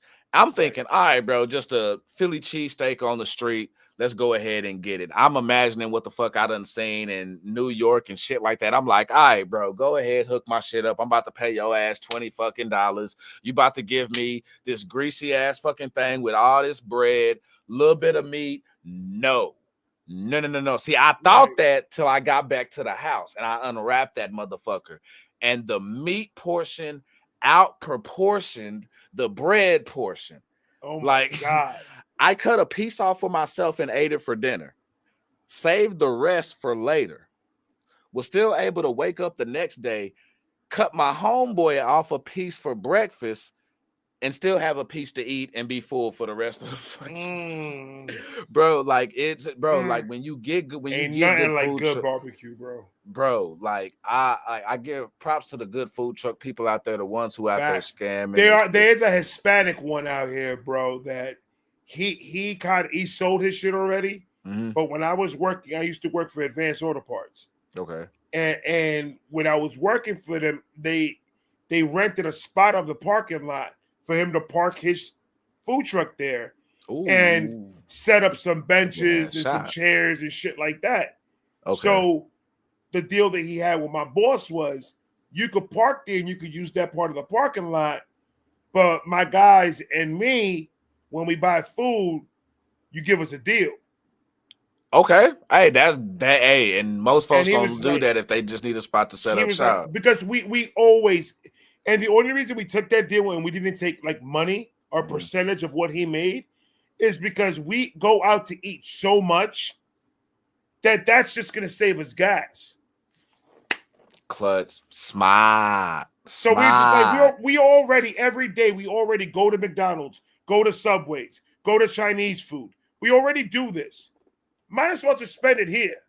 And if we could get a discount on it, even fucking better. Right, for real. That give you more incentive. So he hooked it up, and his name was Miguel, and he had to sell it because he got sick and he couldn't keep up with it no more. Yeah. But when I tell you, he's a Dominican cat, authentic Dominican food. He has his mother and his grandmother in that motherfucker cooking. Oh, like bro, that's like bro, when your kitchen is a cliche, when like your kitchen is a cliche, that's how you know it's real. They could call it a cliche, bro. If I want anybody to cook me some Hispanic food, it's going to be a grandmother and a mother. You damn right. I need abuela and motherfucking mama in that bitch, or a tia. God damn it, somebody better be up in that motherfucker. I'm telling you, I gained so much fucking weight. I couldn't stop, bro. He had every time I went, and then he's like he became my boy. Like I was helping him fix his car and shit like that. Oh shit, okay, already. And then he just started just giving me food at some point. He just started giving me this shit. I go outside to go test somebody's battery, and he was like, "Yo, Ray," and I'll go over there, and he'll give me like a bag, and he'll have like 4 trays of food. And I'm just like, oh, shit, okay. And then I'll go in there, and then I'll go and give it to the people inside, and we all eat. Already. Because we spent so much money with him that – and like, we had a busy spot. We had a busy Advanced Auto Parts. We were seeing at least 100 customers to 150 customers a day. God damn. That, bro, that's for an auto parts store that's running. Like we were in the main road. We were like literally in the main road. So it was in and out. We had so much people coming inside that motherfucker, and they'll stop. And so we started to say, fuck it. We started doing car shows and make a big thing. We got the food truck already. We got the car shows. See, we bring him business. He brings us business. It's a whole deal. It's a whole deal. Yeah. So it was so fucking. But I think I've ate a lot of Hispanic food trucks. That guy is the best, or was the best. Yeah, man. Because some of them will fuck your stomach up. Some of the motherfuckers, some of the oh bless you. There was one that gave me, I believe it gave me food poisoning. I can't prove it, but I absolutely believe it gave me food poisoning. But hey, bro, you know, and I'm not doubting it. I am not doubting it because bro, when I tell you I woke up that day feeling 100%, I was feeling good. And I went on my lunch and I went to go get some food in a Hispanic joint. Mm-hmm. And right when I started to eat, to me, it didn't taste bad, but it tasted funny. You know, there was like a taste to it that I was like, I didn't know what it was. Right. But I ate the whole fucking thing. I'm fucking starving. I ate the whole fucking thing. I go back to work and I'm just sitting there and I'm just like, yo, why do I feel like I'm about to pass out? And then after a couple of, I close the store, I get in the car and I'm driving and I'm like, yo, and I had to pull over. I opened the car door. I'm throwing up everywhere, bro. What? From that point on, bro, I spent it was 4 days that I was just down. I was down. I was like, my stomach was killing me. I couldn't fucking get out of bed, bro. And it was that 4 days with food poisoning? 4 days throwing up. But that's a long ass time to have food poisoning. Usually like 24, 48, I get, bro. But 4 days? 4 days. I was vomiting. I had an upset stomach for 4 days. I was getting cramps everywhere. I had the hot sweats. What the fuck? Dude, it was horrible. And then the next day I wake up, all gone. The next day I wake up and every symptom went away. No, that's exactly what the fuck that was, bro. And I was just like, what the fuck was that? Like, that took me out, bro. And I was just like, never again. And they lost my business. And that's usually where I usually go to get my lunch. I usually go there every single day to go get my lunch. And I'm like, they lost my business. Once you do that, I'm out of here, bro. Yes, sir. I'm not giving you no more of my money. Yeah, it's hard to go back. It's hard for me to go back to motherfucker. Like if I get food poisoning, honestly, any type of like throwing up experience, you know what I'm saying? Because like there's a food truck, bro, and it was barbecue too. That shit was looking good, and I tore it up, but I think I fucked up because I ended up eating 2 chopped beef brisket sandwiches, but they were from two different locations though. You know what I'm saying? And I think all like they greases mixed and shit. And so yeah, since that happened, I ain't been back to either one of them because I don't know who done it. You talking about 2 different seasonings?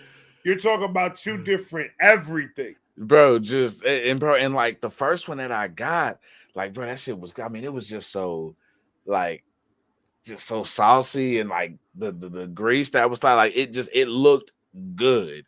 But I was just feeling lazy and didn't want to fucking drive to it. So I'm like, all right, bro, that barbecue spot that I was talking about, that's right outside the joint.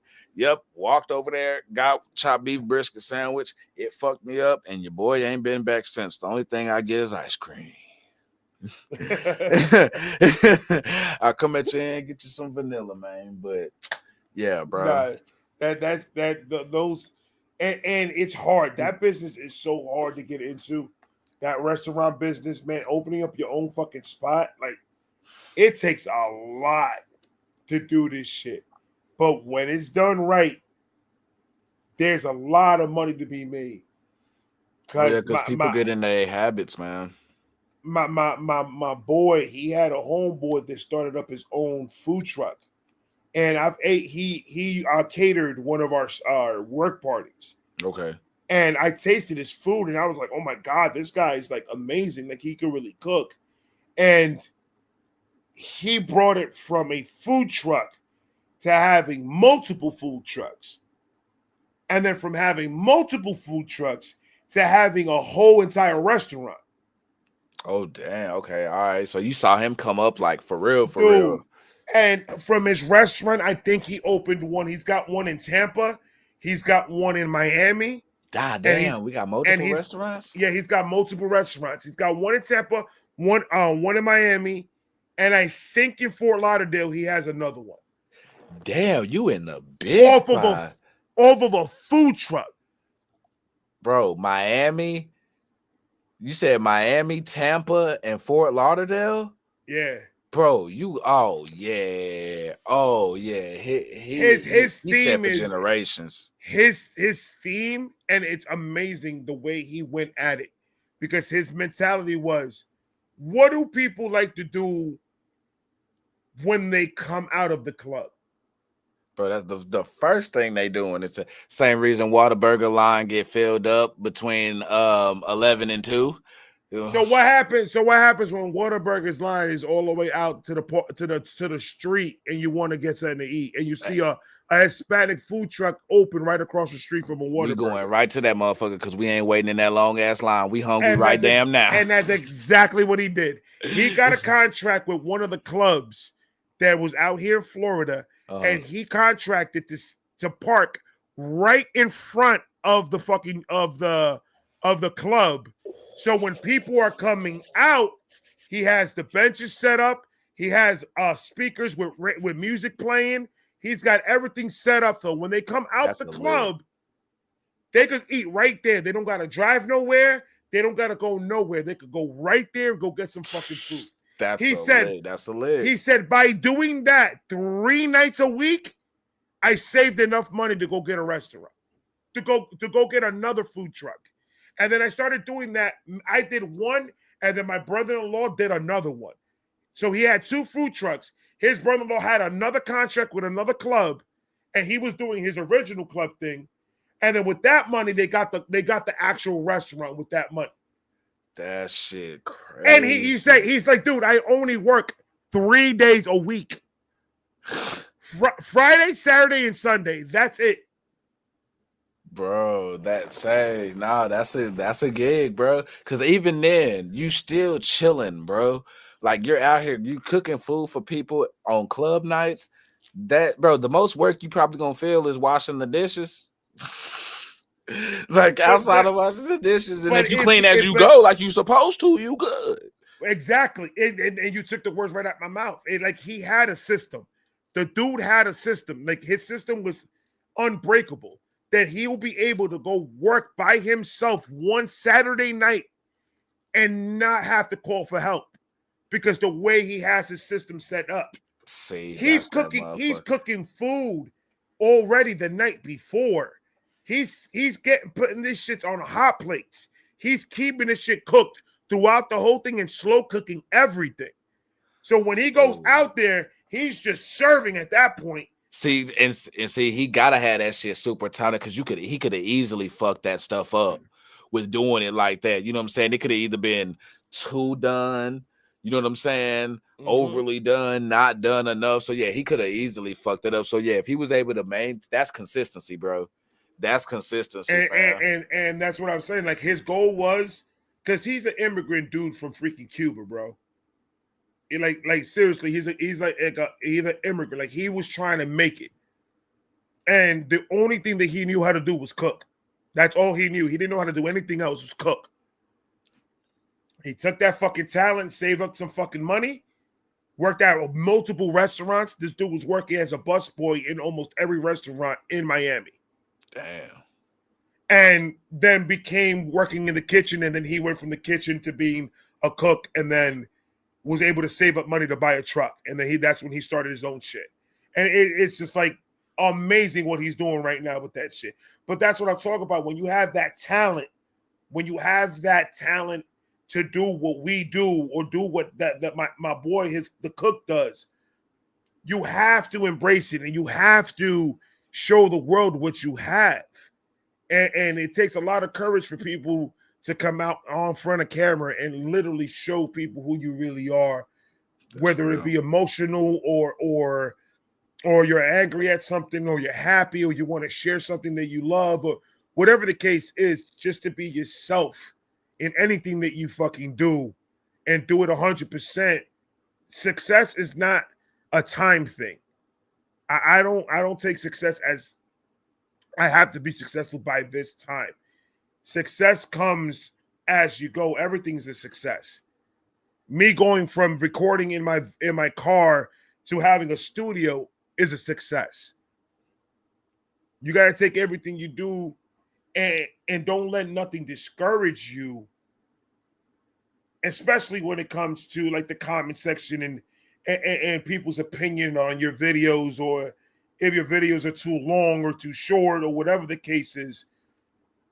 Don't let none of that discourage the talent that is obvious when we look at one of your videos. Don't let none of this negative bullshit try to attack you to the sense of defeat, because I've seen a lot of people get a lot of negativity on this social media shit and just give up and say, I'm not going to do this no more. And I truly do not want that to happen with you. For sure. For sure. Because I see so much potential and so much. Like, I learned a lot from your video. Like that one, the one video that I did see, it's like that one, like I learned a lot from it. And I was like, okay, I see what time he's on. And I could appreciate the fuck out of it because you're bringing different elements into it that a lot of people don't understand, that it does take a lot to do this. Yeah. And doing it in the way that you're doing it, I could only me doing it as well, knowing how much it takes to do it the way you do it, bro. It's just like you got to applaud it. You got to applaud that type of work ethic, because thank you, bro. I don't do that much editing in my videos, and the little editing that I do is pre-edit, and it's simple for me to use because I'm not that smart with this shit. But when I saw your shit, I'm just like, yo, this guy really has a talent for this. And it's like, I appreciate the time you put into the work that you put out for us. I really do. Thanks, fam. Thanks, bro. Like, from the bottom of my heart, that shit, I always can appreciate when I see somebody that is not only bringing something new to YouTube, but also being you're so multiply talented. In just the one video that I saw, I'm like, yo, you do a lot. Like, there's a lot that you do for this. What in your mind, like, what made you want to say, you know what? I want to be so different that could jeopardize, and I don't even want to say it's a bad thing, but it could jeopardize your time. You jeopardize your time on how much videos you can do per day. Good question, bro. Good question. Now, damn it, even though I say good catch it, hit me with it one more time. Though, I want to make sure I answer it. So pretty much, I just took the extreme. Like, I pretty much segued through three things to get to the question. Okay. So you prefer, in the sense of you prefer quality over quantity. For sure. So what made you make that decision? Because, like, for example, where I lack, and where a lot of people lack in the editing process, we do with just talking. Where you're doing it, the lengthwise, you're doing a long video, but at the same time, you're also putting in the editing. What made you say, you know what, I want my videos to have this much editing. I want my videos to really pop out and be different, and set up the voting with the cups and doing all that recording. What made you take that road and say, I want to do it this way, instead of just recording and putting out? It was, well, the first thing was like, it was a process in and of itself, because if you start from like when I first started doing my videos up until now, you'll see where I'm starting to kind of change things and figure it out. Like, I used to tease people when it was, because I would try to hook the viewer in and try to keep them around, so you never knew when that was coming. But just looking back, man, and the reactions that I did see, I saw that there was a lot that could be done that wasn't being done on a consistent basis, unless it was people who had editing teams behind them. which Right, I don't, okay. which I don't knock, because me doing it the way that I do, you know what I'm saying? Like, of course, I get like, bro, for people who don't have editing teams, doing what I do is a lot. You know what I'm It saying? Like is a lot. it's a lot if you don't have an editing to it. Like I'm doing like a 4 or 5 person job by myself. And I figured, bro, I'm used to being the underdog in everything that I do. Again, I'm used to putting everything into the music, the streams, and everything else, and not really getting that love back. But anything I do, I'm not gonna half-ass it.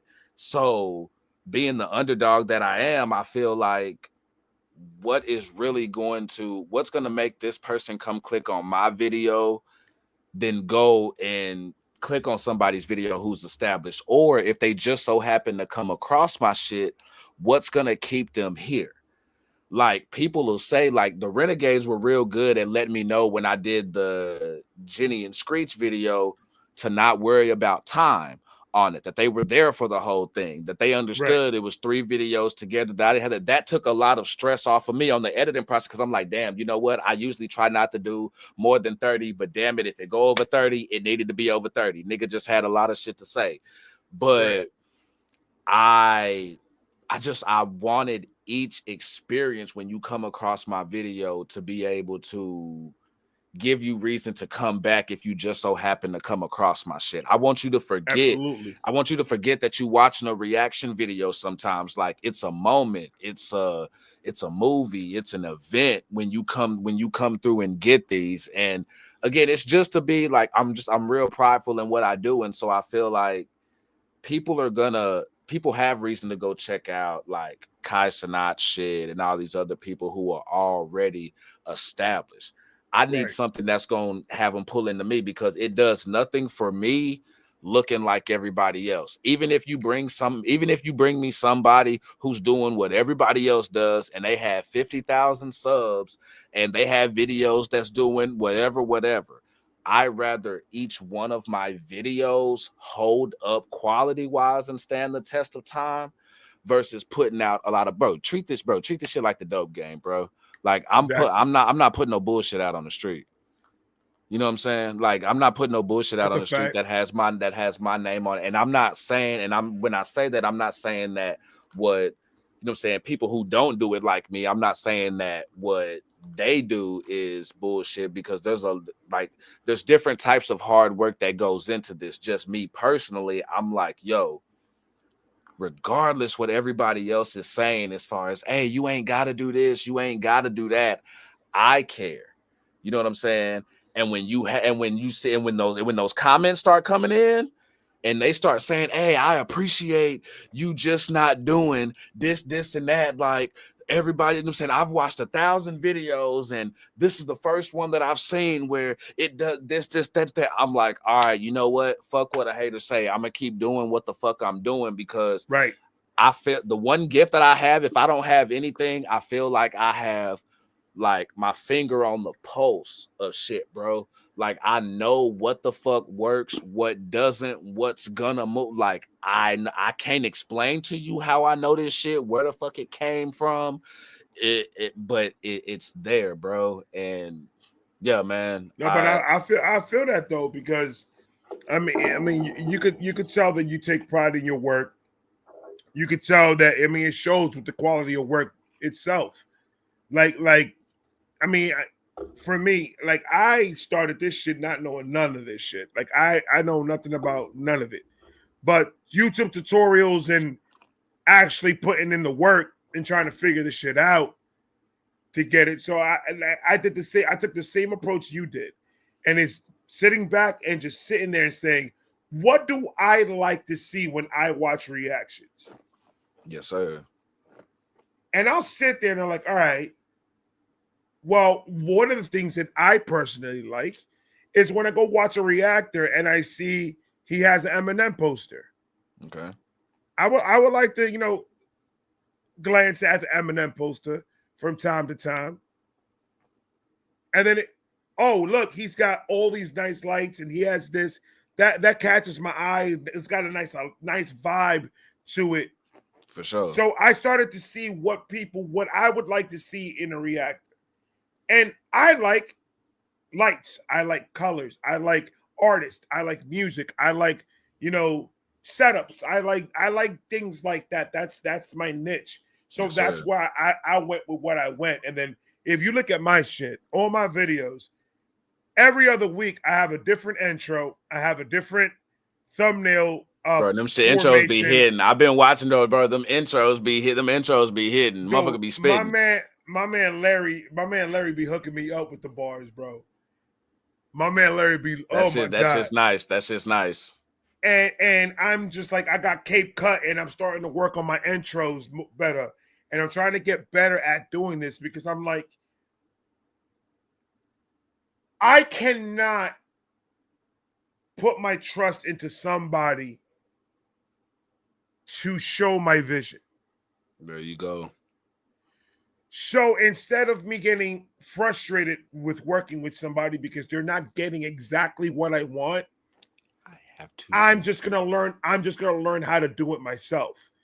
So that's why I tell people in 2025, you guys are probably gonna see a whole bunch of different shit, different thumbnail versions, different intros, different everything, because I'm not going to stop until I perfect doing this. There you go. And you can't stop evolving, dog. Like you can't, like, no matter how you everything you've done, you go back and you look, you've constantly changed and grown and enhanced even the things that worked. You know what I'm saying? It's like, okay, yeah, this is working. I'm just gonna keep doing that. Nah, we're gonna modify that shit. We're gonna enhance that and keep going, because let's be real, there's a lot of people who, the reason why you got to look at the reason why sometimes people's, you know what I'm saying, subs kind of like stop and stagger and get idle is because your viewers realize that you've gotten complacent.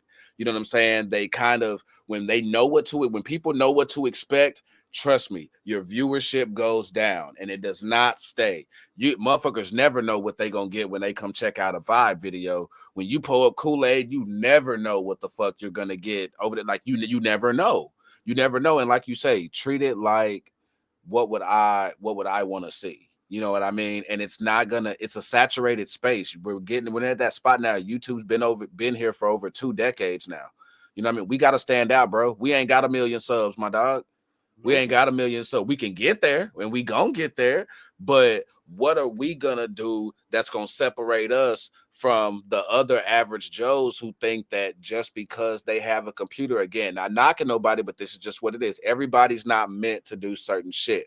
But Absolutely. With the accessibility that we have, everybody raps now. You know what I'm saying? Everybody has channels and things like that. And I think that's where the problem lays, because let's keep it like what you said. Let's keep it 100%. Not everybody could be a reactor. Right. Not everybody could do what we do at the level that we do it in. And it's not taking nothing away from anybody, but I'm just saying we take pride into what we put into our shit. We take pride into what we put into our work. And you could tell that when people are just in there because they just want to get the views in and they want to get that check. And that's what kind of deters me from watching any other. That's why I stopped watching reactors, period. And then I decided to do this with the rent thing. But it's just, we need to stop being so sensitive when, not us, but people need to stop being so sensitive when it comes to certain topics or when it comes to certain opinions on certain artists in certain situations. Ooh. Because what we do as reactors is I am giving you my opinion on whatever matter is the subject matter that we're talking about. Yes, so sir. If we're talking about the Drake and K. beef, that's an opinionated conversation that we're going to be having. I could feel one way about Kendrick. Archie could feel a different way about Kendrick. And we can have that conversation. But what starts happening is that we start getting offended like we know the nigga. Right. Like, bro, talk that shit. And we're just fam. Like, and then now it stops going from I'm protecting this artist to now I'm going to verbally attack you, and you're going to verbally attack me, and we're going to start doing this back and forth because we don't agree on my opinion, or I don't agree on your opinion. Your opinion is your opinion, and no one can take that away from you, and that's fine. Yes, sir. But sometimes people come across like being very snotty about them making their opinion. Oh yeah. It's about the delivery. I could take constructive criticism all day. I take it all day long. My vibe gang is very, very, very good at telling me when I'm slacking, when I'm doing something different that they don't like, or stuff. They are very, very, very open with me and tell me exactly what I need to know to make my shit better. That's good. So let's not get that shit twisted. These they're not yes men and women out here. These motherfuckers be like, yo, Ray, that one intro that you did, that shit was dog water. You need to throw that shit the fuck away. See, and that's you gotta have it. You gotta have that to see motherfuckers talk like, hey, you could tell me anything and you can be honest with me and open up. And then the second that you do and tell them motherfuckers getting their feelings about it. And it's like you gotta really be able to take that shit. But it's about the delivery. Exactly. There you go. If you're gonna come at me wild, like for example, I had a guy come at me in the comment section saying, because the conversation in the song was about the longevity of my videos. Okay. How long my shits are. And the guy comes down in the comment section and says, props my guy sippers. I see y'all. That's my motherfucker. Go ahead. Now I'm listening to where, you. Where and why? What happened to my mother and my father? Oh, hi. I got lost for a second. So the guy comes out and he comes and tells us, and damn, I lost my fucking train of thought. No, you were talking about the fucking. I need to stop smoking weed. That's what I need to stop doing. Nah, you was smoking weed. Shit, goddamn, you asked the wrong motherfucker. You asked the wrong motherfucker. I told you. I told you. That was my fault, bro. Because I hit a comment. That was my dog. That was my fault. Hold on, no. Let's bring that back. Let's bring that back. That's my fault, bro. No, you're talking about the motherfucker in your comments talking about your videos being too long. Okay, see, cool. I got you. Cool, got you. So the guy saying that my videos, he's like, I'm gonna give you a bit of advice. If you want people like me to stick around to your videos, stop fucking making them an hour long. That was the comment that he put. And I looked at that comment and I went, okay. Million different ways you could have said that though, my nigga. There was a million ways that you could have said that. You could have said, like a lot of people there was some people in the beginning that told me, Ray, I love your energy. I love your videos. You're funny as shit. You this, that, and the third. But these long videos are getting longer and longer. And it's just, I don't really have time to sit here for an hour and watch you. And that's a more come back and do that's a more appropriate way of coming at somebody. Right, for sure. And then I'm like, I can't promise you that my videos are going to be shorter because this is not scripted. This is all freestyle. Everything that happens is happening in that moment. So I can't control that. So if you want, watch them in different parts. Watch 10 minutes of it. And after 10 minutes, turn it off. Come back next week, watch the other 10 minutes. And do it in little episodes. Episode it yourself. Separate it yourself. Do whatever you want with it. I'm not telling you sit here and watch the whole thing through. I know that majority, it shows me, the majority of the people do not sit and watch all my videos. I know that. Oh, for sure. Because that's the thing. Like we see, the thing is, bro, like with like us, the creators, like our dashboards and stuff are a bit different. So we see so many analytics and things like that people don't see. We definitely say that's why, like I tell people, like I can tell when they get to, I know when people start talking about, hey, I appreciate your review cup right at the end. I know you watched the whole damn thing and you sat through that shit because there's no way. There's no fucking way you got to this point in the video and consume that. And so like I look at the numbers and I look at it and I'm like, okay, so And I'm giving you this. These are realistic numbers that I'm giving you right now. Pull up. I have 141,000 subscribers right now. Uh-huh. There was a video that I put out that got 9,500 views. Okay. And I started to look at it, the duration. See, yeah, that's the one. That's my baby right there. And I started looking at the duration of the video, like who is sticking around to watch the whole entire video. And it was a long video, but it wasn't it wasn't fucking that crazy long. I think I had like 45 minutes tops, the whole video. For sure. And I'm looking at the numbers and I'm just like, so I had people watching for 10 minutes. And then in the first 10 minutes, you can see who was the first 10 people to chat or to comment on the video. For sure. So when I look at it, I'm like, so this person's getting offended but didn't watch the whole entire video. You talk too damn long, bro. You only 10 minutes into a video, bro. That's only 10 minutes. What? Like our YouTube studios, it breaks it down to the T of how many women watch my shit and how many men watch my shit. Mm-hmm. How many people in the United States, in the UK, where's my demographic? It shows me everything. And I'm looking at it and I'm just like, holy shit. So my duration of videos, I'm usually at average, people are sticking around about 15 minutes. For sure. That's average of how people are sticking around in my videos.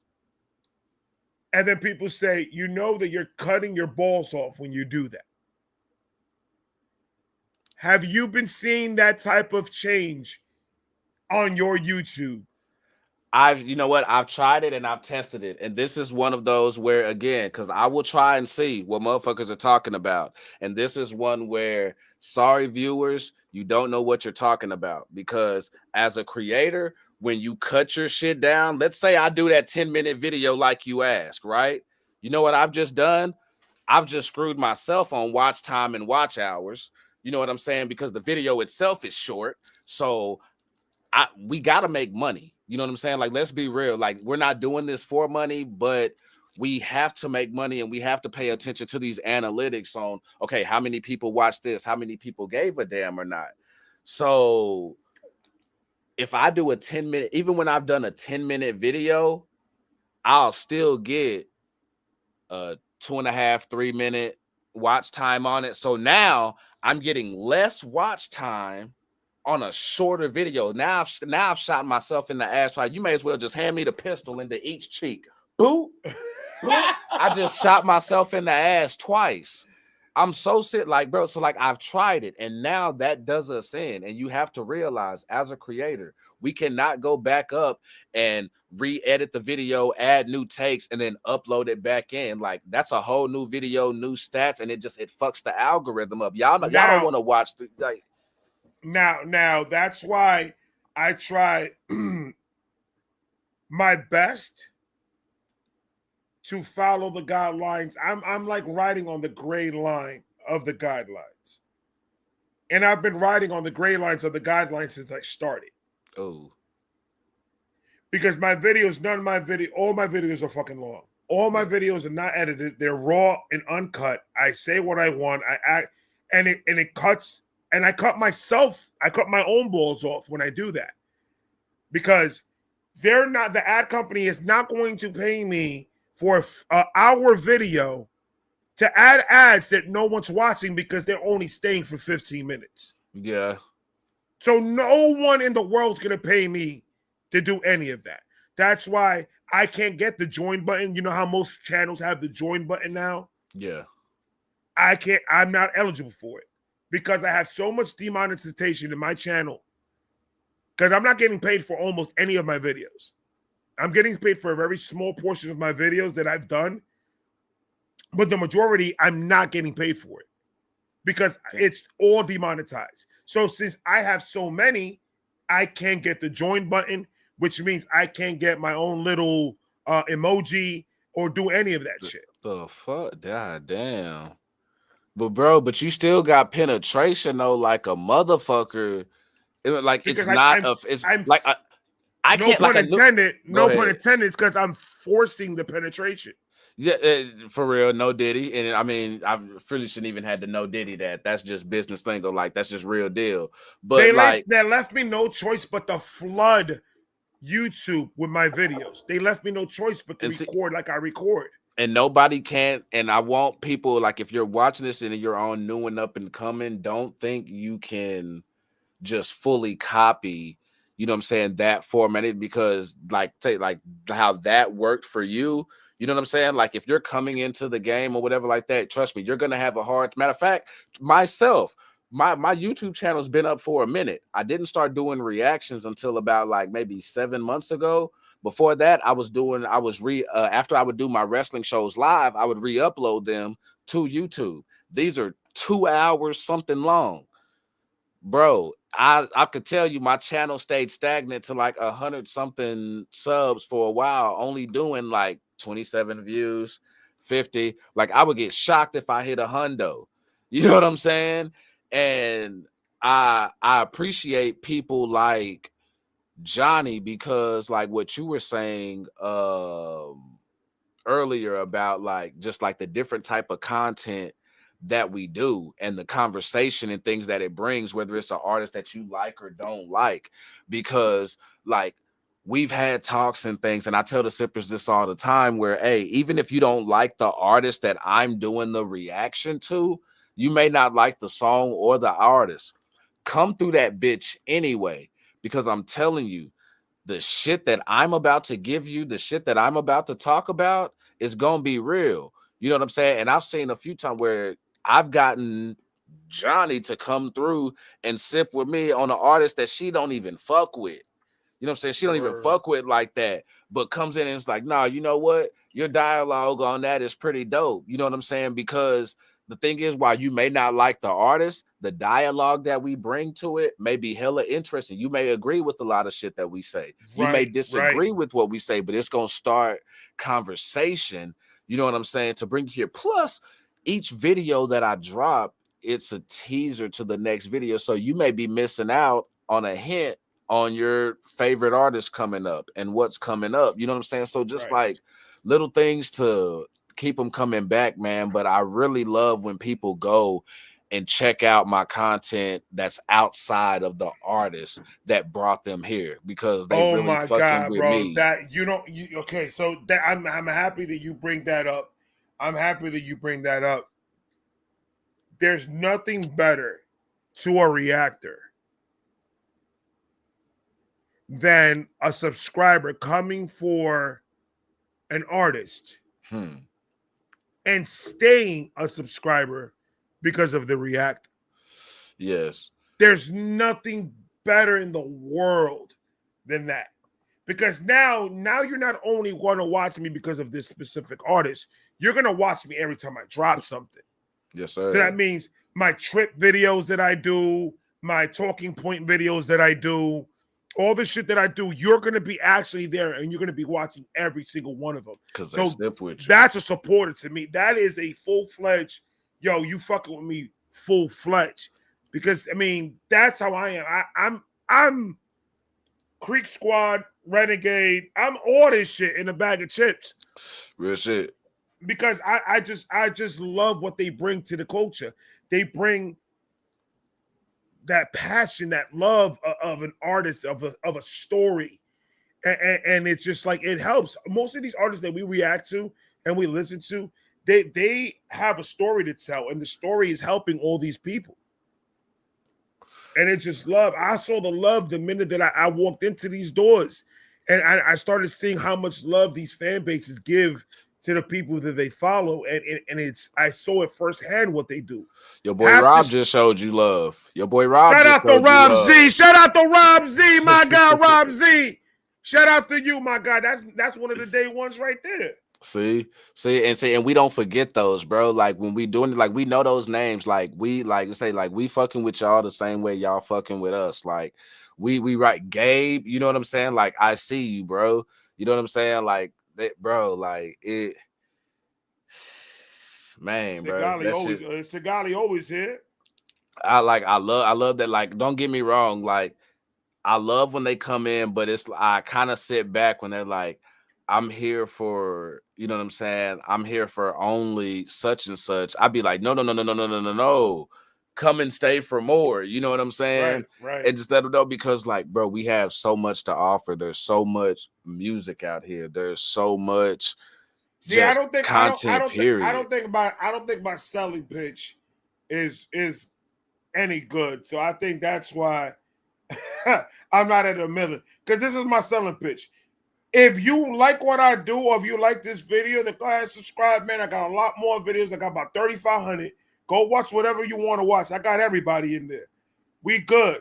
And if you don't, go fuck yourself. I don't give a fuck. You can leave.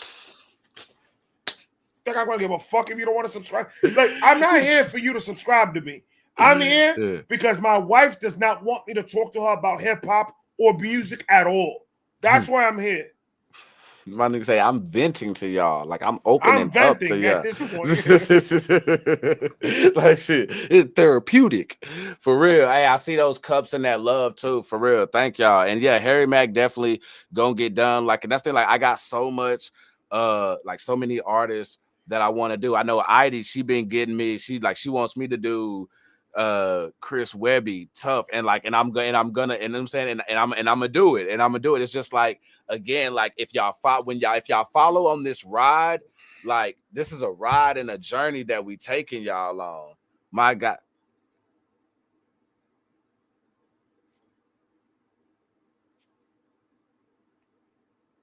A Shia LaBeouf? That's Harry Mack. Oh, my bad. Like I say, I'm new here. You know what I'm saying? So I don't even know what he looked like. The first song that I got introduced to him, it didn't show him on video.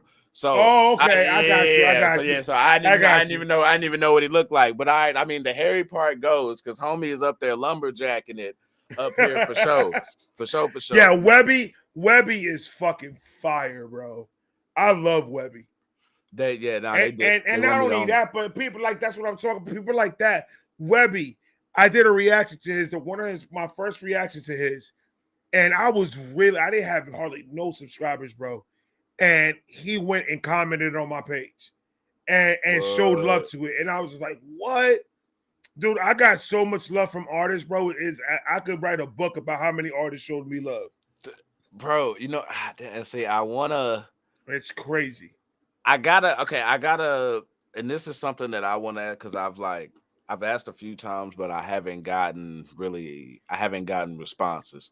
But also let me know if this is something that you have to answer off stream as well. It's, bro, like me personally, how do you go about getting like those guests on who have, you know what I'm saying, who have kind of like, you know what I'm saying, like that upper status, you know what I'm saying, like whether it's around the same amount of subs as you or more subs than you, the ones that could probably, you know what I'm saying, seem challenging to somebody, you know what I'm saying, like what's the, like, I never know, like I know I'm a people person and you know what I'm saying, got the communication and skills like that to be able to like do it within those spots, but I don't be knowing where the fuck to jump at, you know what I'm saying, when doing that. I've hit a few socials sometimes you get the automated message and that, like, you know what I'm saying? So I don't know exactly how to move on that, bro. I usually, like, I was blessed because when I had Adam Calhoun like has like 700,000 subscribers. Yeah, I had him up on the podcast. I had Mises has like 235,000. I had all these people. I had King Blitz. He has 207,000. And it's just, I built a rapport for a while with them before I asked. for sure. I didn't want them to think the only reason that I wanna conversate with them is for a favor. There you so go. I didn't go into any of these comments or any of these DMs and talk to these dudes looking for something. I like wholeheartedly want to connect and say, yo, you know what? I appreciate what you do. Show them some love. And, you know, whenever I react to something of theirs, I just, you know, share the link with them. But yo, I dropped this real quick for you, man. I hope you guys enjoy it. Yada, yada, yada. And I just keep it, you know, love, all love. Right. And then actually Adam was the one that came at me and asked me if he could come up. Okay. And me, because they were promoting their shit. But all the rest of the dudes that I had up here, after the fact, it was relationships that I've built for 3 years of me doing this. Already. And, for sure. And just getting the respect back and forth from each other. And then, you know, just to let you know, I got a podcast. If you're willing to come up, I'm willing to have you as a guest, man, and just chop it up for however long you want to chop it up for. You know, the invitation is open. If you're available, just let me know when, and I'll make myself available, and work it out that way. And for the most part, it works. For the most part, I got a lot that I can't say on live, but yeah, I there's some shit coming 2025, and it's gonna be fire. That's what's up, buddy. That's what's up. I love that shit, bro. I love that shit, cause but I just keep on being you, bro. Just network. You can't do more network than anything. That's the main thing you have to do, especially if you want to get, you know, because once you start building a relationship with the right people and you start learning a lot more how the shit really works and what to do and what not to do and shit like that. Right. Once you start getting into that group and that mindset, this shit's gonna start being easier and easier as you go. You're still gonna have your difficulties. You're still gonna have your fucking roadblocks and bullshit. But at the most part, it's gonna start being easier and easier to do this shit. Already. And then by the time you know it, bro, you're gonna be you could do this shit full time. And that's where I like when you were asking about, like, as far as videos and stuff like that. That's another thing that gets me because of like what I'm putting into the videos. Now, don't get me wrong, there are times where I can squeeze out and drop like 2 videos within a week, you know what I'm saying, and do that whole thing. But I do know that, you know what I'm saying, like when I get to the point where I am doing shit full time, I know content would go crazy as far as how much I'm dropping, because I'm not dedicating that time with travel and putting that shit in elsewhere and doing all of that. But like, would you also say, like, right now, like, hey, keep doing what the fuck I'm doing, you know what I'm saying, at the pace and the scale that I'm doing it at, that's working, or try to crank that up some? What you think? I would say take your time. For sure. Okay. And keep doing what you're doing and learn the process. That's a bit. Learn every step of the way and let it come to you naturally. Don't try to force anything. I always tell people, look, if you want to do this shit, and I get a lot of like reactors that come at me and ask me for advice, a lot. Yeah. And I'm gonna tell you, like I tell all of them, if you love doing this and you want to continue on doing this and you want to eventually do this full time and be your main job, you have to not only listen to the people that are following you, because they're the ones that are going to lead you to where you need to be at. For sure. But also understand that the minute that you start changing who you are is the minute that you'll get everything you've ever wanted and lose everything you ever wanted at the same time. So stay consistent and original to your shit. Stay consistent and original to who you are. Never forget where you started. Already. And trust me, my Vibe gang and my wife and my kids all make sure that I knew exactly where I come from. See, and that's why they would never let me forget that shit. See, and you got those reminders, and that's why I take my time like with these and I'm not willing. Another reason why I'm not willing to rush about, because you're right. You know what I'm saying? If I'm like, I look at this where, bro, this is still new for me. Like I'm blessed to be, bro, in a 6 to 7 month span. Like my channel before I started doing reactions, bro, like for real, I was sitting at like 170, something like that. And then like just do once I And I started think doing this react, and I it's think like, I think I know why. I think I know what's going on. There's waves that happens on YouTube. There's like the ultimate goats on the reaction scene, which is like No Life Shaq and Screwface and Knox Hill and all those right, guys. You got that. Those are the leaders of the shit right now. for sure. They're starting to branch out, and eventually they're not going to start doing reactions no more. So my generation of reactors, we're the ones that are next up. For sure though. So we're going to start seeing a growth in subscriber count, and we're going to start holding that title for a couple of years. We got next, bitch. Basically, that's what we saying. And then your generation is moving up quicker. Your generation is moving up quicker because that generation is already moving on. For sure. So now the audience is now looking for new reactors to watch. Okay. And that's where I come into place. That's where you come into place.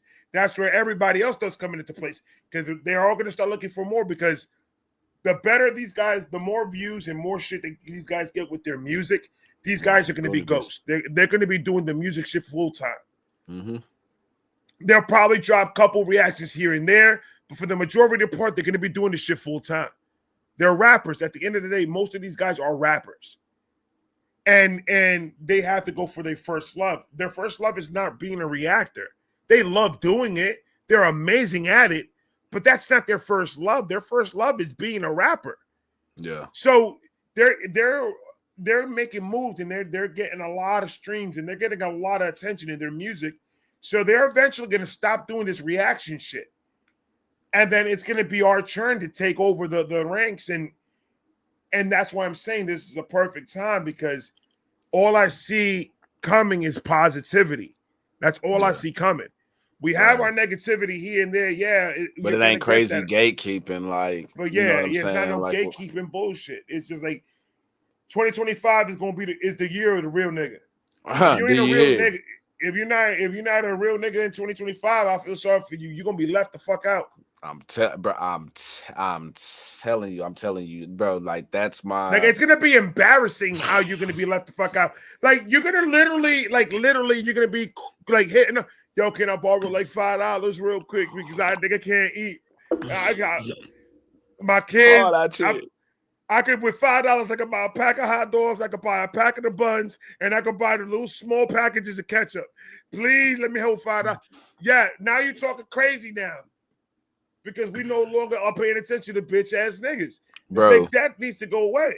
Yes, bro, and that's where like that. And I'm seeing that with just who I'm been coming in contact with, that like the real genuine niggas is winning. You know what I'm saying? Like it's like starting to win. You know what I'm saying? Like that bullshit is falling to the wayside, and that's what I want. You know what I'm saying? Because I'm all about, you know what I'm saying, network growth and shit like that. The thing is though, like I said, you come across motherfuckers who not really about that, and they have their ulterior motives. But I'm gonna let that shit be where it's gonna be. I love what the fuck I'm doing, man. Like this shit gave me a completely new life on what the fuck, to where like reactions is the reason why I stopped doing the other type of content that I was doing, because of the love getting back from it, and just bro, the appreciation. Like when you look up and you seeing people just sharing your shit at random, you know what I'm saying? Right. And really fucking with your shit. You seeing them up and out through every video. It's just, bro, that's just crazy to me. That shit, man, that shit's still crazy to me, dog. That motherfucker still willing to sit down and watch my black ass talk about some shit. You know what I'm saying? Like that. Right. Because I say to my videos all the time, I'm like, I don't know how the fuck y'all be sitting around watching my dumb ass talk like this. Like, but it's a beautiful thing. I got one more question because we're about to wrap it up. We're about hitting 5 hours. It's 1:45 in the morning right now. Oh, pull up. Got you, man. I got you. So, fuck, man, I had the question and I completely fucking forgot it. Oh, shit. I just hit my head on the mic. Oh. God damn it, man. What was the last thing you said? Because that's the question that I had. The last thing you said. I was talking about the shit, just the sippers appreciating the support and shit that everybody been showing. You know what I'm saying? Grateful for the supporters. I was going down that road. What else I was talking about? The love of the YouTube community and shit that everybody was showing, like creators themselves. Shit. Yeah, the creators that are on YouTube right now, the ones that I'm saying that we're the ones that are gonna be taking over the next rank. You, I feel, are part of that. Like you're not like the next one up. Like I know your subscriber count is at 4, but I feel like with the energy and the time that you put into your videos, and not only that, just the knowledge behind it all, it already puts you in this class of reactors. Just because the quality of work that you put into it. So you saying I'm there regardless of what the subscriber count. Regardless of what the subscriber count is, in my eyes, you already in this class. Man, I appreciate that, bro. God damn. Just because like it is a lot of work, and I know how much work it is, and it's hours and hours in front of a fucking computer, trying to get the shit exactly right and make it as crisp and clean as possible. That shit ain't easy. The fun part is sitting down and listening to the music. Yeah. That's the fun part. Actually doing the reaction. It's everything that goes behind the scene. And like I said, and I sound like a broken record, but that's what attracted me to your videos so much. It was the attention to detail and just the clean transitions and everything just on fucking point with it's fire. It's amazing. That's why I say just take your time with it, baby. We ain't doing nothing. We just starting right now. Already. We just keep it slow, keep it steady, learn as much as you can, because I see it getting better and better and better and better and better to the point you're gonna have your own fucking show and you're gonna forget who the fuck Uncle Ray is. Oh nah, I never forget my niggas. Nah, I never forget. No more. Nah, I never forget my nigga. I never forget. But nah, y'all gonna y'all gonna see that. Y'all gonna see that. Some of y'all already see it. You know what I'm saying? I know I talked about, bro, like fam, like bro, like I know you saw the bitter Betties and them in here, bro. Like again, like yeah, just like the sippers, the love from y'all, bro, like other creators that y'all showing your boy that. Cause you know how it is, especially just kind of like what we see in the music industry and shit like that. Like it be a lot of people who don't be wanting to see, you know what I'm saying, the next person come up and treat everything like a competition and shit like that. That gatekeeping shit that we were talking about earlier. So for me being still a new motherfucker to this shit and to be welcomed the way that y'all are doing it, you know what I'm saying, is definitely fire. But damn, man, I know. I didn't even spit that shit for them, dog. You didn't. No, I didn't even spit. See, that that's what shit happens. for them. That's what happens when you start getting into deep conversations, bro. But hey, you know what? We still my shit's still coming through. But nah, you know what? Hey, we still got we still got plenty of time. I guarantee you this ain't gonna be the the last time that we think your boy definitely gonna be back. So y'all definitely gonna be seeing more of your boy. Before we get out of here, like I said, man, I got so much shit that I'm working on for 2025, and I'm kind of focusing more on collaboration work. I'm focusing more on focusing more on the reactor. Okay. Because to be honest with you, we don't get the love that we deserve sometimes. For sure. I agree. And I think that I want to start spotlighting a lot of just unity. Motherfuckers who putting in that work. Yeah. I want to focus more because we talk about unity all the time, and the artists talk about unity and all that. But I want to actually show that, hey, we in here for real, and we ain't fucking around with this shit. We're gonna come into this shit, and we're gonna be doing this shit for real. And just like meetups and barbecue parties and just shit like that is what I'm thinking about. To keep people down, but unfortunately, we all of us are a bunch of broke ass motherfuckers. So, but we gotta start. Once we start the plan and we get in, you know what I'm saying. And once we start, we gonna get it going, and we gonna make it happen. We niggas who gonna find a way to make that shit happen. So regardless, you know what I'm saying, because shit, we'll find a way to make that shit happen. Exactly, we wouldn't have got where we at without being hustlers on this shit. Me and Quito and Truth No Lie. And I think Lockwolf is down too. We want to do like a meetup in Atlanta. Okay. Get because Quito and Truth No Lie live in Atlanta. Okay. I live in Florida, and my man Lockwolf lives in Ohio, I think.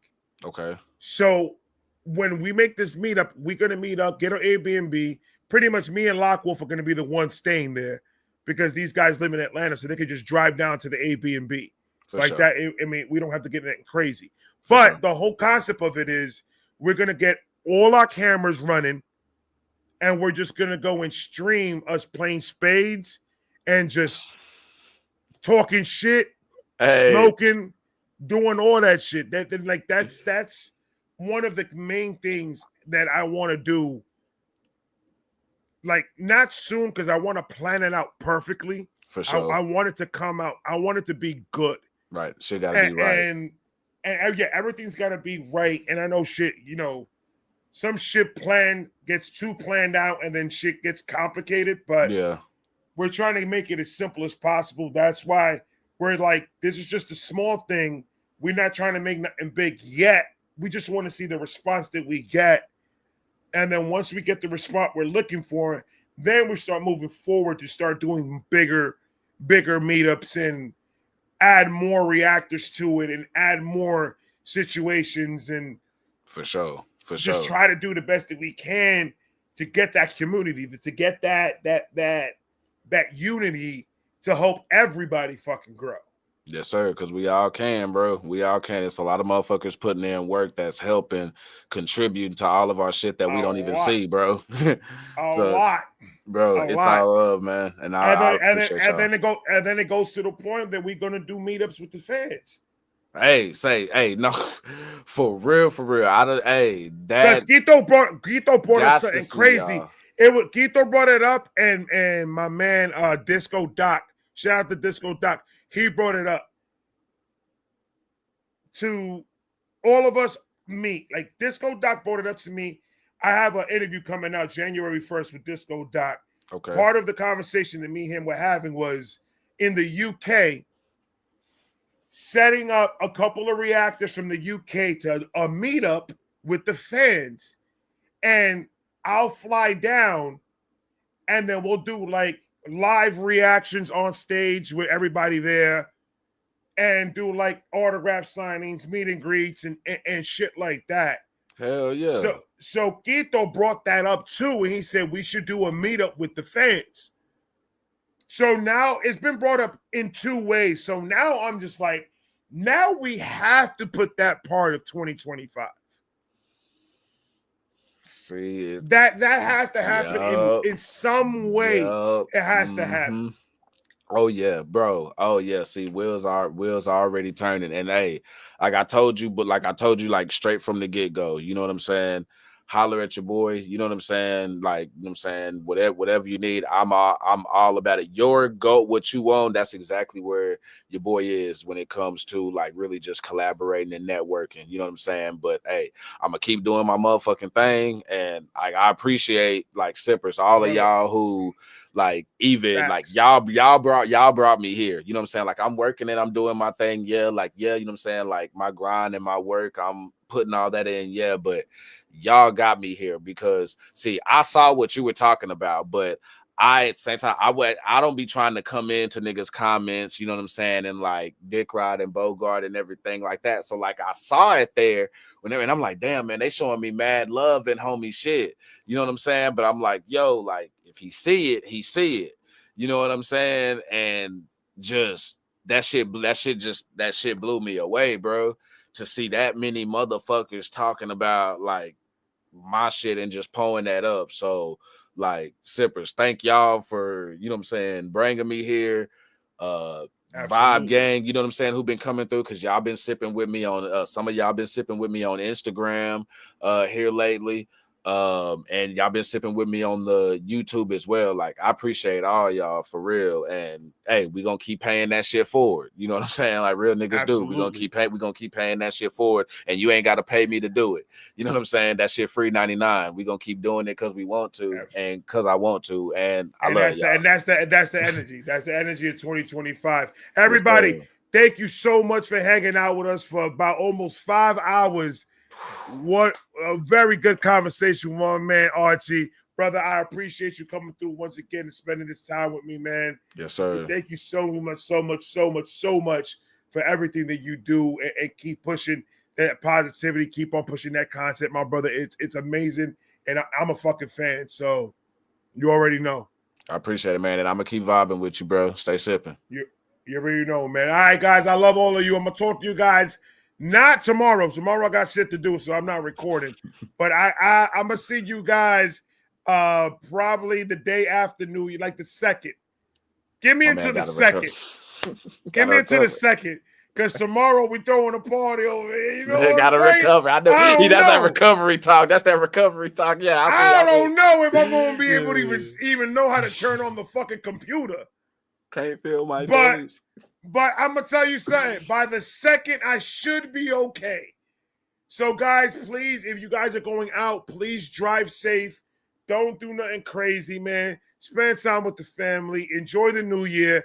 I will see you guys in 2025.